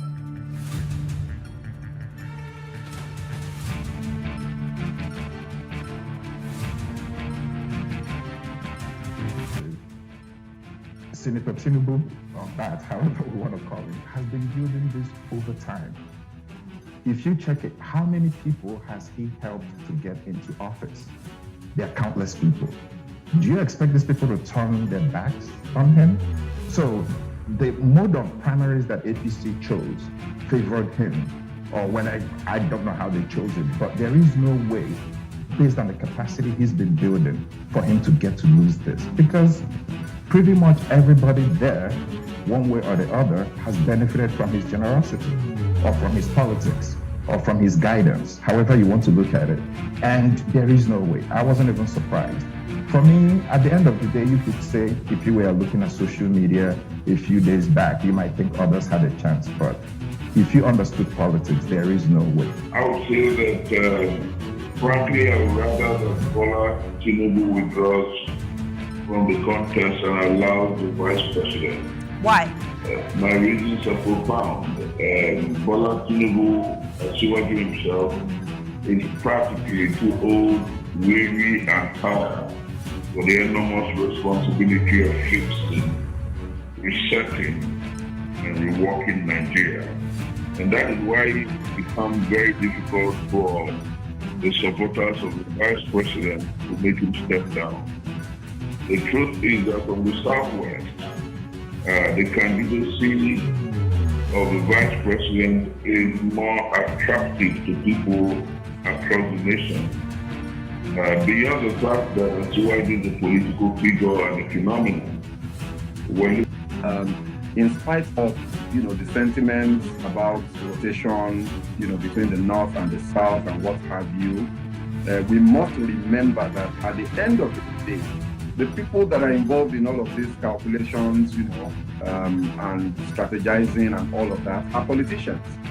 And to them, the overriding interest is their own interest first. So, at the emergence of Alhaji Atiku Abubakar was more about which of the candidates those politicians felt stood the greatest chance of defeating an incumbent government, regardless of whichever candidate that incumbent government or incumbent party eventually presents. So in the eyes of the delegates and what have you, they felt that whether, regardless of the zoning arrangement, Atiku stood the biggest chance. That's not to say, that's without prejudice to the very show of shame that we saw with how money became a major factor. Well, phasing out the politicians is not the best. All the politicians are mentioned. You see, this time around, people have to look at the track record of all the politicians that are aspiring to go into positions especially the executive arm of government, because that is probably the most important arm of government out of the three. Because if you get that right, other two are certainly going to be good also. So I think that's what to look at. We don't, this is not the time really for us to go and start any experiment. Some of the young men and women that we have seen taking power, especially at state level, some of them were a huge disappointment. People.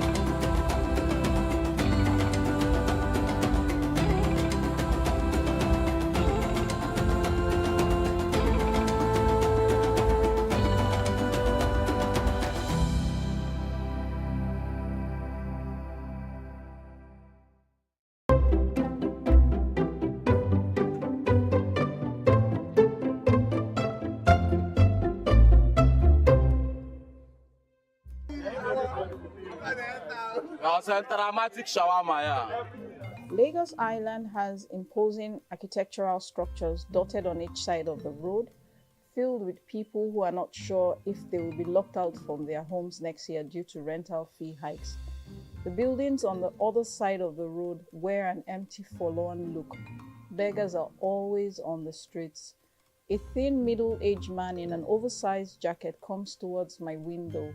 In impeccable English, he explains that he is not a beggar, but a medical doctor who worked in the hospital about 3 blocks from the right side of the street we were on. He has an accent that must be from Cross River State, unmistakably lyrical. He says his daughter is in terrible shape. She has a ruptured appendix and was admitted in the same hospital where he worked. I'm trying to raise money for my daughter, but we haven't been paid for about 6 months now. It was difficult to tell truth from falsehood in Lagos. Poverty taught most people the art of deceit as a means of livelihood. Today, I discover an even more ingenious way of begging meant to jolt one's physical and spiritual sensibilities. At the junction just before the traffic lights, a man who looks like he was a few seconds away from being called to be with the Lord is being pushed around in a wheelchair by a dreary-looking assistant. After a few minutes, the assistant stops pushing the wheelchair and takes up his bullhorn to tell the story of how the man has an orange-sized tumor on his face. He makes a feverish pitch for funds that will be for treatment. God bless you as you give. God shall water your garden as you donate to this cause, he bellowed. Motorists avoid them as if they just escaped a leper colony. The two men are indifferent and remain resolute in their quest. My name is Eriye Onogoroa. I work in an energy company, so apart from being an author, that's what else I do.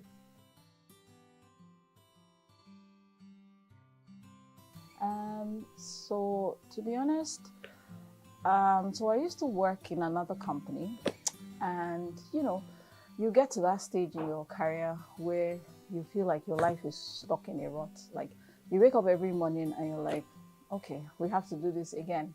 Nothing is challenging. It's just you just know you're built for more. So that's the stage I was in. I'll go to work just completely dissatisfied. And, you know, we had friends, you know how it is in the office, we'll talk about, you know, all the things happening and not happening to us. And then it was just every day we were complaining. And then one day I said to myself, I said, Eri, but you write, yeah? Because I started writing from when I was like 8 years. And I said, you know, instead of complaining, look inwards and do something. And literally, that's how Dear Alare was born. So it was at a point in my life where I was just completely yearning for more and dissatisfied with where I was in my career. I like that question because when I was writing, for me, it was almost like a sense of urgency to pass a message, and the message was principally to live your life, your best life, in spite of anything that may be happening around you.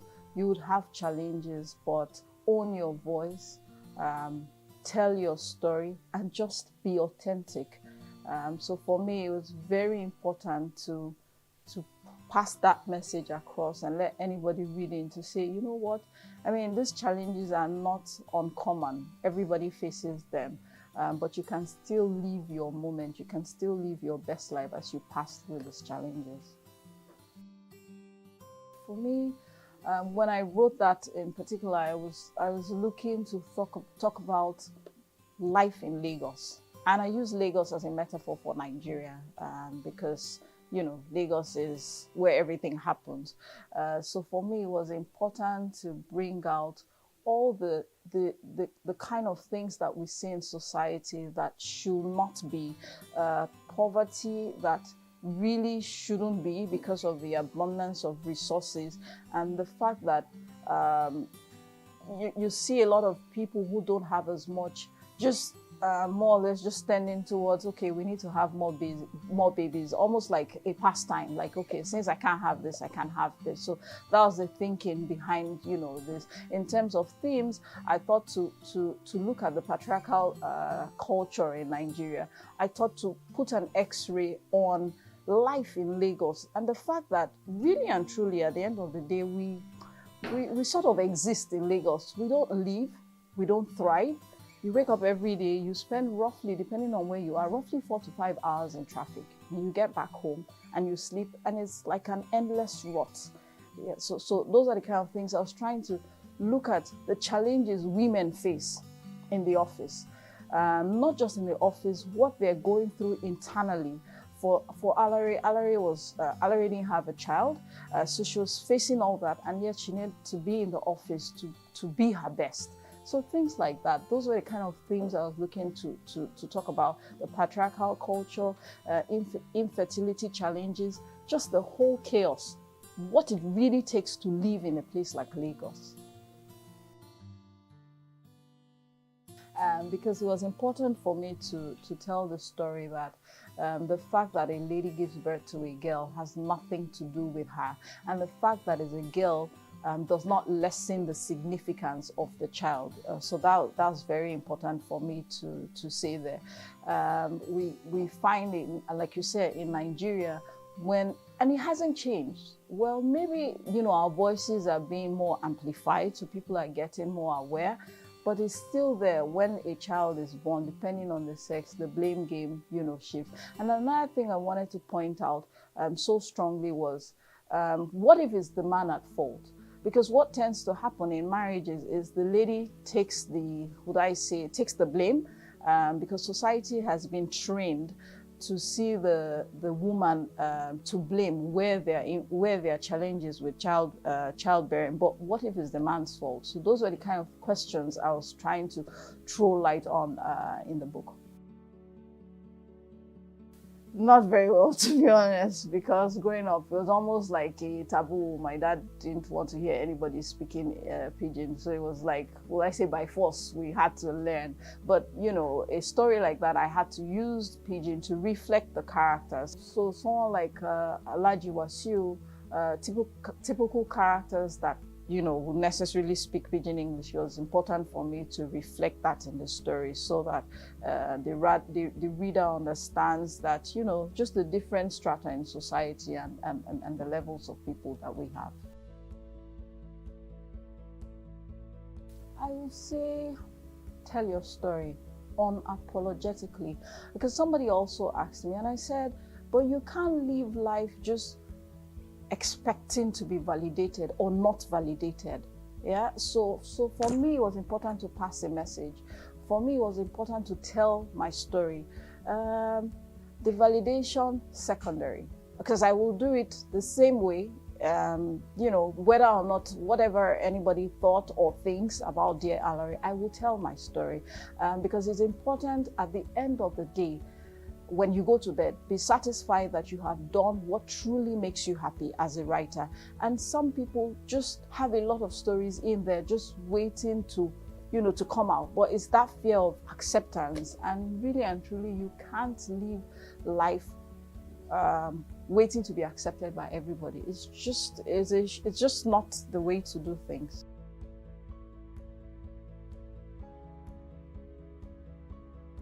I would say that is changing, to be honest. I mean, a lot of reading clubs springing up rather.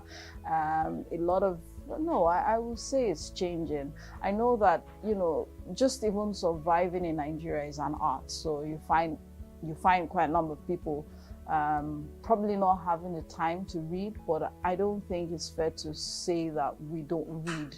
I think things are really, really changing.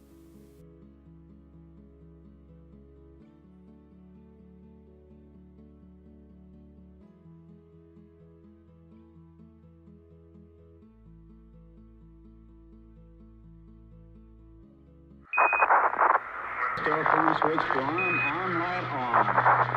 Switching command to internal. Expectedly bad, DW. Fuel tank pressure, 1150. Your nav state with back and is perfect. There is no voting on social media. To vote, you would require permanent voter's card. To get your PVC, visit cvr.inecnigeria.org. Create your account with a valid email address and start the registration process. An activation link will be sent to you. Click on the link and activate your account. Fill out the form, pick and submit a convenient date and time for your biometrics. Print the application slip, which should have your QR code. On the appointed date, go to the nearest INEC office for your biometric capturing. Thereafter, you will get a registration slip to pick your permanent voter's card when ready. Get your PVC today. This message is from Plus TV Africa. Increase the reach of your events or business services. To advertise on Plus TV Africa, please call 0906 000 5719 or 0909 040 8408 or send an email to marketing@plustvafrica.com. Plus TV Africa. Big stories live here.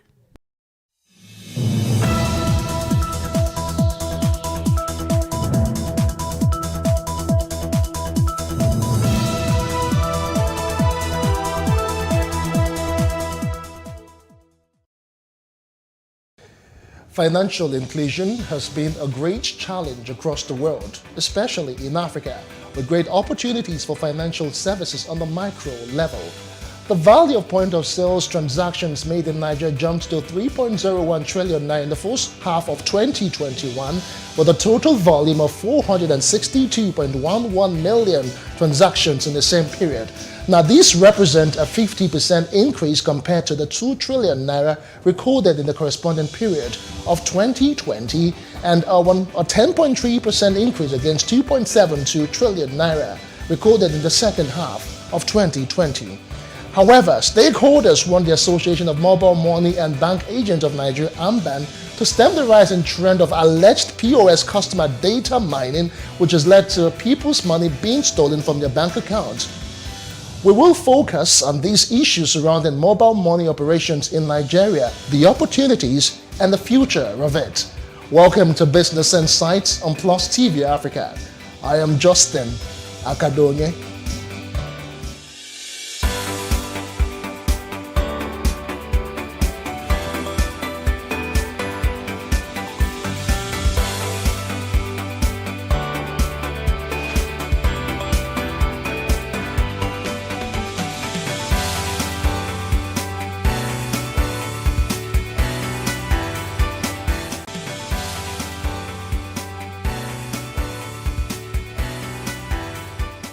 Writing an informal proposal.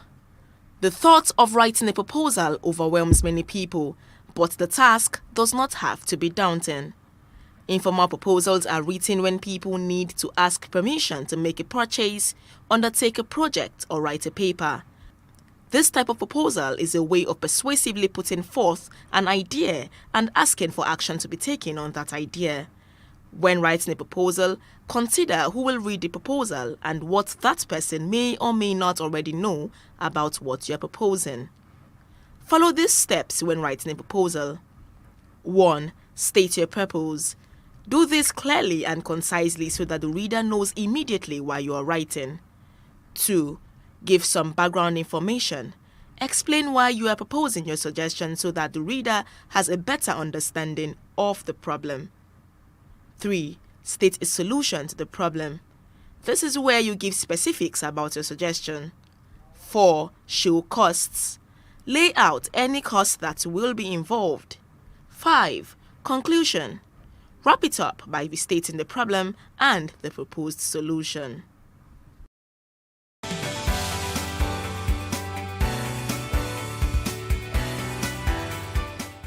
Now, the increase in the value of POS transactions in Nigeria shows the spending patterns of Nigerians and payment preferences as compared to cash payments. However, we will talk about some of the issues that came up when Amben paid a visit to the House Committee on Banking and Currency, as well as complaints of theft, counterfeited currency, and training for regions. I'm now being joined by the National Publicity Secretary of Amban, Oluwasegun Elegbede. Many thanks for joining us on Business Insight and Plus TV Africa, Oluwasegun. Thank you. I'm happy to be here. Yes, it is our pleasure. Let's just dive straight into it now. There have been talks as regards fake alert, and the House asked the central bank to introduce stringent regulations for POS business. As an association, Amben, so what's your position on this recently? I know you had a briefing concerning that. Yes, one of the reasons why we had that press conference was actually to put things into the right perspective. Some of those items that were mentioned in the motion actually not as it is. I would say in the motion it was alleged that POS operators, POS agents do fake alerts. For one, I can tell you that actually POS agents are victims of these fake alerts. Explain, please. Because it is the bad element in the public that come around pretending that they need cash. And they'll tell you they don't have their ATM cards with them. They have perfected this cloning of fake alerts. And then most of the time they visit outlets where the owners of these outlets are not there, where they have, we use some staff. Most of them are school SATs holders. So when they visit, the staff will have to call the boss to know if the boss has gotten value for the transfer the customer claims to have made. And then, they do it in such a way that the owner will say to the staff that you can release cash. And then but why would the owner say they can release cash when they actually haven't gotten alerts? Because what they have done is to clone the alert of the banks. And they are suspecting owner of or even the agents. Sometimes they may meet the person himself at his outlet. What happens is that, in the rush to serve this customer, they exchange cash, and after they must have left, they discover that this customer has just come to dupe me. They have gone away. So we are actually victims of this crime, as being said at the house, the floor of the House of Assembly by Honorable Olajide Jimoh. We acknowledge the fact that yes, some of these things happened, but our members are actually victims. Number two that he said is that there are counterfeit notes. Yes, we have received a lot of incident cases from our members across the country where people, they'll come with large sum of money, they want to do quick transfers to get some goods and all of that, and they will wrap fake notes, just few original ones on the top, and they just guard it somehow. And they use this they put pressure on the owner of the outlet to release cash. And these are things that as Amban we try to train our members for.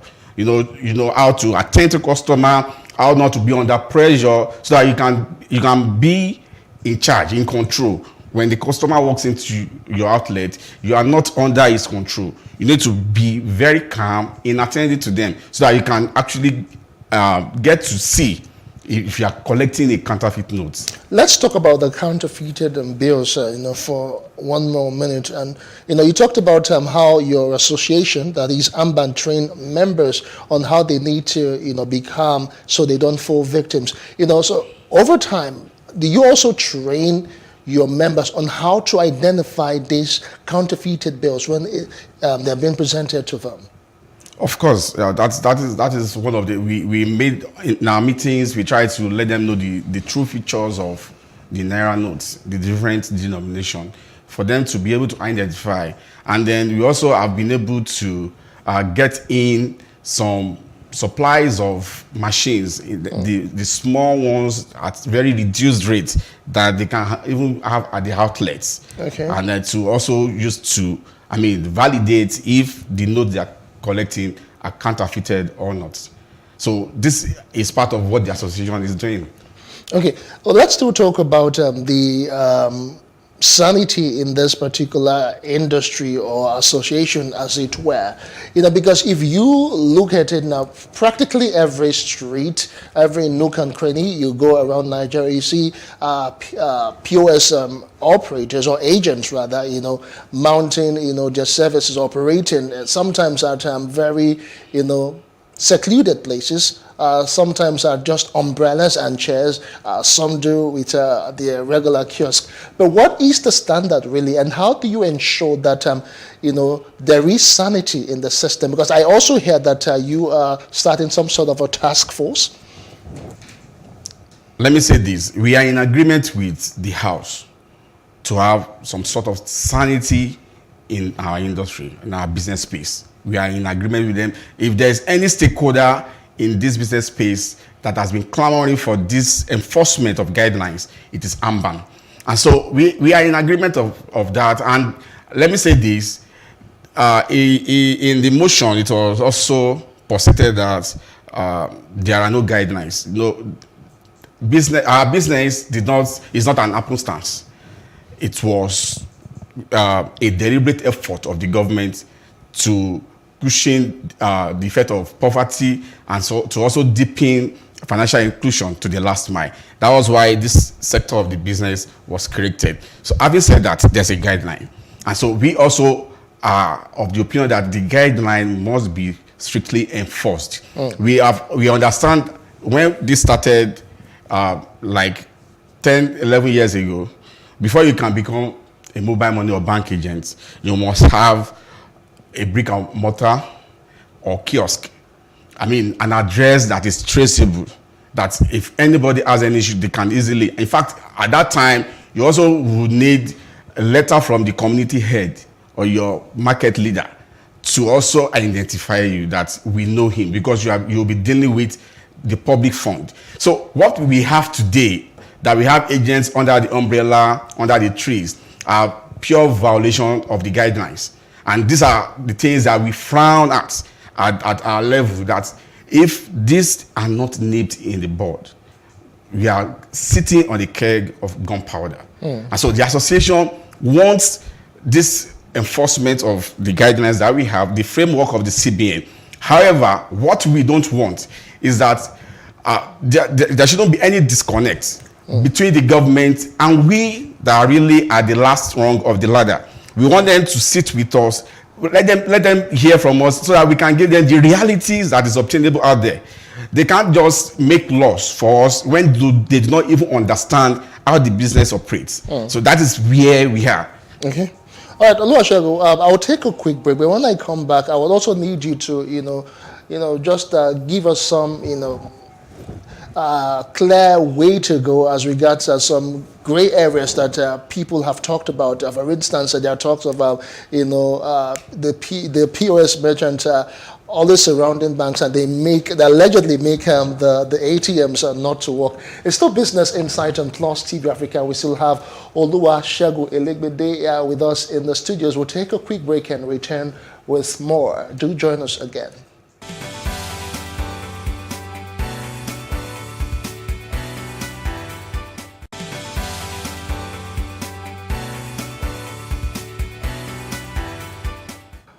Welcome back to Business Insight and Plus TV Africa. We're looking at financial inclusion vis-a-vis the operations of mobile money and, of course, bank agents in Nigeria to ensure sanity, because there have been lots of complaints, concerning the operations. And we have Oluwasegun Elegbede with us here in the studios.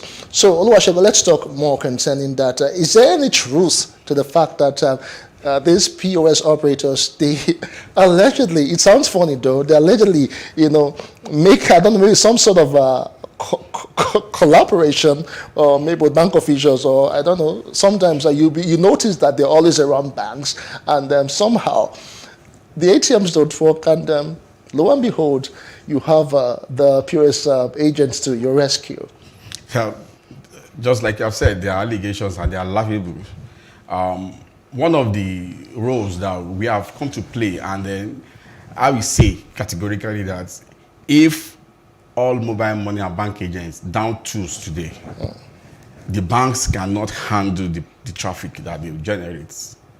They cannot. Because practically most people don't even go for bank for withdrawals or transfers these days. These days you see people with their shorts just walk out of their room to the nearest outlet to make withdrawals.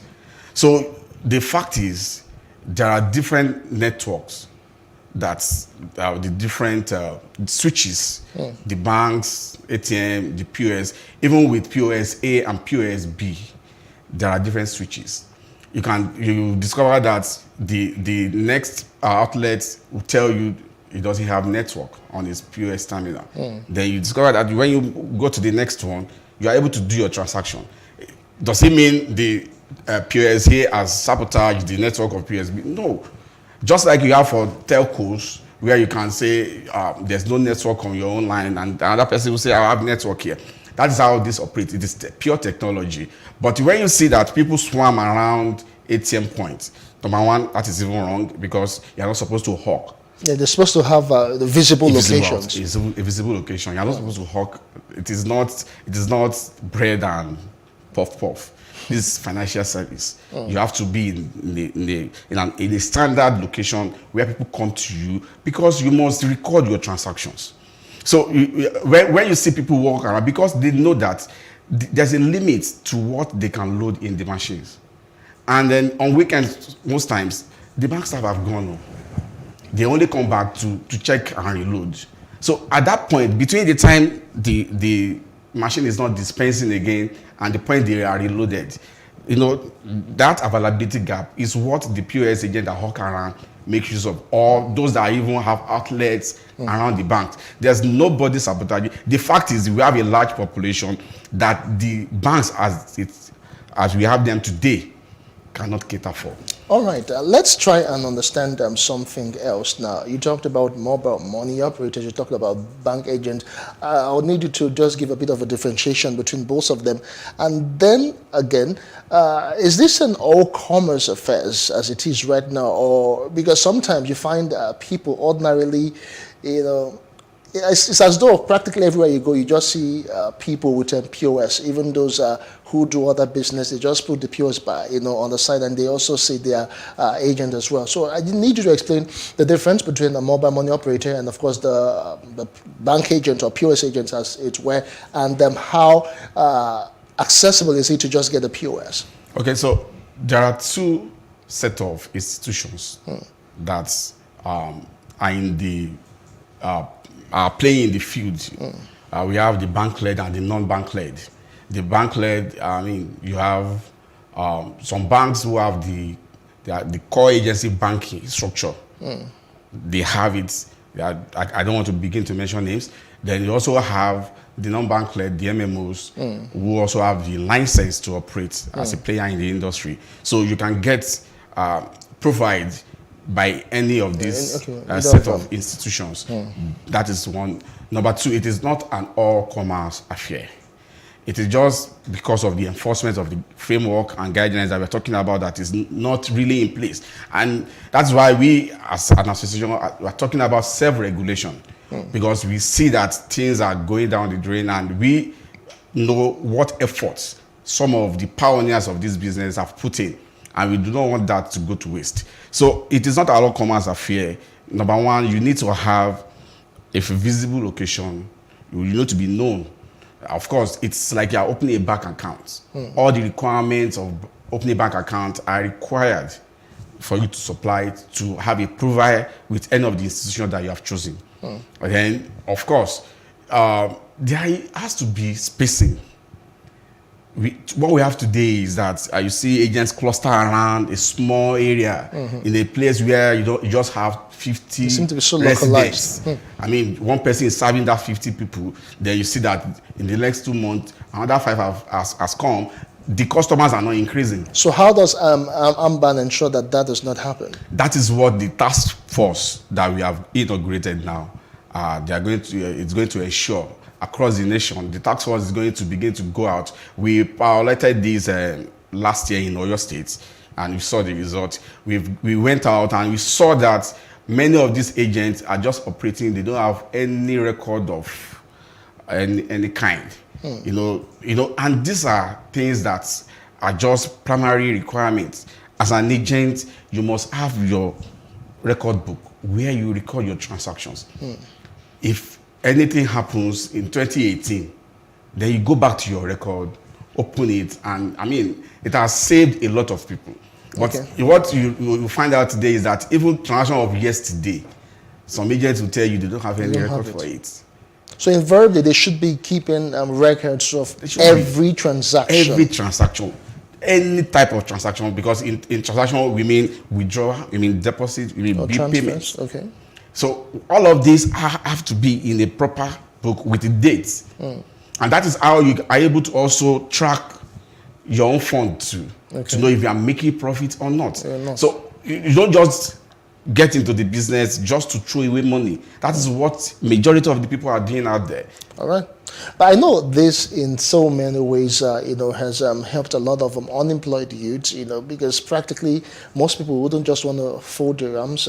School leavers have taken, into this particular business. But then again, I need to understand one more thing.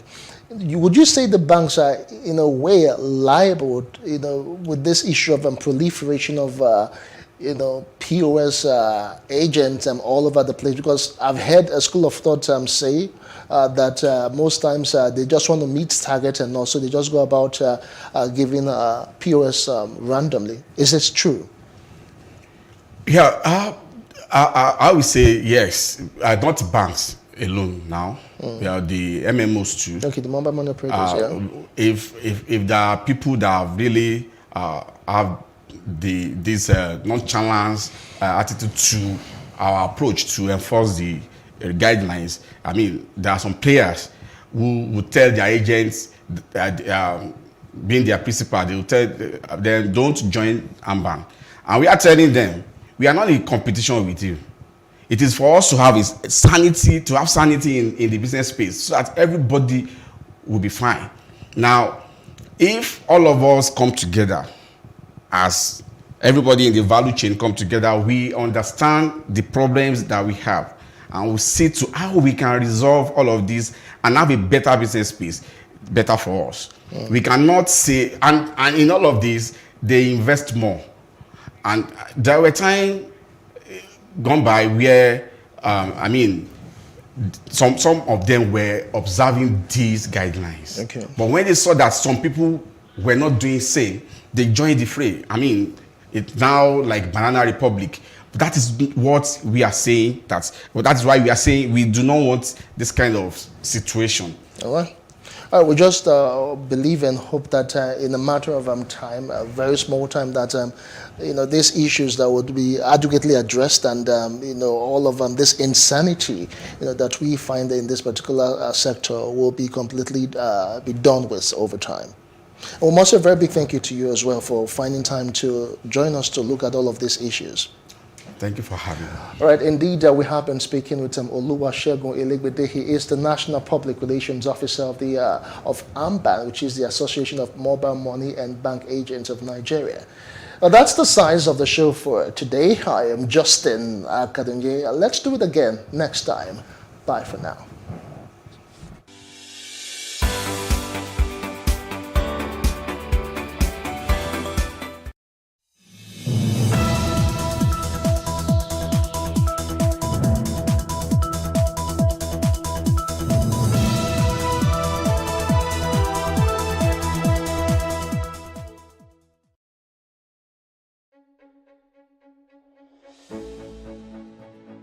Hello, welcome to Timeless Conversations.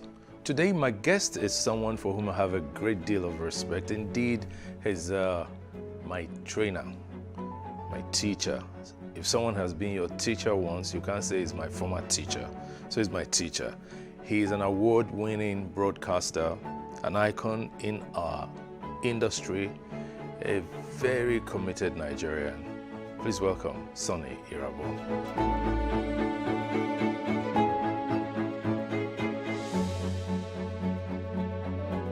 I've been here over 50 years. Believe it or not, I've seen Lagos change in different directions. Of trying to show how totally, inconsiderate you can be, how unacceptable your actions can be, and how, you can actually get out of line, inflict injuries or wounds on innocent people, and just make people be afraid of you for the fun of it. Bully. I saw, I'm doing a monologue. My guest is right here looking at me and wondering what's going on with Sonny.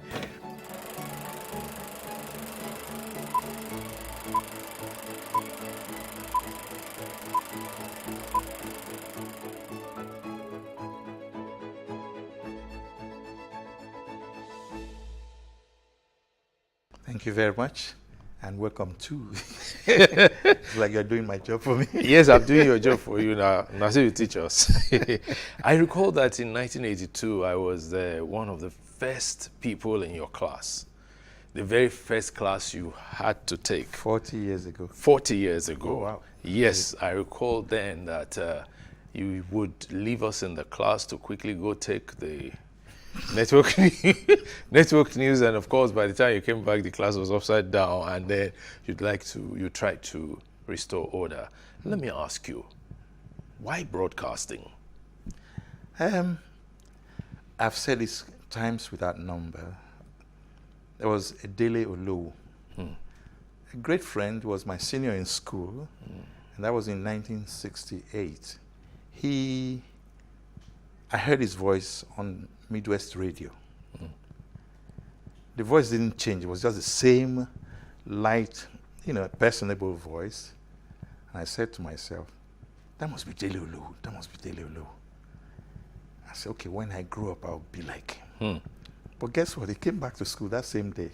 I said, did I hear your voice on radio? Those days of rediffusion. Rediffusion, yes. And he said, did you listen? I said, yeah. I said, really? How did I sound? I said, great, But it never left my mind. I made up my mind, one way or the other, I will have to be a broadcaster. So to me, he was the influence. That was your influence. But your trajectory started from the prison service. Yeah. Now called correctional service. Is that what they call it now? Yes, it's called the correctional service. Hallelujah. Now. Yes. Well, would that correct them? But anyway, let's go back to, the idea of being in prisons was accidental. Okay. Or correctional center. No, it was prison service. Yes, at the time. And so I was living with my sister. Yeah. She was the officer in the Nigerian prisons. So she said, look, while you're waiting to go back to school, this was in 1971, come and work with us. I said, okay. So I joined, and I started enjoying myself. 1 year, 2 years, 3 years. Yes. Oh boy, time don't work out. So anyway, along the line, a friend came, Jones Hussein. Jones Hussein, yes. Then another friend, Iria Inakimio. Good. And another friend, Patrick Oke. Yes. And they were all from Radio Radio Nigeria. Nigeria. There was a place called the Sharp Corner. Yes. You know, and that's in Ikoyi or Balinde. Yeah, no, on the Alagbon Close. Alagbon Close, okay. Yeah. And they would just come there, they would eat, some of them would drink. I never knew how to drink anyway, so I was like, oh, I wish I could just be like these guys. Then one day, Patrick and Jones said, you have the kind of voice that I think should make a good broadcaster. I said, really? Okay. So come, let's go. So we went to Radio Nigeria. You had an audition? No. Patrick Oke with Boma Kaliwo gave me a script to read. And I read, today I would say the email you are getting now. We read letters that took 2 weeks to arrive at the studio. Exactly. Maybe another 2 weeks to respond to. Yes. You know. And so it was called NBC Mailbag. Patrick was the narrator. I was the voice. Ooh. And sometimes Boma, who was the producer, if there was no other voice, she would join when there were too many letters. So the feedback mechanism we had was through that process. Where people reacted to what programs they heard, no matter how long it took. Yes. But they reacted. And there was always a feedback. A feedback, yes. Yeah. So that gave me a leeway, and that was in 74. But in 76, I was sent to apply for a job. Okay, now. At Radio Nigeria. Whoa. Meanwhile, I was still with Alagbon Close. Alagbon Close, yes. And so that's how your radio broadcast life started. And I went for training in 1977. That thing about training, in those days, people didn't go on the air as full-fledged broadcasters without training. Yeah. But these days, what do we have?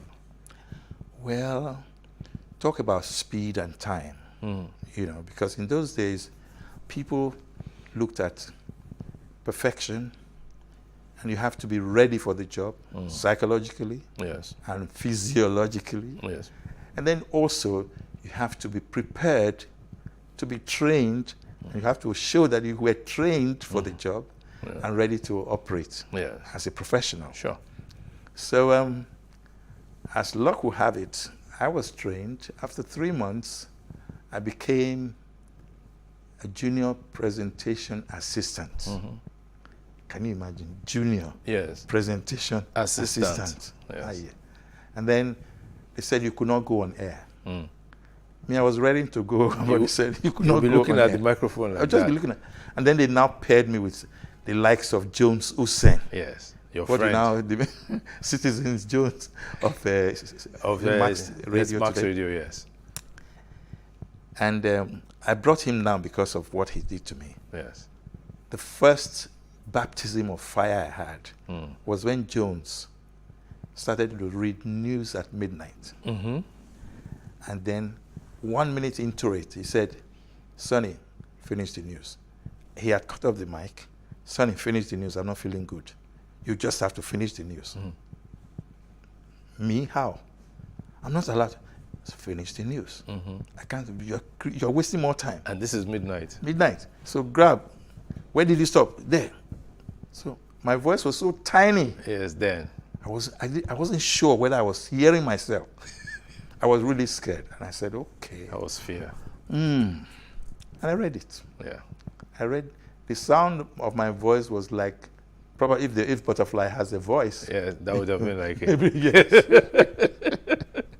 You know, and I finished it, and he said, sign off. That was good. Sign it off, sign it off. And I signed it off. I never forgave him. You didn't? Till today, I don't go forget Jones Susan, and I'll go forgive him. But because I felt like going to the toilet. Whoa. I could not go to the toilet. I had to finish the news. And it wasn't funny for me. Yes. I don't know if okay, imagine yourself driving a car and there's traffic. Yeah. On, say, the marina. And marina is an open space. Yes. And you feel like, going to the light one in the to the toilet. Yeah. And then what do you get? You can't. You cannot leave the car because it's moving, it's scrolling. Yes. You cannot go anywhere else to do whatever. You have to do what they say, what they call whole body. Hey, I was holding body. It was tough. But then you rose to become one of the main voices on the Radio Nigeria Network News. Glory to God for that. For many years. It was a baptism of fire. But what was that experience like? The experience of being that voice that people looked forward to hearing. I didn't know I was. On the news. I didn't know I was until they told me. Like you're saying it now. Yes. Well, there were times I felt, excuse me, that, okay, am I really the kind of person that would be that voice? I never saw myself as one. Because they were, can you beat Patrick Okay's voice? No, you couldn't. So, or even your voice. Well. You know, so I think it was just a stroke of luck for me. Well, what about the commitment that was required? All right. Now that you said that, yes. Yes. What about I was the very commitment? committed. Yes. I was, and I was also particularly, I saw myself as somebody who had an assignment, and no matter what, I had to do it right. Because I was always told, put your best foot forward. Make the best of what you get, and try and live by it. Yeah. And then the rest is history. The rest is history. Well, historically, you will recall that governments used to change in the Radio Nigeria studio. I, Major General, or I, Colonel so and so. Joseph Navem Garba. Exactly. Right. Sani Did any of those Abacha. coups catch you in the studio? 7. 7 caught you there. Not in the studio. Yeah. But enough for them to come and pick me They'll at pick home. you. Oh, yeah, naturally. I think it was Rosalind Ogunro that was really caught. trapped. Yes. You know, and she spent 27 hours. Yeah. And that was the Dimka coup that killed Muritala Mohammed. The assassinated. The Abacha coup, right, caught me on the radio in Radio Lagos. Ew. Oh, yes. Really? Yes. 24 hours, you didn't go anywhere. Yes. Right. And in my own case, they came for me. They said, come and relieve whoever was on duty. And I'll be there for, in fact, there was once I was there from 2 p.m. till the following morning, 10 or 11 a.m. No, but let's discuss the psychology of that. What was that like? It was traumatic. Yeah. I had never felt any joy in seeing any man in uniform, a soldier. I say this not because I don't like them, not because they do not represent the importance of protecting the integrity of, was it the territorial integrity of the country, nation, yes. sovereign, but because over time I just saw them abusing the privilege of holding the gun, owning power, and then you just take it as, seize it as you liked. That was what I saw. And I wasn't too happy. But then I interacted with them. Yes. I did. I had no choice. Yeah, especially you, a popular newscaster. I said, go call that man. Where's Sonny? As though they knew you. You know, okay, the one that brought in President Ibrahim Babangida. Yes. Myself and Tom Bra Abarowe. And I think, who was it again? Tulufa Toimbo, or thereabout. They asked us to go to NTA to record his voice and come back to Radio Nigeria to play it back. Yes. Okay. So, Tombra was the studio manager. I was the announcer on duty. And Tulu, I think, was senior to us. Yes. I'm not sure the role he played, but anyway, we went. We got there. And the thing is, Babangida, he has a beautiful voice. You know, he made that announcement. The first announcement was very fast. And I called Tomra and said, boy, I wouldn't take this for a broadcaster. It's too fast. In fairness to Babangida, he asked, is this okay? I said, no, sir. Then everybody looked at me. Who are you? But you were being professional. But in fairness, the man offered to take it again. He never even met me. He didn't even see who said that. Just said, look, if they don't like it, let me try. You know, he took it a second time, and it was better. Yes. Yeah, made some impact there. Exactly. But then it was with all of that apparatus of power there, all those guns and stern-looking faces and all that. I don't know what gave me the strength of character, the boldness to say, no, sir. But I did. And he listened. And he retook it. He retook it. It was a better broadcast. It was better. Yeah. And that also gladdened my heart. Good. That you could speak up where you had to. Exactly. Yeah. Many people on the radio today, they use words that were taboo for us to use. NTBB. Yes. You are a trainer. What can be done? You said you are a trainer. What can be done? As if I'm the cause of the problem. Oh, no. Let them send them to training school, first and foremost. Yes.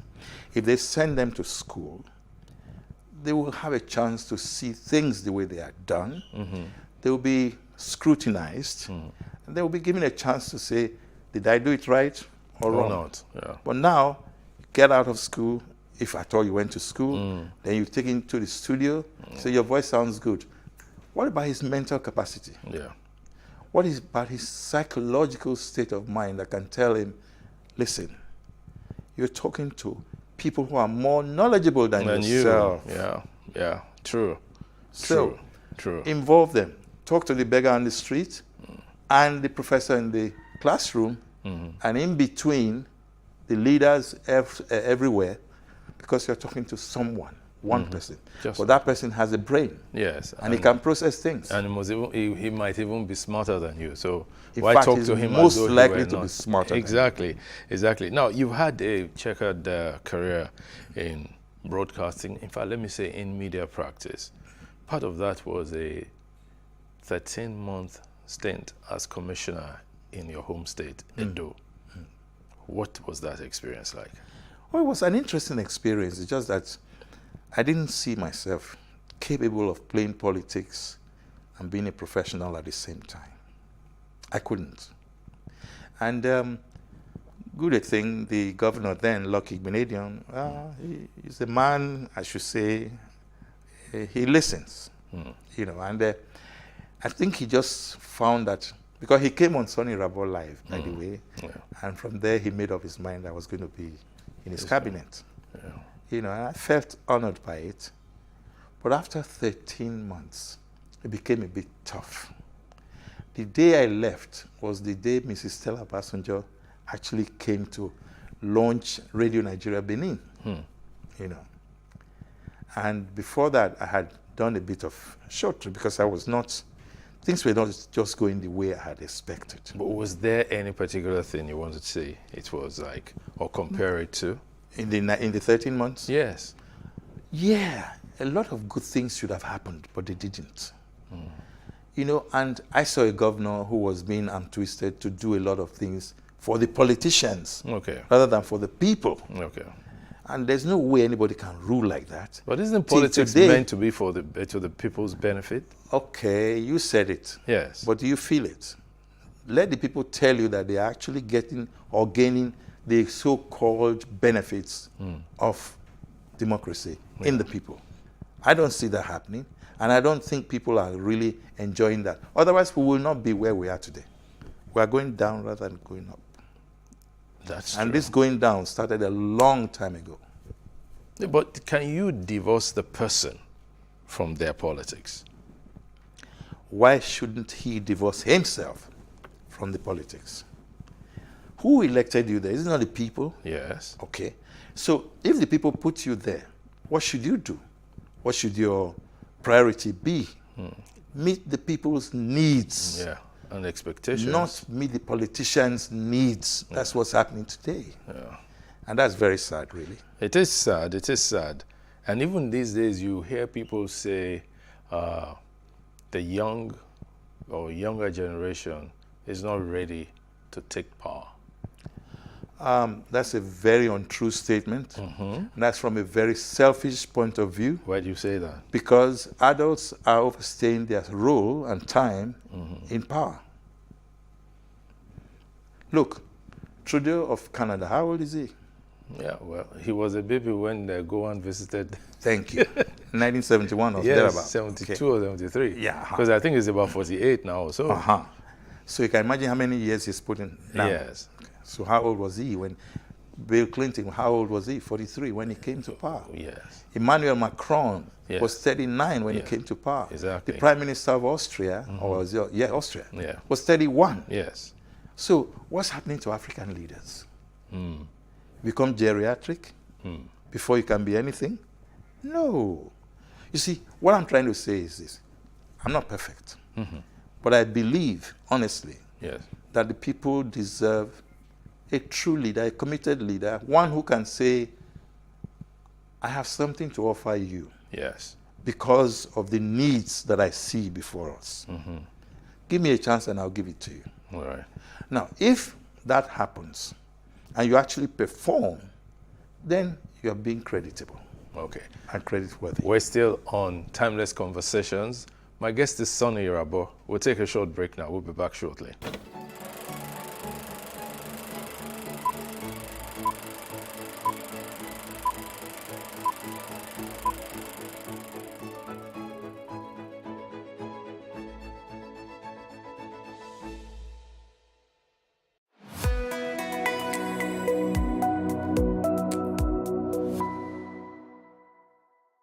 You're welcome back. It's still Timeless Conversations. My guest is Sonny Irabo. We're talking about the role of the youth and the older generation in politics. And you've expressed this salient fact that the older generation is overstaying its role or its position in power. Both. Both? Yeah. Because look, at this stage, there should be elder statesmen advising the young ones. But if you are not giving the young ones a chance to rule, to give them the benefit of the doubt, let them experience life at that level. Yes. You might see that they have a lot to offer. But APC brought out its presidential form, a nomination form, at 100 million naira. How many young people would be able to afford that? And then they said they reduced it to 50 million, even 20 million. How many of them have it? That is part of the four power we are talking about. Yeah. Because you're now making people to go towards facing the wrong direction. I have no money to offer, but I have leadership, which I'm endowed with. And the 100 million is now standing between me and truism. Even 50 million? Even 50 million. It's not proper. How many people have 50 million? In fact, how many people have 1 million? How many states have that money today? Yes. States. States. Yeah. Do you know how many of them are begging? Yes. Is the country not begging and borrowing now? That's true. That's very true. So I think, you see, maybe we should not misplace our priorities. I think that's where the problem lies. Yeah, but you know, it's about practice. It's about saying something and doing the same thing, or saying something and doing another thing. Yeah. Why must politics be one where people say one thing and then they do another? Yeah, why? There used to be one Olu Obaseki. Yes. Many years ago, he said, "Do as I say, not as I do." Not as I do. And yes. the children knows, no. Yes. You do it, we must follow you. Exactly. You know. Excuse me. Now, that question is salient. But do we have conscience? If we have conscience, we should be able to understand that the reason there is politics is because of the people. Yeah. You see, government of the people, for the people, and by the people. Is that what it is? Yes. Democracy. That's what it's supposed to be. So why should it be otherwise? Why should the National Assembly earn far more than their counterparts elsewhere in the world? Yes. It came as an aside, but it's the truth. It is the truth.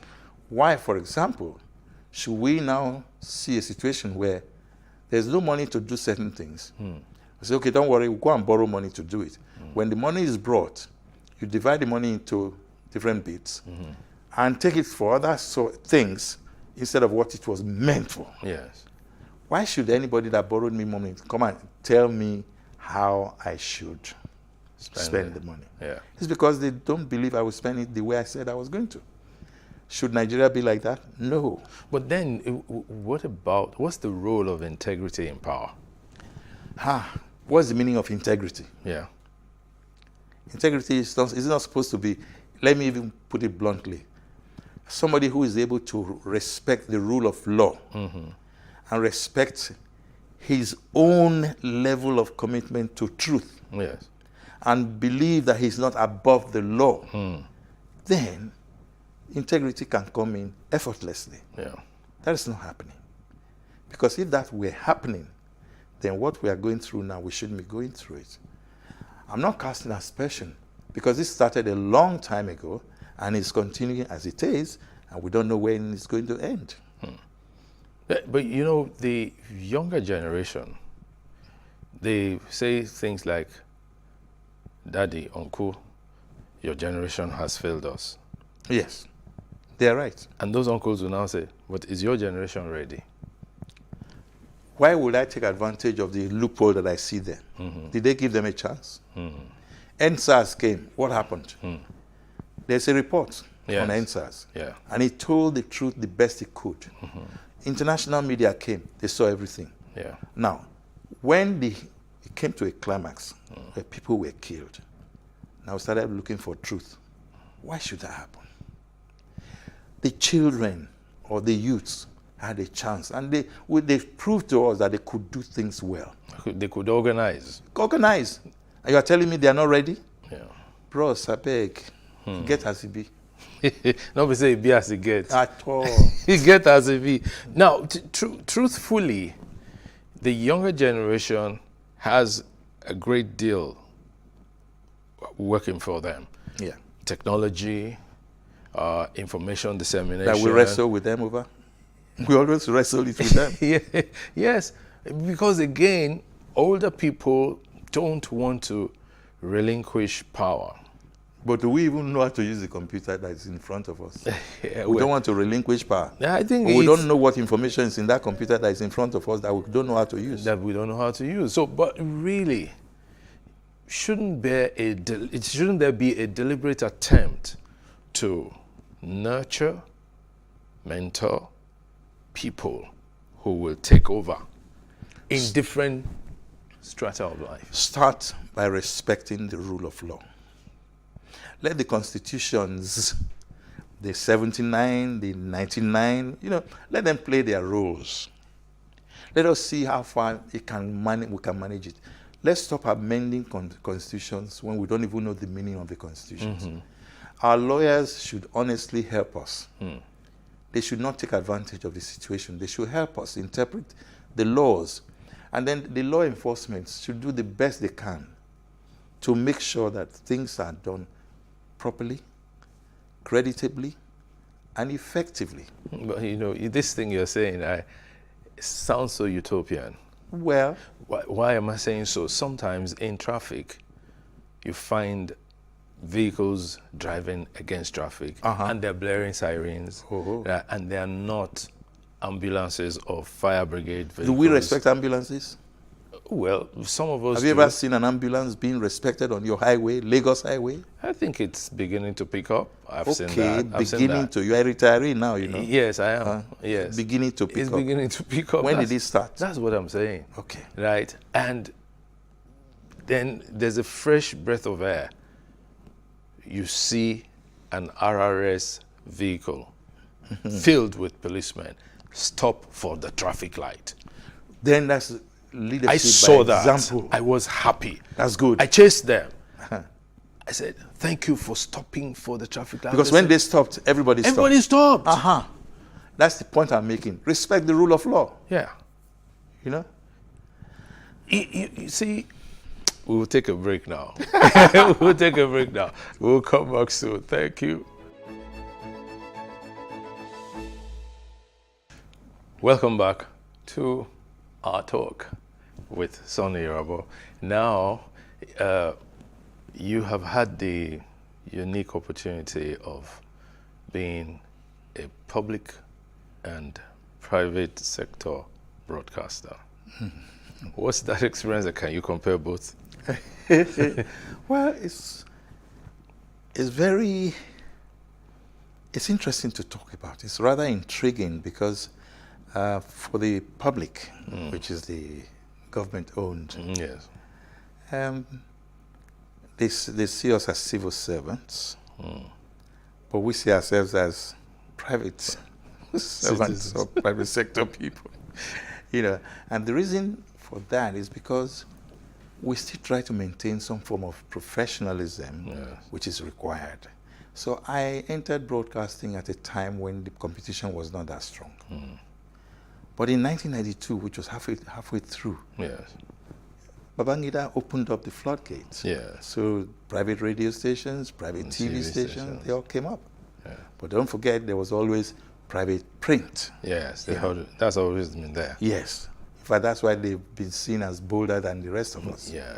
Now, when you look at it from that point of view, you also see that the private sector radio, which I really got fully involved in with the advent of the establishment of Inspiration FM, yes. And of course there was Sonny Rabo Live with AIT. Yes. I saw myself listening to both sides of the coin. I saw a bit of public service, and I saw a lot of private sector service, if there's any phrase like that. But what happened was that, hey, private sector, sometimes the private sector, they will do their best to make sure that salaries are paid as and when due. That was, with Inspiration, that has always been the case. And I enjoyed that. I think AIT, I wasn't part of it. I was just an artist that took Sonny Rabo Live there. So my program earned its money. Yes. It was sponsored by others, and then I paid my dues, and so that partnership was there. But I think the best option would be to look at it from this Inspiration point of view, where I'm still serving on the board. On the board, yeah. Yeah, there's been a lot of challenge, but met with reality, met with meeting the expectations as required. Okay. But not without sweat. Yes. Not without sweat at all. Okay. The public sector, however, is you're waiting for government to do everything for you. That's not very helpful. Okay. So it compromised quality, professionalism. Yeah. But at a stage, it's also started trying some people to pick up. Yes. No, but let me take you back. Was this Sonny Rabo Live that made you leave Radio Nigeria? It wasn't. I just saw my hands getting fuller and fuller and fuller. At Radio Nigeria, I was already dabbling in too many things. I mean, I was an actor, second chance. Yes. And then I've been training. Training was part of public service for me. And I was reading news. I was doing so many things side by side. Yeah. Everything was just moving so fast. And I said, Oba, Sonny, slow down. Do things your way so you can still maximize certain qualities and profits. It was tough. And then you had to leave. I just told my DG then that I needed to leave. I gave 6 months notice, and he gave me 2 weeks. 2 weeks. I said, bros, thank you, sir. And I left. So I moved from, public service to private sector because I already had Rui Communications Limited. Oh, okay, and then that was already running. Yes. That was being run by your wife? By my wife. Okay. And of course, thank God, because when she now woke up, the magazine came to birth, No, now, talking about waking up, you turned 70 recently. And that was in March. Yes, March 23. March 23, you turned 70. First, you don't look 70. Thank you. Second, you've never looked your age. No, you have never looked your age. Okay. At least I've known you for not less than 40 years. Thank you. I feel talk. Okay. So, what's been the secret? Be a happy person. There are moments where you cannot afford to be not happy. Yeah. But just try your best. Yeah, everybody said I was a happy-go-lucky person, and but I think I worried less. There's a friend of mine, you know, very rich man, but he didn't go to the kind of school we all went to, you know, and not many of us went to school anyway. But there was something he always said, and that made me never forget him. If you worry, you die. You don't worry, you die. So why worry? Exactly. So I kept that mantra with me, and I did my best not to worry. But there were moments of worry, and there was nothing you could do. You just had to worry. But let go. Let God. Yes. On the occasion of your 70th birthday, our dear colleague and friend of yours, a junior of yours in school, Ogie Eboigbe, yeah, he wrote something about you. That the first day he met you, that you were playing table tennis at the college, and he had just been admitted, and he was looking, he said, okay, you stay behind me and be picking the balls. Oh God, that's unfair. Okay. When I see him, I will. Yeah, but he didn't lie now. He was describing his experience. I remember the experience. Right. Oh my God. They don't do that in school these days. Or they'll call it bullying. Or. Oh, boy. But they still bully though. Oh, wait, I didn't bully. But people bullied me now. Yeah, well, that was an experience because, again, there was also a hierarchy of experience. Nami first reached you. Yes. Nami first reached school before you. Before, yes. And go behind me, pick the ball. Pick the ball. You were even in Form 3. He was just in Form 1. So you had 3 years experience already. He was about to start. That's what he wrote. Yeah. And it was a very beautiful thing. He happened to even end up being your best man when you were getting married. Yes. See how the world goes around. Yes. Because Ogie is very principled. Yeah, he is. He's, I say, and he's very spiritual. You know. Yes. So he's that kind of person. Look, you won't believe what Ogie has done. Ogie was State House correspondent. Yes. Then he finished and went to work for Canadian Embassy. He was their PR officer. Then he went to work for UBA as PR officer. Now, if you look at his trajectory, you say to yourself, maybe Ogie be this. But he maintained a cool mien about it. Yes. If you worry, you die. You don't worry, you die. So why worry? Yeah, we won't worry, but we'll talk about something. Yeah. A few years ago, about 2 years ago, you had a fall. Yeah. 2020. Oh my God, clues. That year, pandemic year. Yes. I think the world stood still. In my case, my world almost stood still. On August 25, 26, maybe, I'm not so sure. I ran through the kitchen, which was being cleaned up, washed, you know, they mop it. Yeah. So it was wet. Just to give the driver the car key. I was feeling spriteful. I just, I slipped. And then I started doing Tom and Jerry, just trying not to fall. Oh, no. I navigated my way through the back door. I zoomed. I hit the sharp edge of the steps. My chest at the back. And it was bang. I saw, well, I don't know if you can look at elephants as stars. That's what I must have seen. So I recovered and just got up and sat there. Poor drivers, they were just looking at, sorry sir. They made poor girl almost crying because she felt she caused it. And I got up and I just went back in as if nothing happened. A few days later,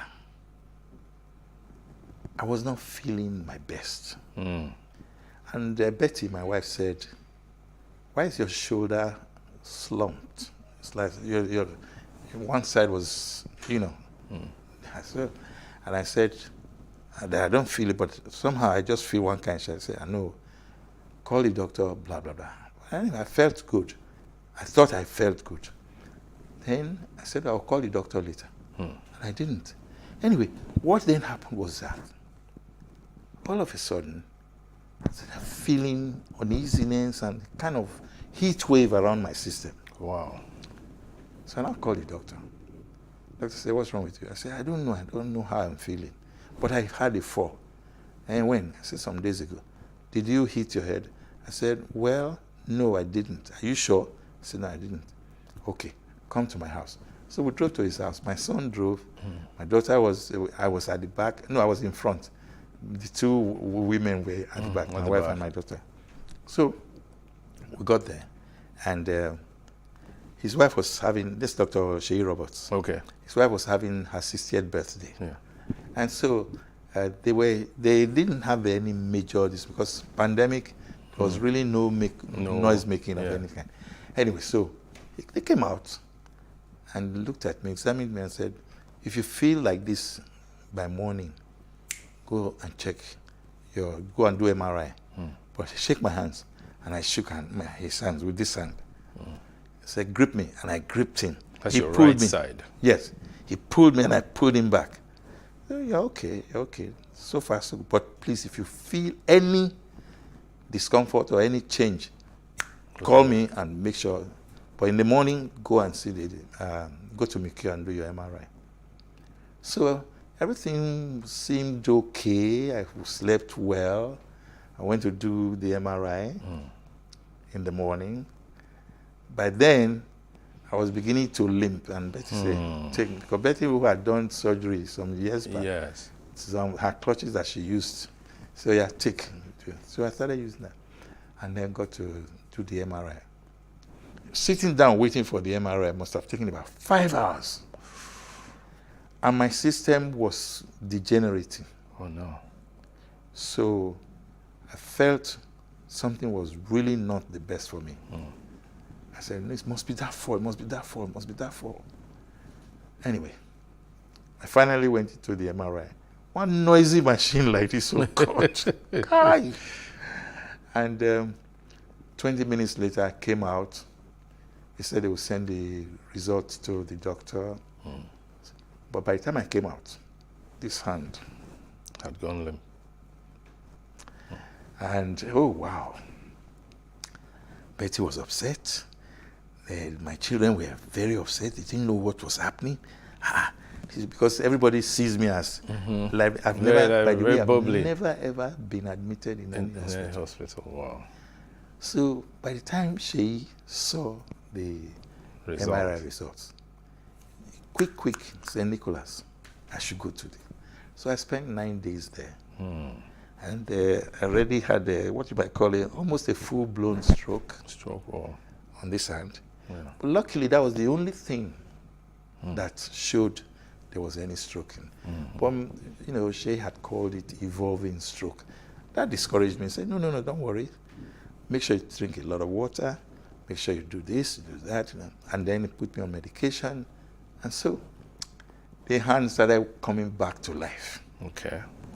Now it's 2 years. It will be 2 years. It will be 2 years in August. Well, August the 4th. Okay, but the stroke was 2nd September. Wow. So that was it. What has it been like for you? You're somebody who is on the go. On the move. It was. It's been tough because even my family, they don't want me to do anything at all. They don't. But then when I insist, they say, no, it's okay, but you have to obey the doctor's orders. I say, you're right, it's true. So we've done a lot of physiotherapy. The hand is a lot better now. I can now lift up a little bit. Yeah. But sometimes if I keep it for too long, I just start feeling. So you just have to keep it mobile. You need to keep moving it. Yes, that kind of thing. So, well, here I am. Getting back to track, back on track, as they say. Well, like we joked the other day that old age is catching up with you. So it sent you a message through that phone. Oh boy, the guy needed joke because I never would. I'm just 70, going on 70. You're a septuagenarian. Okay, Septuagenarian. Septuagenarian. Yes. No, don't be conscious now. I'm conscious. I'm not teaching you. You taught me before now. I have to be conscious. I wanted to learn from you. You're a septuagenarian now, so whatever you say. You are saying I'm 70. I know, I'm reminding you that you're 70. No, but I think it was, somebody said the other day that was March 17. 23rd that you turned 70. That I turned 17. 70. Pronunciation. No, not 17. 17. T-E. But you look good for 70. Thank you. You look very, very good for 70. Body not feel good. Body never feel good yet. It will soon return to normal. Yeah. Now, as someone who is 70 now, and you have worked for about 53 years, that's it. Yeah. When are you going to retire fully? Is there any retirement? That's the question I asked you. Because really, even when I was ill and I didn't feel like doing anything, believe it or not, there was a kind of degenerating or feeling that I thought I had. Of just being immobile? Yes. Of not doing anything? I didn't like that. That's what scares most people. But I didn't like about retirement. Well, why is there the word retirement? Maybe because you need to slow down as you get older. Yes, slow down. But yeah. just say slow down. Yeah, well, slow down. Don't say retire. Slow down. Those are two words. Retirement is one word. But what do we say? Go slow when we are if we say that in Nigeria, go slow. Look, my father, and in 1973, my father retired. Yes. And we said, Dad, don't go anywhere. Just, you know what he did? He escaped. Ooh. We thought he was missing. For 3 months, we were looking for this man. Wow. He went to a place called Eho on the way to Auchi in Edo State. Yes. He was Midwest there. Yeah. And the guy created a farm, a 5-hectare or acre land. Yes. Farmland. Got 8 able-bodied boys, 8 of them. Yeah. My father looked so fresh. We only saw him 3 months after we declared him missing. Yes. But one thing he did that got us a bit comfortable was that he said, don't worry, I'm okay, nothing wrong with me, but if you want to know where I am, don't bother. Because he said we were hounding him to stop. To just stop working. He okay. Said, no. So we're not going to hound you, so you won't don't escape. hound me. So you won't escape. Yes. But one thing we're going to say is that don't be in a hurry. No, to get many things done. Okay. Right, that's the point. Yes, don't be in a hurry. But body is slowing me down, so I can't even hurry anymore. But at least take it easy. Yeah. Now, taking it easy will make me ask you the question, what's your favorite meal? Oh, they stopped me on that a long time ago. It was sushi and banga soup. They don't stop. So sushi, what's sushi? Sushi is that starch that they do in Urobo land. Okay. That is very yellowish because of the palm oil. Yes. Yeah, by the time you don't beat and well. Okay. You know, then you don't do banga soup with fish. Yes. Yeah? Not frozen fish. You know, fresh fish now. Fresh fish. Fresh fish, yes. Not fried. Not fried, yeah. But just the one that they broiled. Dry up, you know. Oh, did you dry it up? Yes, and then they cook it. And the one that they turn together is a roundish fish. Like tilapia is the best, but these days now only this thing they see. Catfish. Catfish. So anyway, I left that and now I take. So you found a new love. Plantain mash with black soup. I was going to ask you about black soup. You know, I have a lot of friends who are Edo and all that. Bitter leaf soup. I love black soup. Give me knuckles. Yes, you know that black soup. Yes, when you take it, it keeps my body together. I love the what's that leaf now? No, I don't take pounded yam. Me too. Yes. But I still at it is a little bit out because no. The mixture is good. Yeah, I love the efirin, ewuro, ewuro bean. You know, when you mix it together and it's a beautiful. But there was one I took in Ibadan, gbegiri soup. Gbegiri is out there. Gbegiri and lafu and all that. Gbegiri and amala. You understand me? And then when they add gbegiri to the amala and then with the soup, the other soup, that's ogufe soup. Ewedu. So that's why they call it Nigeria abula. Is so rich. Yes, it is. Yes, it is. But if you talk about Nigeria, 2023 is around the corner. What's going on? How do you feel? You're an old man I'm now. seeing- Oh, sorry, you're an elder citizen now. Well, of the above. I'm seeing untruth. I'm seeing falsehood. I'm seeing a desire not to allow the young ones play their roles. People who should not run, there's no need for them to run. Come on, they've had the best of times. They should slow down, and give others a chance to roll.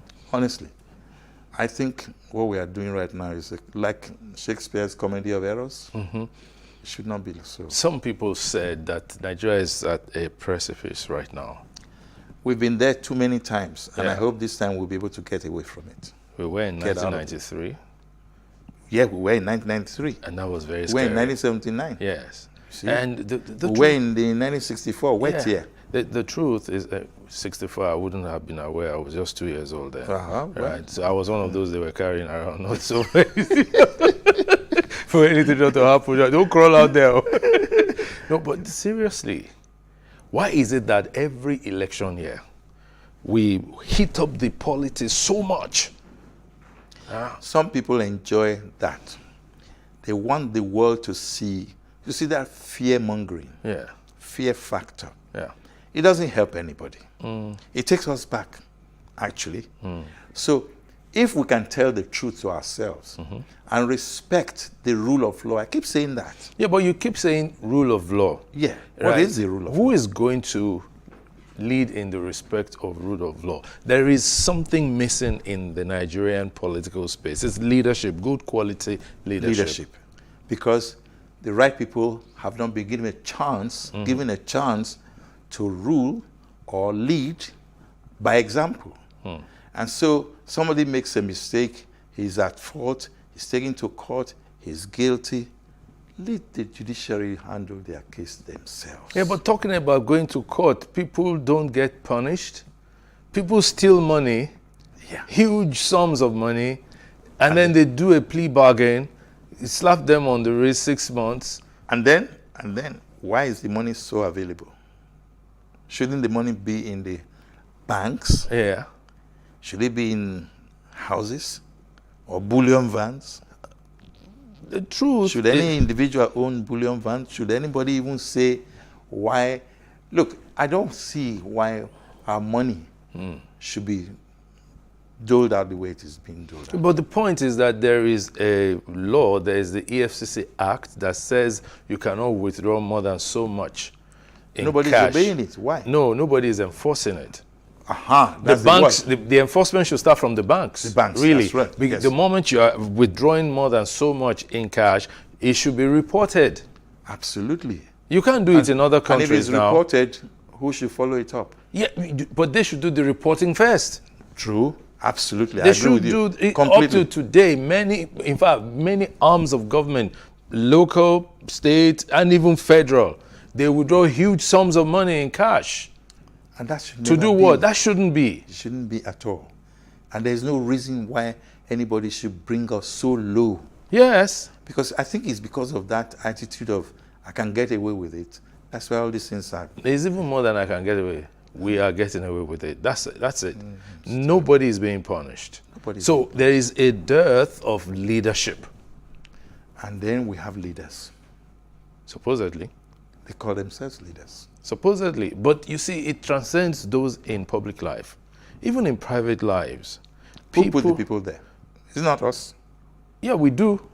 So, but how many good people are coming out? You have never come out to run for election. Was I given a chance? No, did you try?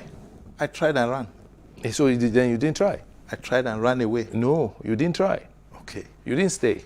You have to have a fighting spirit. No, but I was appointed. I wasn't elected. Yes, that's what I'm saying. That's what I'm saying. So it's not really a case of live and let live. Yes. It looks like it's a case of live and let die. Oh, not die. That's what's happening. No, it's a case of standing by what you believe in. For us, yes. Yes. But for those who are there now, who don't want to give anybody a chance, what are they doing? They're living to let die. Yeah, but then me myself first. But the whole thing will crumble. That's where we're at the precipice. That's what led us to this. It's scary. Yes. Because from what we've discussed so far, I'm almost giving up saying, no matter what has been said, there's nothing I can hold on to as being the solution to the problem. I've heard Peter Obi give such a beautiful analysis of our economy.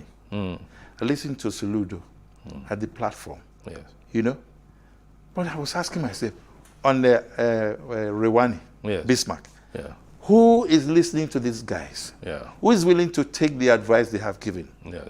So everything's adding up. And it's coming to the fact that me, if I supposing I try, who would join me? I think that's the fear. Hey, well, see, should it be so? This is what it should be. Me, I would try. Okay. I will be known for trying. Okay. And we've had examples in the past. Okay. We had Aminu Kano.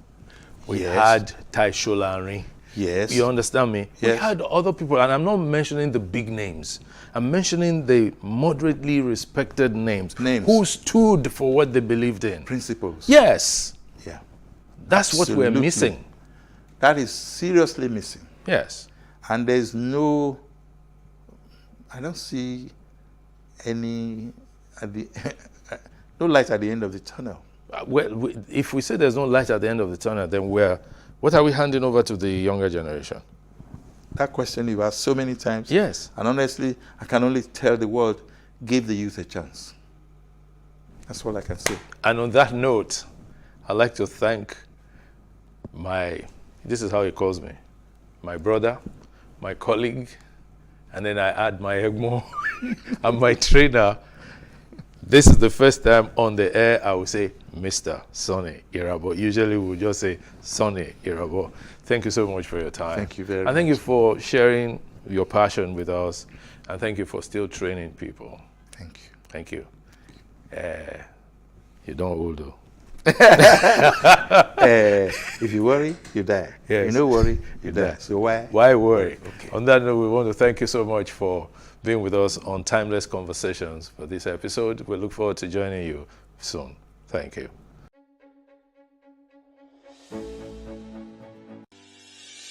Increase the reach of your events or business services. To advertise on Plus TV Africa, please call 0906 000 5719 or 0909 040 8408, or send an email to marketing@plustvafrica.com. Plus TV Africa. Big stories live here. How can we have peace without justice? Plus Politics. It's not just another political conversation, it's about keeping you in the know. The relevant interviews, asking the tough questions to those that matter. Get the answers you need. Does it mean that the people who were injured, people who were shot at, those who were involved in that stampede are not going to get justice? It is unfortunate, it is sad that we have a government of deaf and dumb. Analysis from top experts. The last election was not really an election. We feel that Obasanjo has a very special place in his heart for hating Ijaw people. I think it really boils down to two things. One, trust and accountability. Plus Politics, every weeknight at 7 p.m. on Plus TV Africa.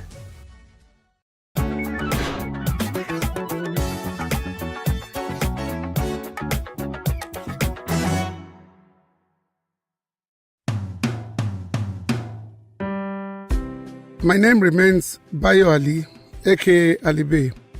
Join me in this time-traveling voyage and let's relive those good old memories together. Welcome to my world of a glorious past.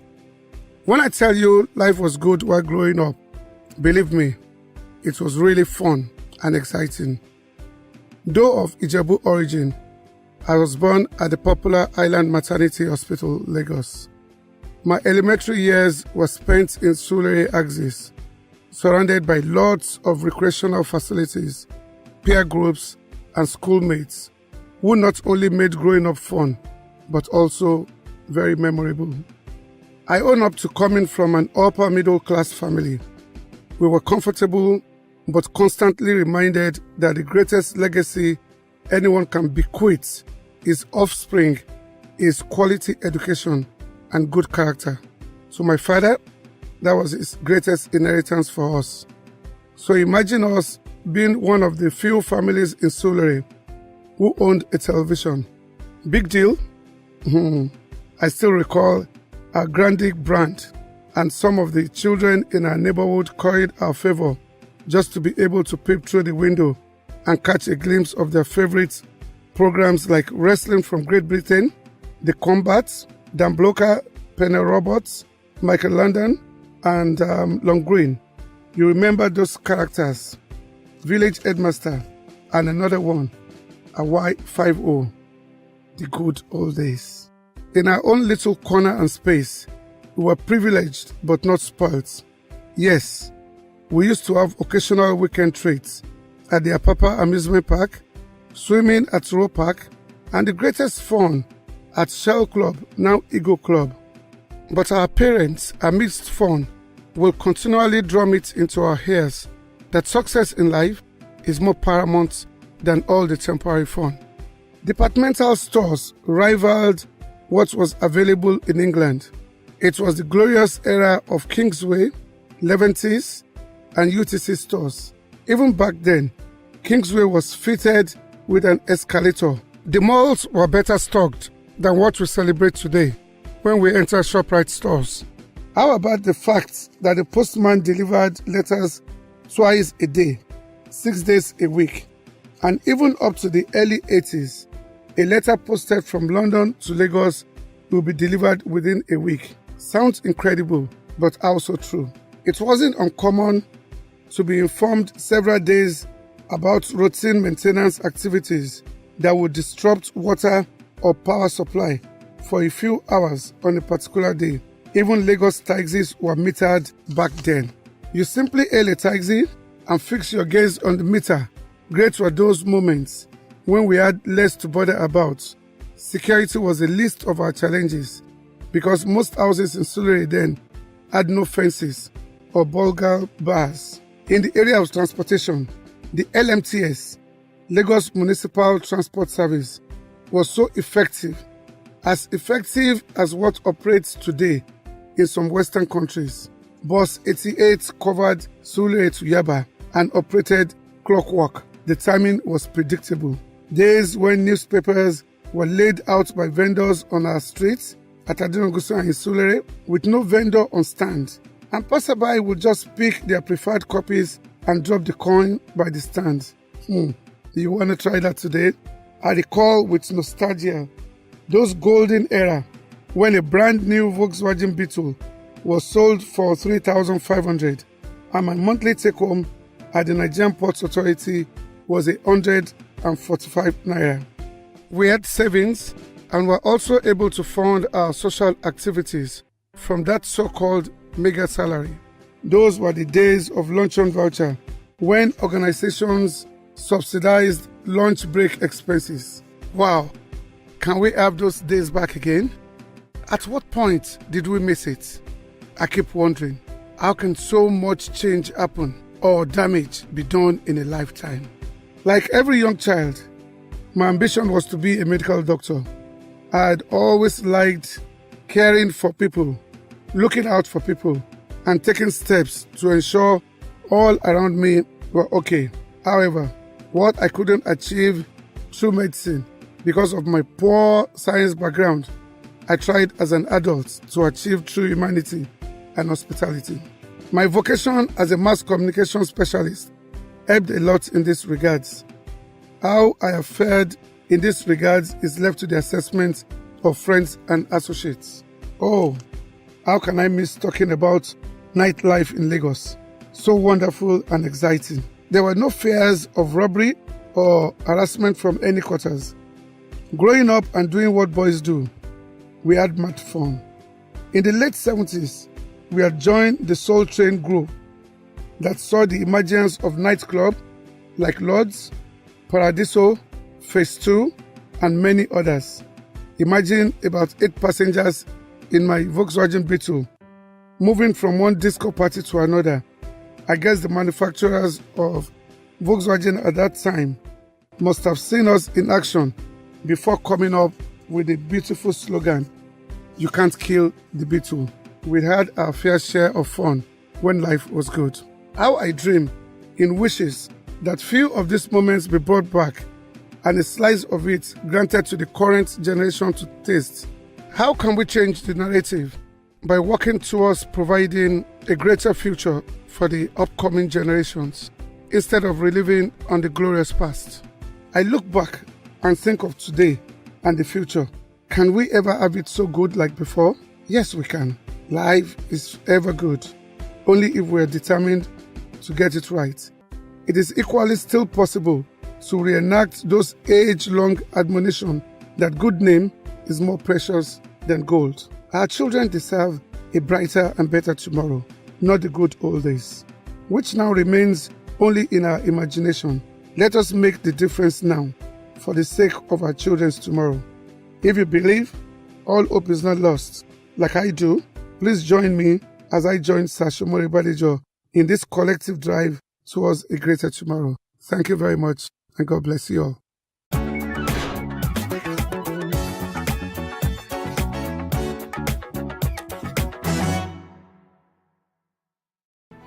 There is no voting on social media. To vote, you would require a permanent voter's card. To get your PVC, visit cvr.inecnigeria.org. Create your account with a valid email address and start the registration process. An activation link will be sent to you. Click on the link and activate your account. Fill out the form, pick and submit a convenient date and time for your biometrics. Print the application slip, which should have your QR code. On the appointed date, go to the nearest INEC office for your biometric capturing. Thereafter, you will get a registration slip to pick your permanent voter's card when ready. Get your PVC today. This message is from Plus TV Africa.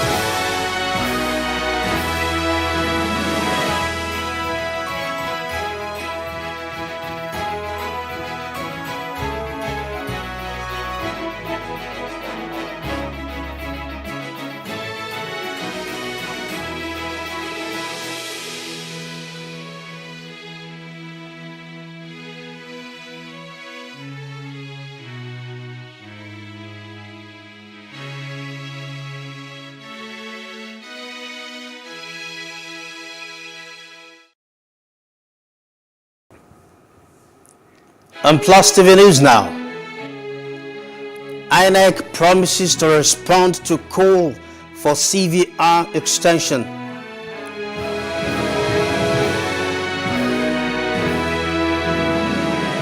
President Buhari to address the nation tomorrow.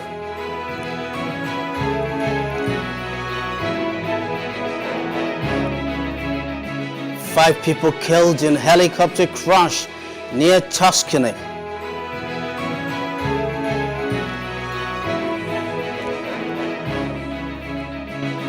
Hello and welcome. Good evening. I'm Tolu Ojomi, and this is the news now.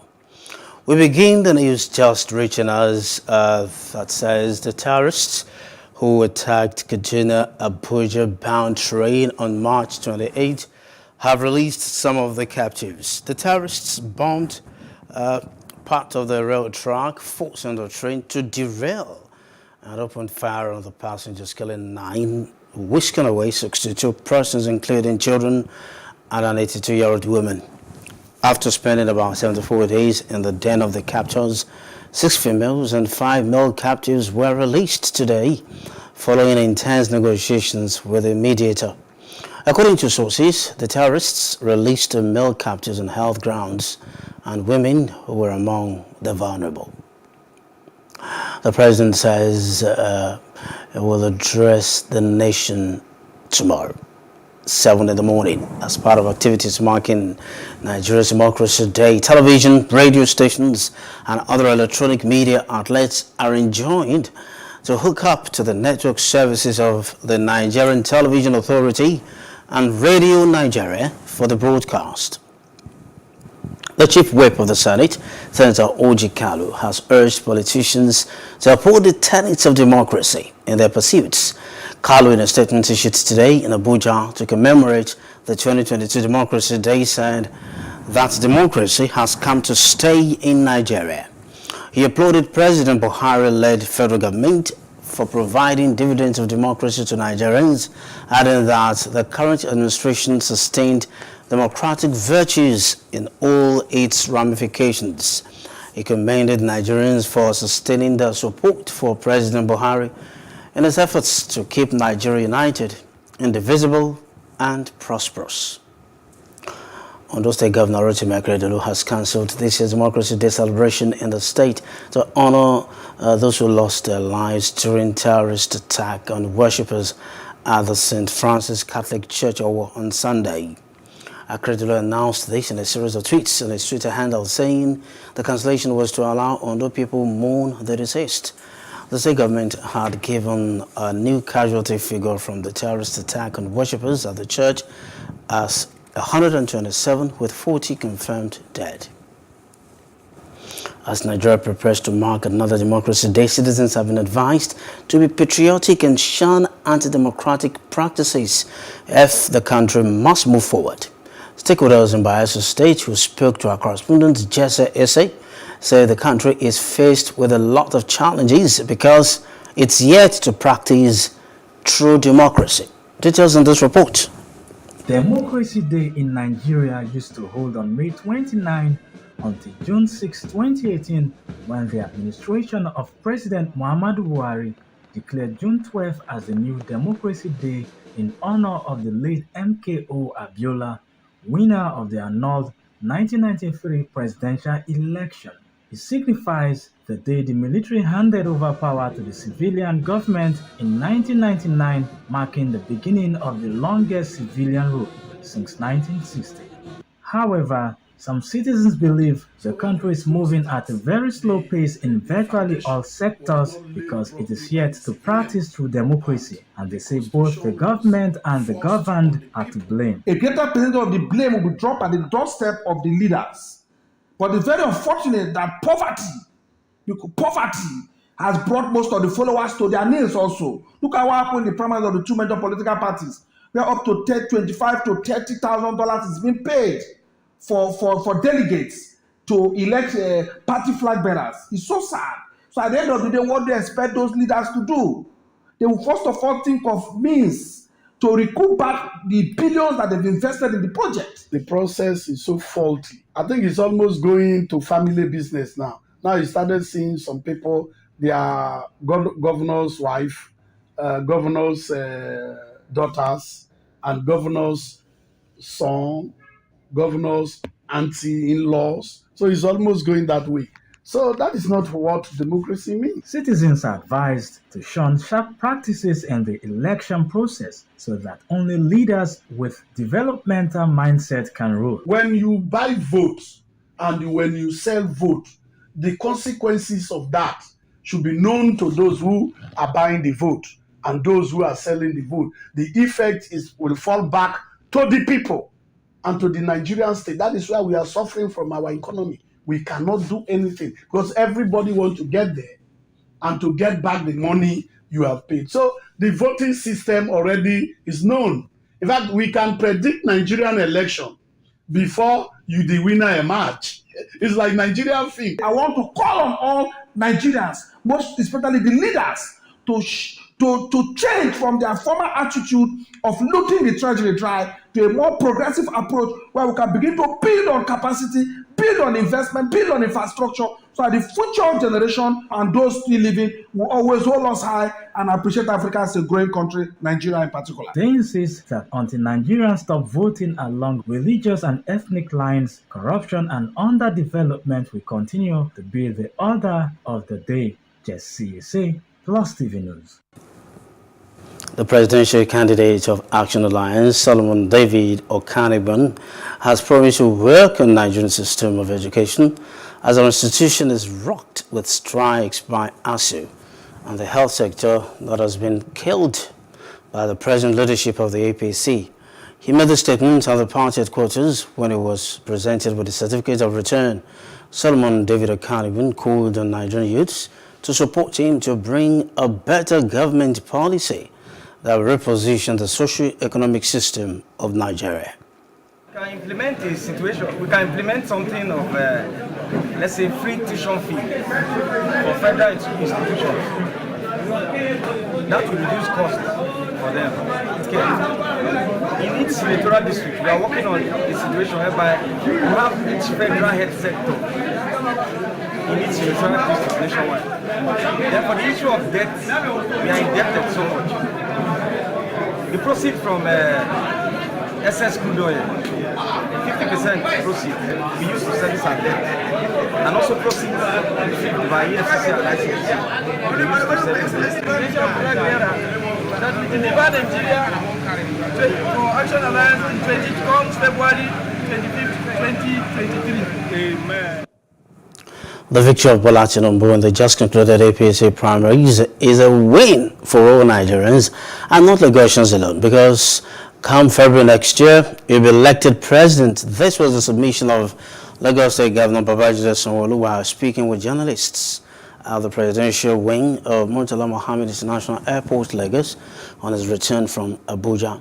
Governor Sanwo-Olu, who commended Tinubu for his reconciliation moves with other contestants, also thanked President Buhari for ensuring that the primary was open, free, and fair.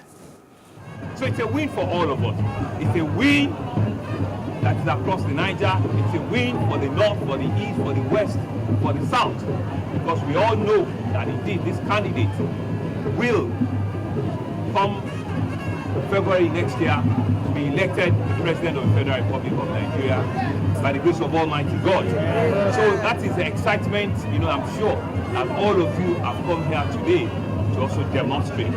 So I mean, it's really about all of us, but it's really about the beginning, right, of that journey to ensure that the election for next year, I believe, will also be free and fair, and it will throw him out as our next president. Governor Sanwo-Olu also spoke on the commemoration of June 12, celebrated as Nigeria's Democracy Day.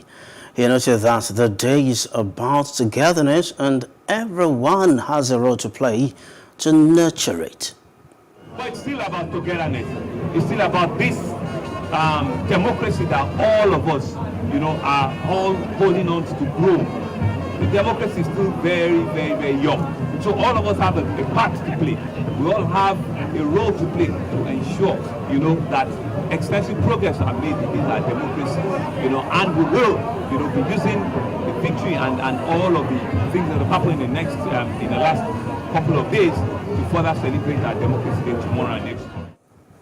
Meanwhile, INEC has assured Nigerians that they would get feedback concerning the calls for the extension of the continuous voter registration. The INEC chairman, Professor Mahmoud Yakubu, made it known during a speech at a political concert in Lagos. Sharing a picture of Yakubu at the concert, a tweet from INEC today read, "We have heard your requests loud and clear. You'll soon hear from us on the extension of CVR registration. Please assure me that you will register, pick your PVCs and vote. I also assure you that your votes will count. The exercise was scheduled to end on 30 June 2022, but there have been calls for its extension.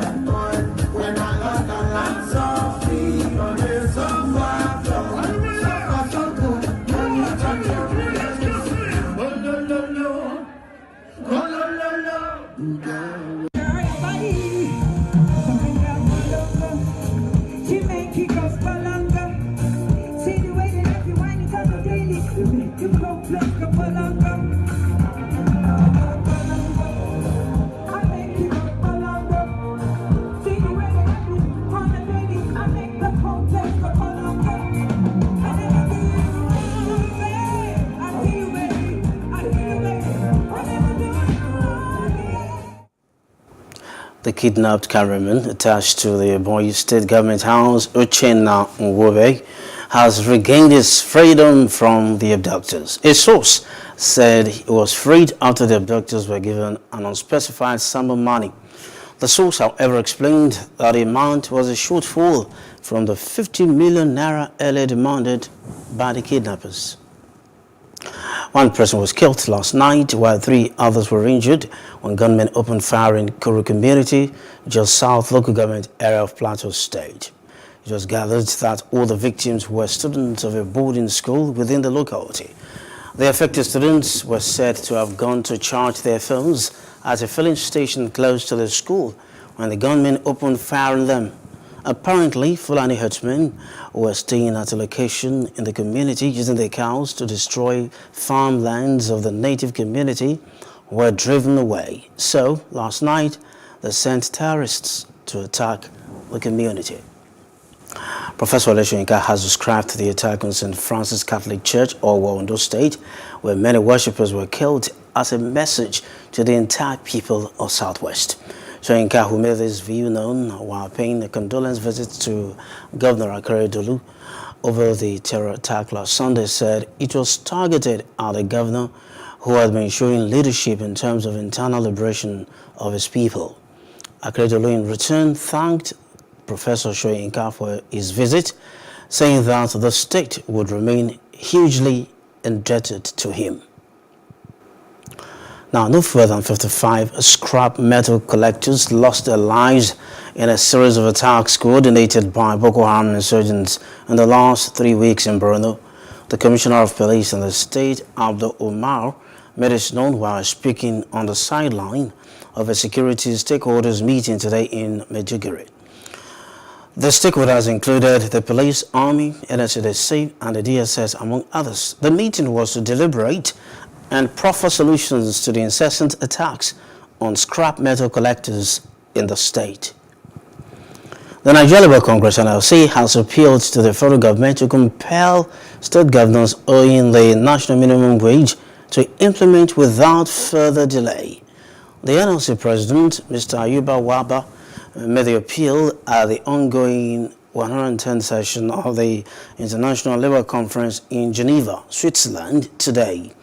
Waba was giving an update on issues that affected Nigerian workers to the ILO Committee on Experts on the application of conventions and recommendations. Once a country has ratified an ILO convention, it's required to report regularly on the measures it has taken for its implementation. Waba said 4 states out of the 36 have yet to commence or implement the national minimum wage since 2019, when the federal government began implementation of the wage in the country. According to him, the minimum wage is a law and a convention which the Nigerian government has ratified. Senate President Hamid Lawan has urged the striking workers of the National Assembly to call off their industrial action and embrace dialogue for speedy resolution of the disputes. Lawan made the appeal at a meeting which is summoned to find a way out of the lingering issues between the workers and the management of the National Assembly. Workers of the National Assembly, under the aegis of the Parliamentary Staff Association of Nigeria, have embarked on an indefinite strike since Monday to press home their demands for payment of some allowances. Now, the Nigeria Center for Disease Control, NCDC, has recorded 10 additional monkeypox cases in the last 7 days in the country. The NCDC disclosed this via its official website in its latest monkeypox situation report released. Global monkeypox cases continue to rise. Public health officials and researchers are questioning whether the current outbreaks can be contained. The WHO has said that the situation was unlikely to escalate into a full-blown pandemic. But there are now more than 1,000 confirmed infections in nearly 30 countries where outbreaks do not usually occur. Countries including Canada, the United Kingdom, and the United States have begun implementing a strategy called ring vaccination to try to halt the spread of the virus. This involves administering smallpox vaccines, which are thought to be effective against monkeypox because the viruses are related to people who have been exposed to monkeypox through close contact with an infected person.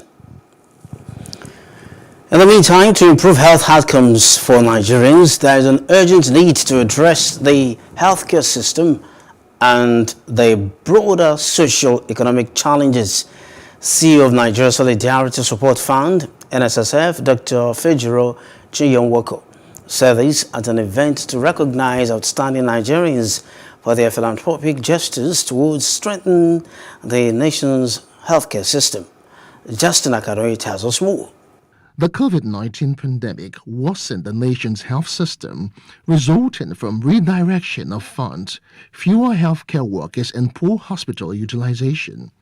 The NSF explains that weak healthcare system is underpinned by unclear governance, poor financing, inadequate human resource, and poor information systems.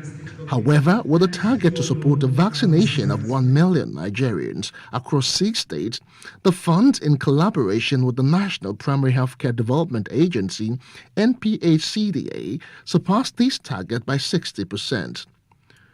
So what is next for Nigerians beyond vaccination? What we did was to assist the NPHCDA to actually roll out vaccination in 6 geopolitical zones faster and quicker than they could have done. And it was a fantastic collaboration. And that's what we talk about strengthening. We are not trying to reinvent the wheel. We're not trying to do anything super new. We're just trying to strengthen what we have on ground. Access to care is a big issue because we know that finances is a major issue for many Nigerians. 4 in 10 Nigerians are living under poverty line. And so if they cannot access care because of finances, they most likely die from preventable causes. So we are trying, one priority area we are looking at this year is to improve access to healthcare. And we know that access to healthcare is not it. Also the supply of healthcare. We know that healthcare workers are leaving the country in the drones. A lot of, we don't have as much healthcare workers as we need. At this gathering, these Nigerians are celebrated for their passion. They speak of their inspiration, which is born out of the need to transform the lives of vulnerable Nigerians, as well as reskilling the nation's workforce and also strengthening its healthcare systems.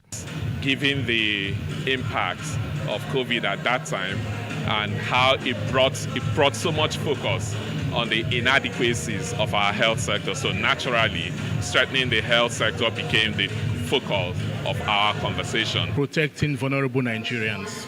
Right, that is key because I think for organizations like this, such people sometimes are neglected, they are not catered for, they are not remembered. We don't have a social security system, so taking care of the vulnerable people in our society is critical. We must look after our neighbors.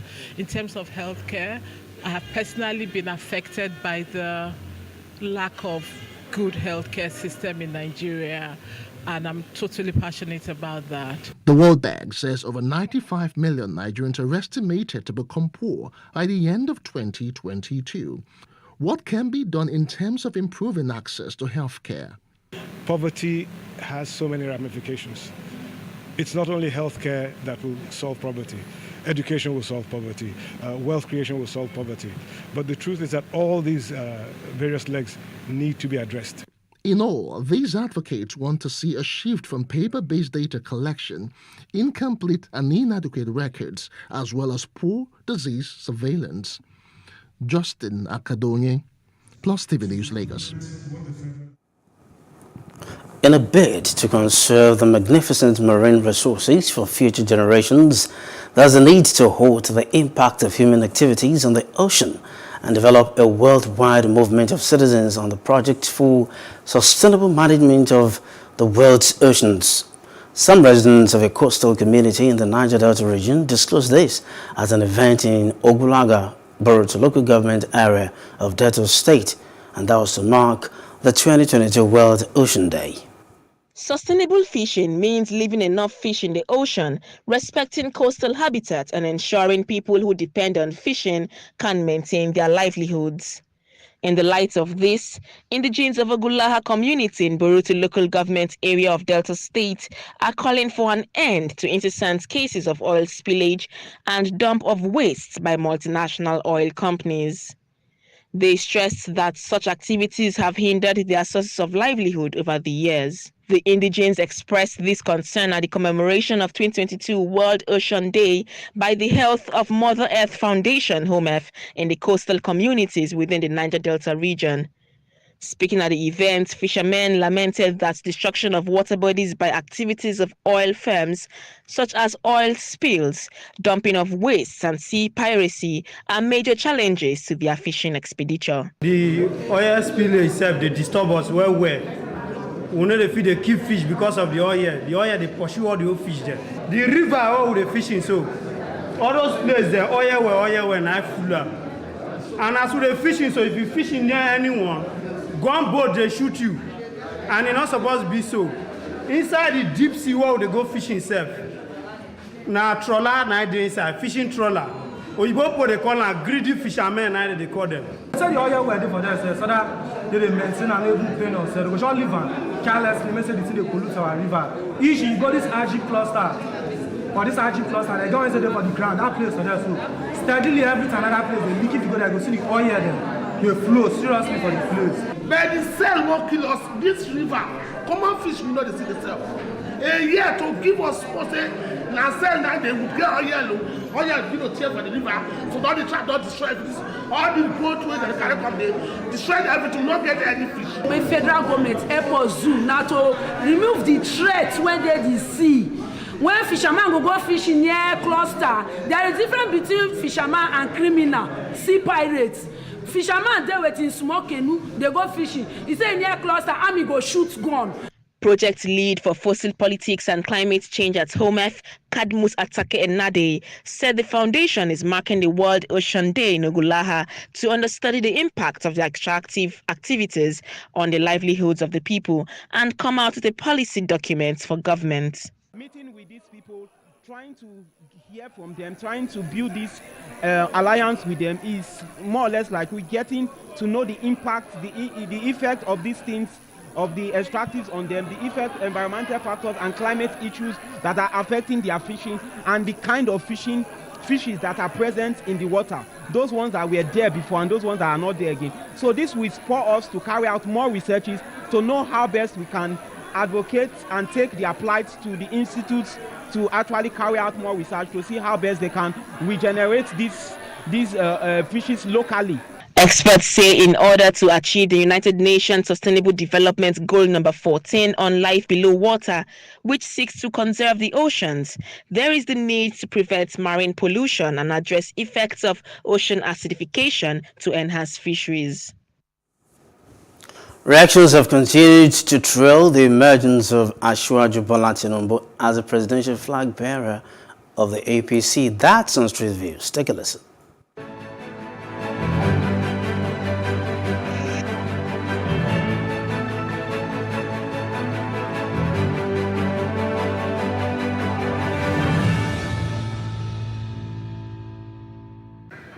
I'm not happy at all because the way this country is going now, We need a vibrant young man, somebody that has something to move this country to the next level. Atiku Abubakar, I believe he will clinch the ticket of presidency because he comes from North where they always come with block vote. And I believe his people, his people will vote for him. I tell you that I'm very, very happy. I'm from Adamawa State. And the opposition of the Tinubu is from Adamawa State. That's Atiku Abubakar. And I don't have anything that Atiku bring to Adamawa State when he was a vice president. And talk less of he want to become a president. So me, I prepare Tinubu more than Atiku. I have 80% assurance Tinubu will win this election. Actually, I'm partially happy. The reason why I say I'm partially happy is that it's this set of people that are doing it. Not that he's not a good person or not, but is he going to stay on his word? Is he going to create employment? Look at Lagos now, transport, fighting every day and then. That's not the issue. Chances against that is like, let me just say, 30-70. I give him 30 and I give Atiku 70. I'm happy because there's nobody that can match Atiku in that APC caucus. And if they place Tinubu and Atiku side by side, we prefer Tinubu. He has affected so many lives. That is it. To tell you the truth, I've not been happy ever since I heard that, to tell you the truth, because these same guys have been the people ruling over us. They've ruled our fathers. They deceived us the last time. Right now, I don't really know who to pick, but my mind goes for Peter Obi. Let's give it to Tinubu. Atiku has no chance. He has no chance. I'm telling you. When it comes to politics, playing politics, intellect, give it to Tinubu. This is the time for him to prove his popularity this time around because he's contesting with the giant. The other one he did is a domestic election. This one is general. After that, what we now know, Atiku is very powerful. I can see it's only Atiku that is powerful. Kwakwaso and Obi, no.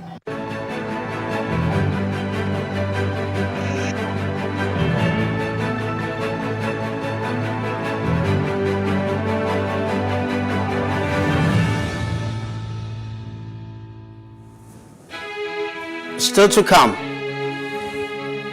European Commission says Ukraine membership will be due next week. There's some more after the short break. Stay with us.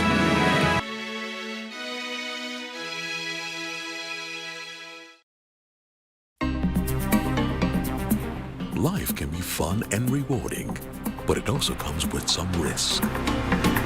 As in business, you win some, you lose some. And that's why you need to be wise in the choices you make. It's like placing a bet. Again, you need to be wise. Wise in choosing an innovative platform with the highest market options and highest odds ever. That's why Winners Golden Bet, the leader in online, in-shop, virtual, and live sports betting, gives you enhanced platforms that offer you the best chances of winning. For betting on live soccer matches, live dog races, and virtual games. Winners Golden Bet is your best bet. Instant payment of winnings guaranteed. Play online or in any of our numerous shops nearest to you. Hey guys, be wise. Play on Winners Golden Bet. Winners Golden Bet, the wise choice.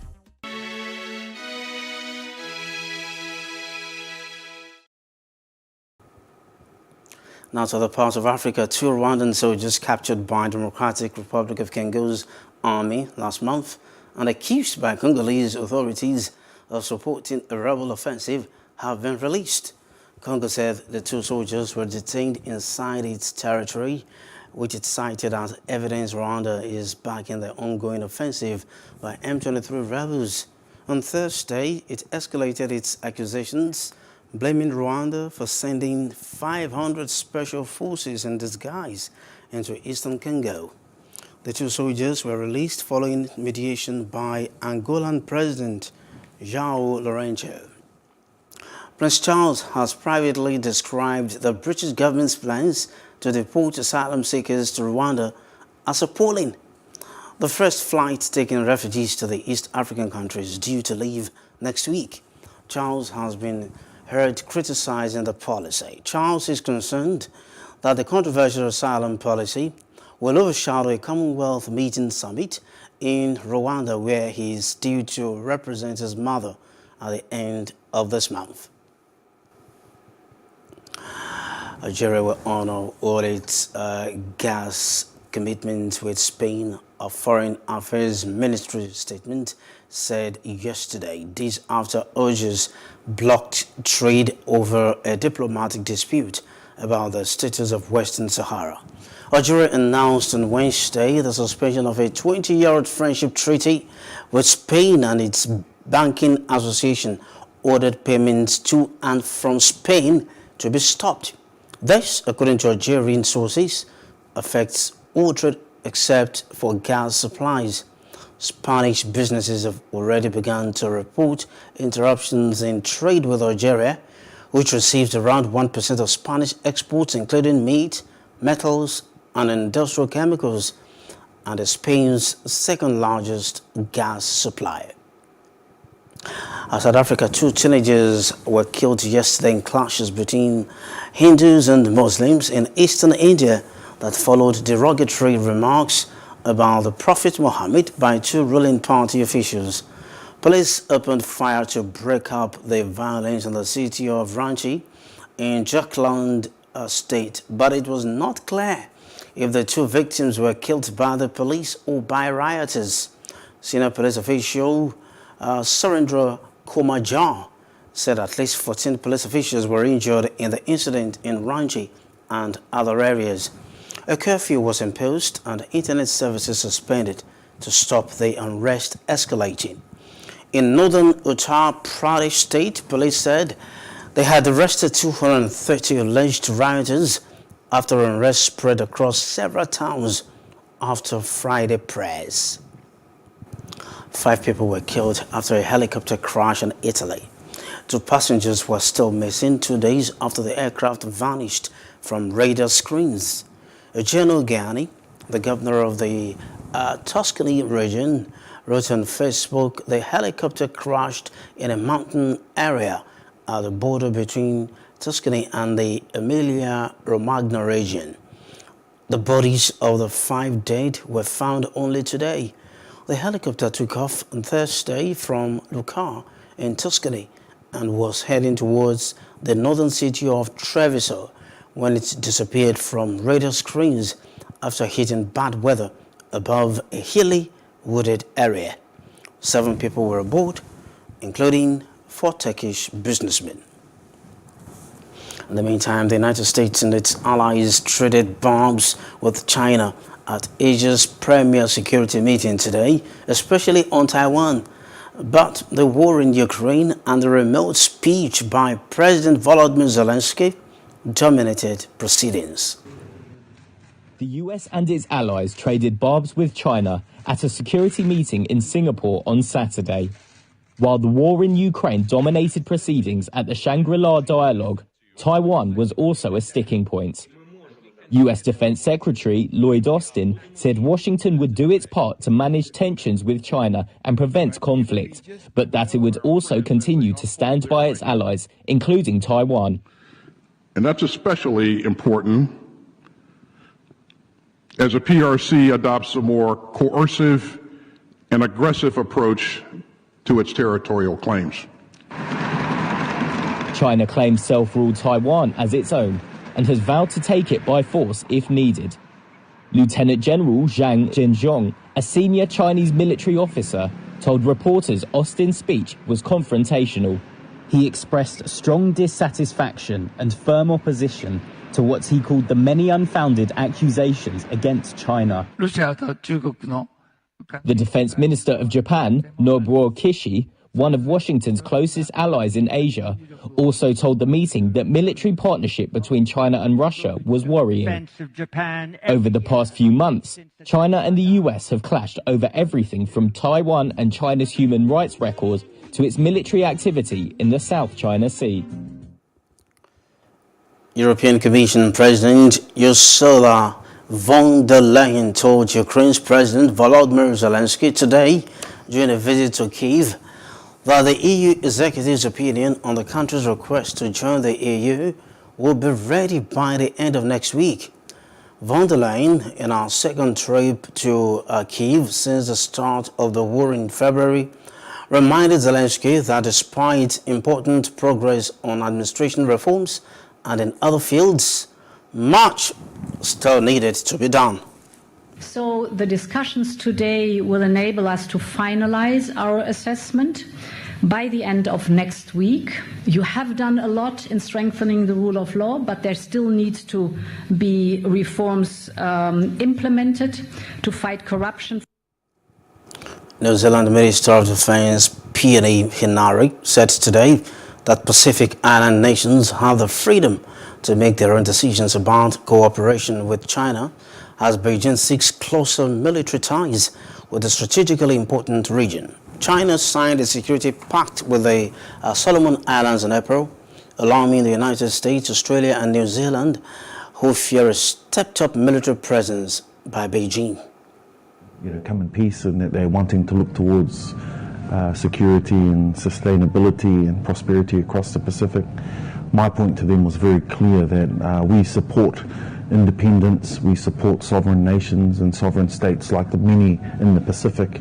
Our job is to support them to make sure that they make strong decisions for themselves. So we will continue to maintain that policy, not by coincidence that we met with China in my visit here to Shangri-La, to make sure that we can hear each other out, we can be very direct and we can be very clear, and I encouraged when I spoke with them the need for us to continue to have an open dialogue. If we want transparency, if we want trust in places like the Pacific and further afield, it's important that we have those dialogue channels open. Let's take a trip to Britain. Prime Minister Boris Johnson survived a confidence vote on Monday with a large rebellion in his Conservative Party over the so-called Partygate scandal dealt a blow to his authority and left him with a struggle to win back support. Johnson, who scored a sweeping election victory in 2019, has been under increasing pressure after he and staff held alcohol-filled parties in his Downing Street office and residence when Britain was under lockdowns to tackle the COVID-19 pandemic. The vote was a blow to Johnson, with 41% of his lawmakers casting ballots against his leadership after months of scandals and gaps that raised questions over his authority to govern Britain and knocked his standing among the public. I can report as returning officer that 359 ballots were cast, no spoiled ballots, that the vote in favour of having confidence in Boris Johnson as leader was 211 votes, and the vote against was 148 votes. And therefore, I can announce that the Parliamentary Party does have confidence.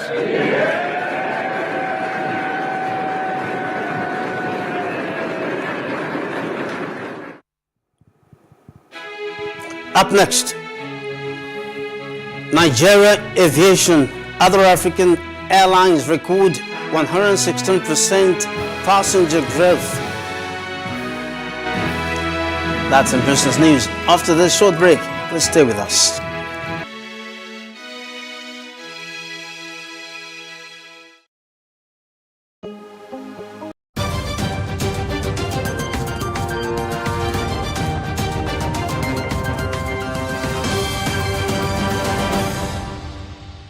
You're welcome to Business News. I am Adibanke Odunui, the Debt Management Office, DMO, and stockbroking firm for the federal government. CSL Stockbrokers Limited are partnering to raise security investment awareness to Ibadan and Kano.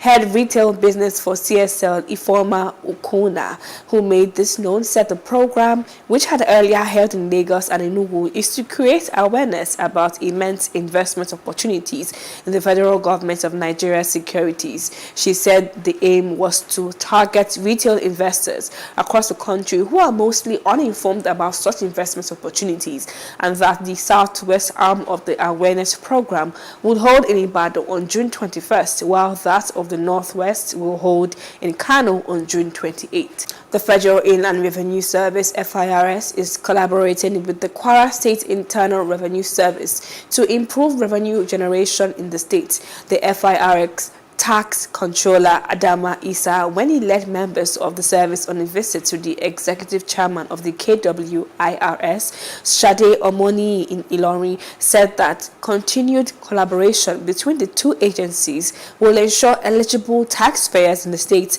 are adequately and appropriately captured in the tax net. In her remark, the executive chairman KWIRS, Shade Omoni, commended FIRS for their support towards achieving seamless tax administration in the state.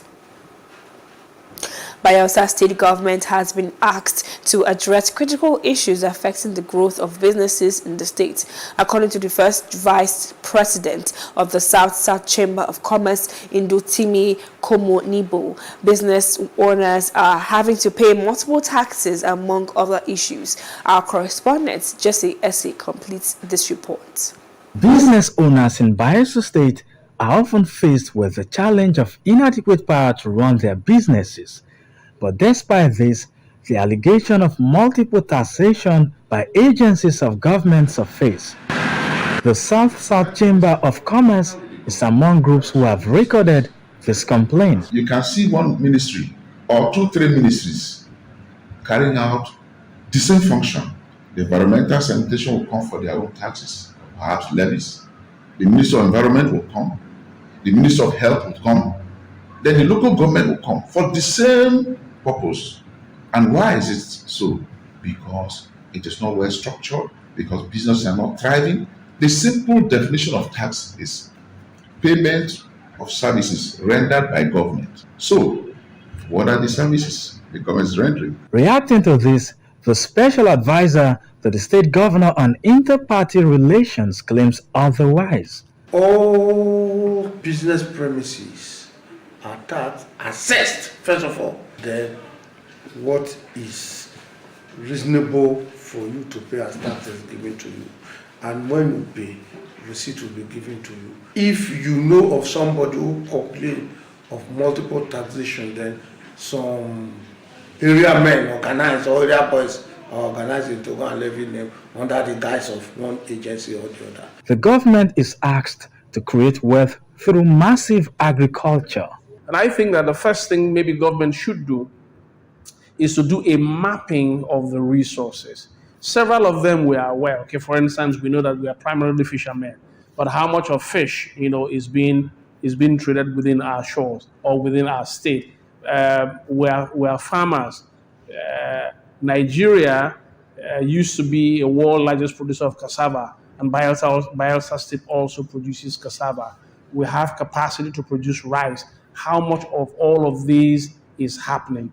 Government needs to harness this. I do not think that Bayelsa State has been able to harness its resources by up to 20 or more %. So that's an area that government needs to really look at and to work in synergy with the private sector. With several other factors said to be impeding the growth of businesses in the state, there's the belief that Bayelsa is a good environment for investors. Jesse Ese, Plus TV News. The National Pension Commission, PENCOM, in a data obtained from the organization's official website in Abuja, has revealed that the pension fund administrators registered 93,114 retirement savings accounts in the first quarter of 2022. According to the report, the PFAs registered 93,114 RSAs during the quarter under review, which brought the cumulative RSA registrations from inception to 9,000,000. 1,622,979 as at March 31st. The report stated that the RSA transfer system RTS was a total of 7,663 RSA holders initiated RSA transfers in the first RSA transfer quarter of 2022, which was concluded in the first week of April 2022. And in a bid to tackle poverty, hunger and unemployment, thousands of youths, women and elders in Lagos West Senatorial District have been empowered by the Imole Eco Foundation in various fields like soap and perfume making, fashion designing and catering, among others. Put this thing together in ensuring that he made all these materials available to empower young people, I think is highly commendable. It's something that we will encourage everyone to emulate. It's an eye-opener, and for me, it's something that every Nigerian should do. You understand, to lift people out of poverty. Honorable Yomi Ogungwe appreciated the graduates for their dedication and commitment to see through the learning process and promised them continuous mentoring to ensure they grow in their business. Poverty in this country leads so many of our kids to something else entirely. Mostly Yahoo. It's part of what I don't even empower for. Let's help each other and let's know where we are going. It's not because I want a political position. And in life, if you touch people's soul, God never told you to go to the world and preach gospel alone. Touch people's soul, let them be happy. The more they are happy, the more joy you have. Speakers at the graduation ceremony praised Honorable Ogungwe for the gesture, while the graduates also spoke on their experiences during the training.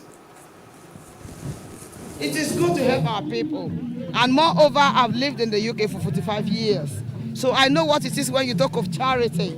I have a charity organization in the UK, and I know how they touch lives. So see someone touching the lives of the less privileged, putting smiles into their faces, you see that is something very great. Let me tell you, when you talk of empowering people, it's something from your mind. If you don't have the mind of assisting the less privileged, you can't do it. At least I can sew, I can cut, I can sew very well. I'm so happy. I'm the most excited today because I've been dreaming of this for long. But I thank God my dreams come to true. That the item given to them, they should use it, they should not sell it. The International Air Transport Association has said that air travel in Africa, including Nigeria, has resumed its strong recovery trend despite the war in Ukraine and travel restrictions in China. The global trade body, representing over 290 international airlines across 120 countries, said the growth was driven primarily by international demand. African airlines traffic rose 116.2% in April 2022 versus a year ago, an acceleration of over 93.3% year-on-year increase recorded in March 2022. And that is the business news. I am Adebanke Odunui. The news continues. Entertainment news is up next. Stay with us. Mr. Easy has released a short film to herald his forthcoming album. The film, titled The Legalized Art Experience, documents the singer's collaboration with Benin-based painter Patrick Correll. Easy noted that the project was inspired by his growing interest in acquiring African art and that the yet-to-be-titled album is a collection of art pieces. According to him, each single from the album will be represented in the form of a series of uniquely commissioned pieces from different African visual artists. He added that the pieces will be tokenized and shared with the public through specially curated metaverse and physical events. Niyi Akimolayan today lamented the lack of movie marketing firms in Nollywood. He noted that though Nollywood represented 40% of the Nigerian box office, there were no marketing firms dedicated to films.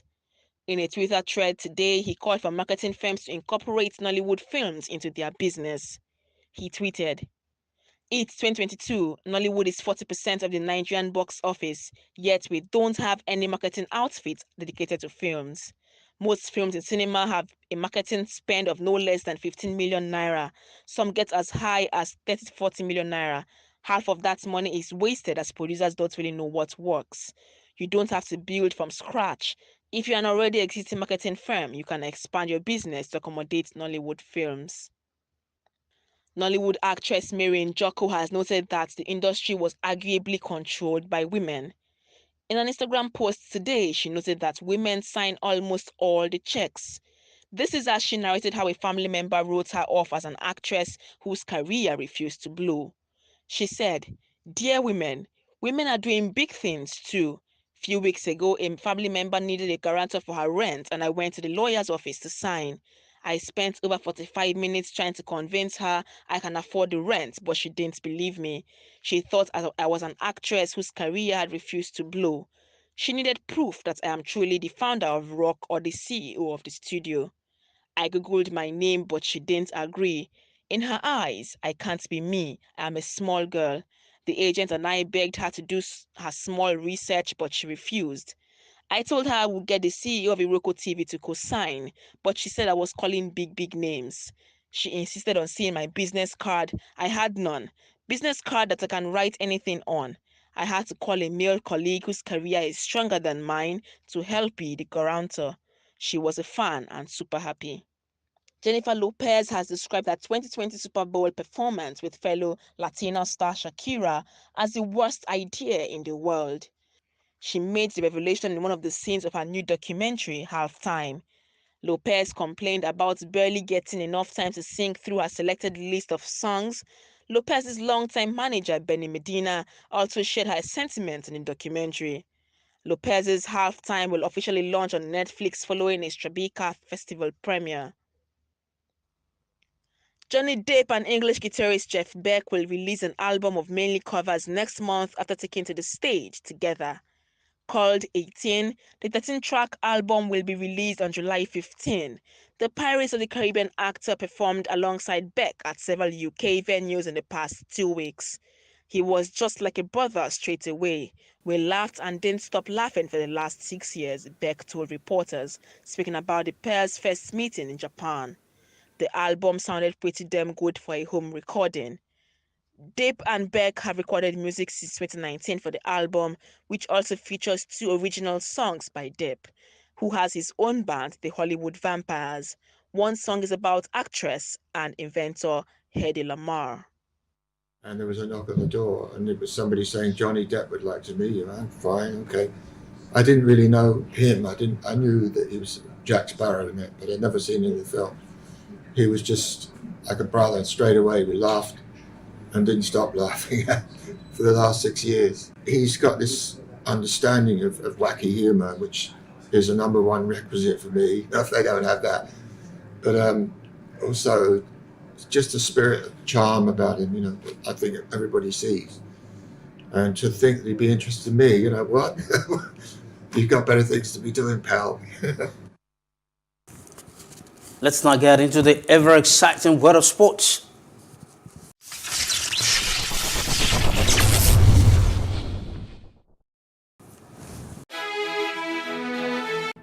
There is no voting on social media. To vote, you would require permanent voter's card. To get your PVC, visit cvr.inecnigeria.org. Create your account with a valid email address and start the registration process. An activation link will be sent to you. Click on the link and activate your account. Fill out the form, pick and submit a convenient date and time for your biometrics. Print the application slip, which should have your QR code. On the appointed date, go to the nearest INEC office for your biometric capturing. Thereafter, you will get a registration slip to pick your permanent voter's card when ready. Get your PVC today. This message is from Plus TV Africa.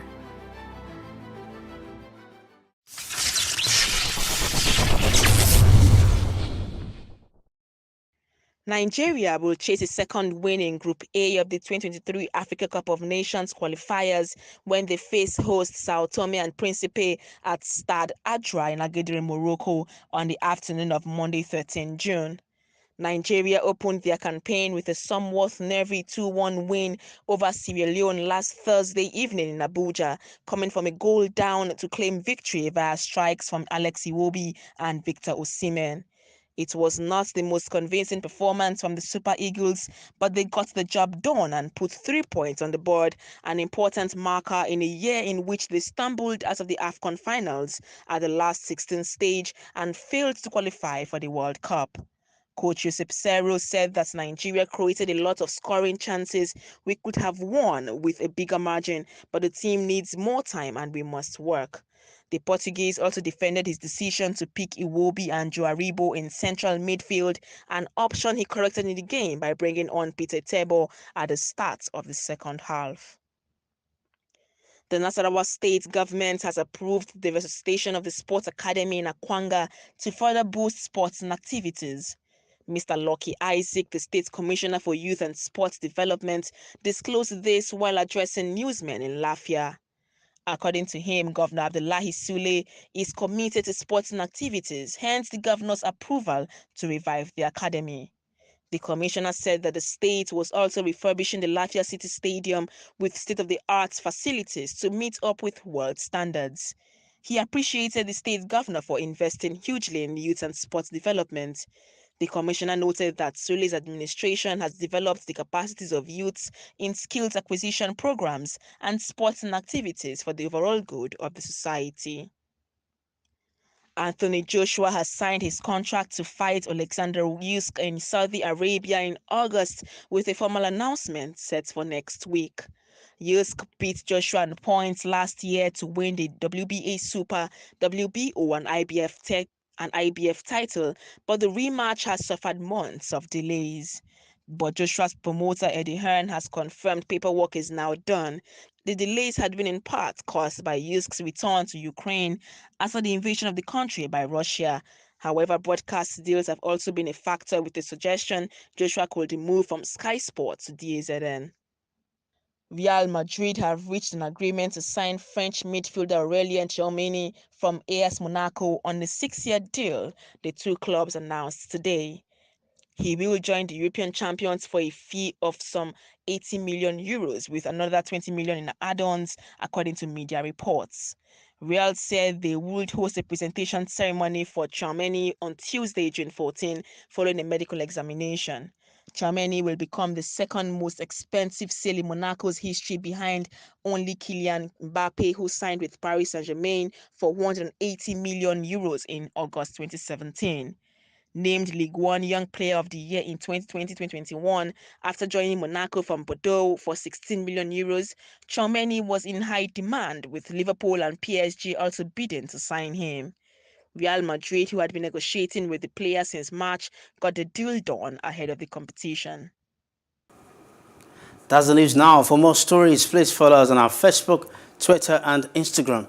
And do subscribe to our YouTube channel at Plus TV Africa and Plus TV Africa Lifestyle. I'm Tolu Ojeomi. Thanks for watching and do have a good night.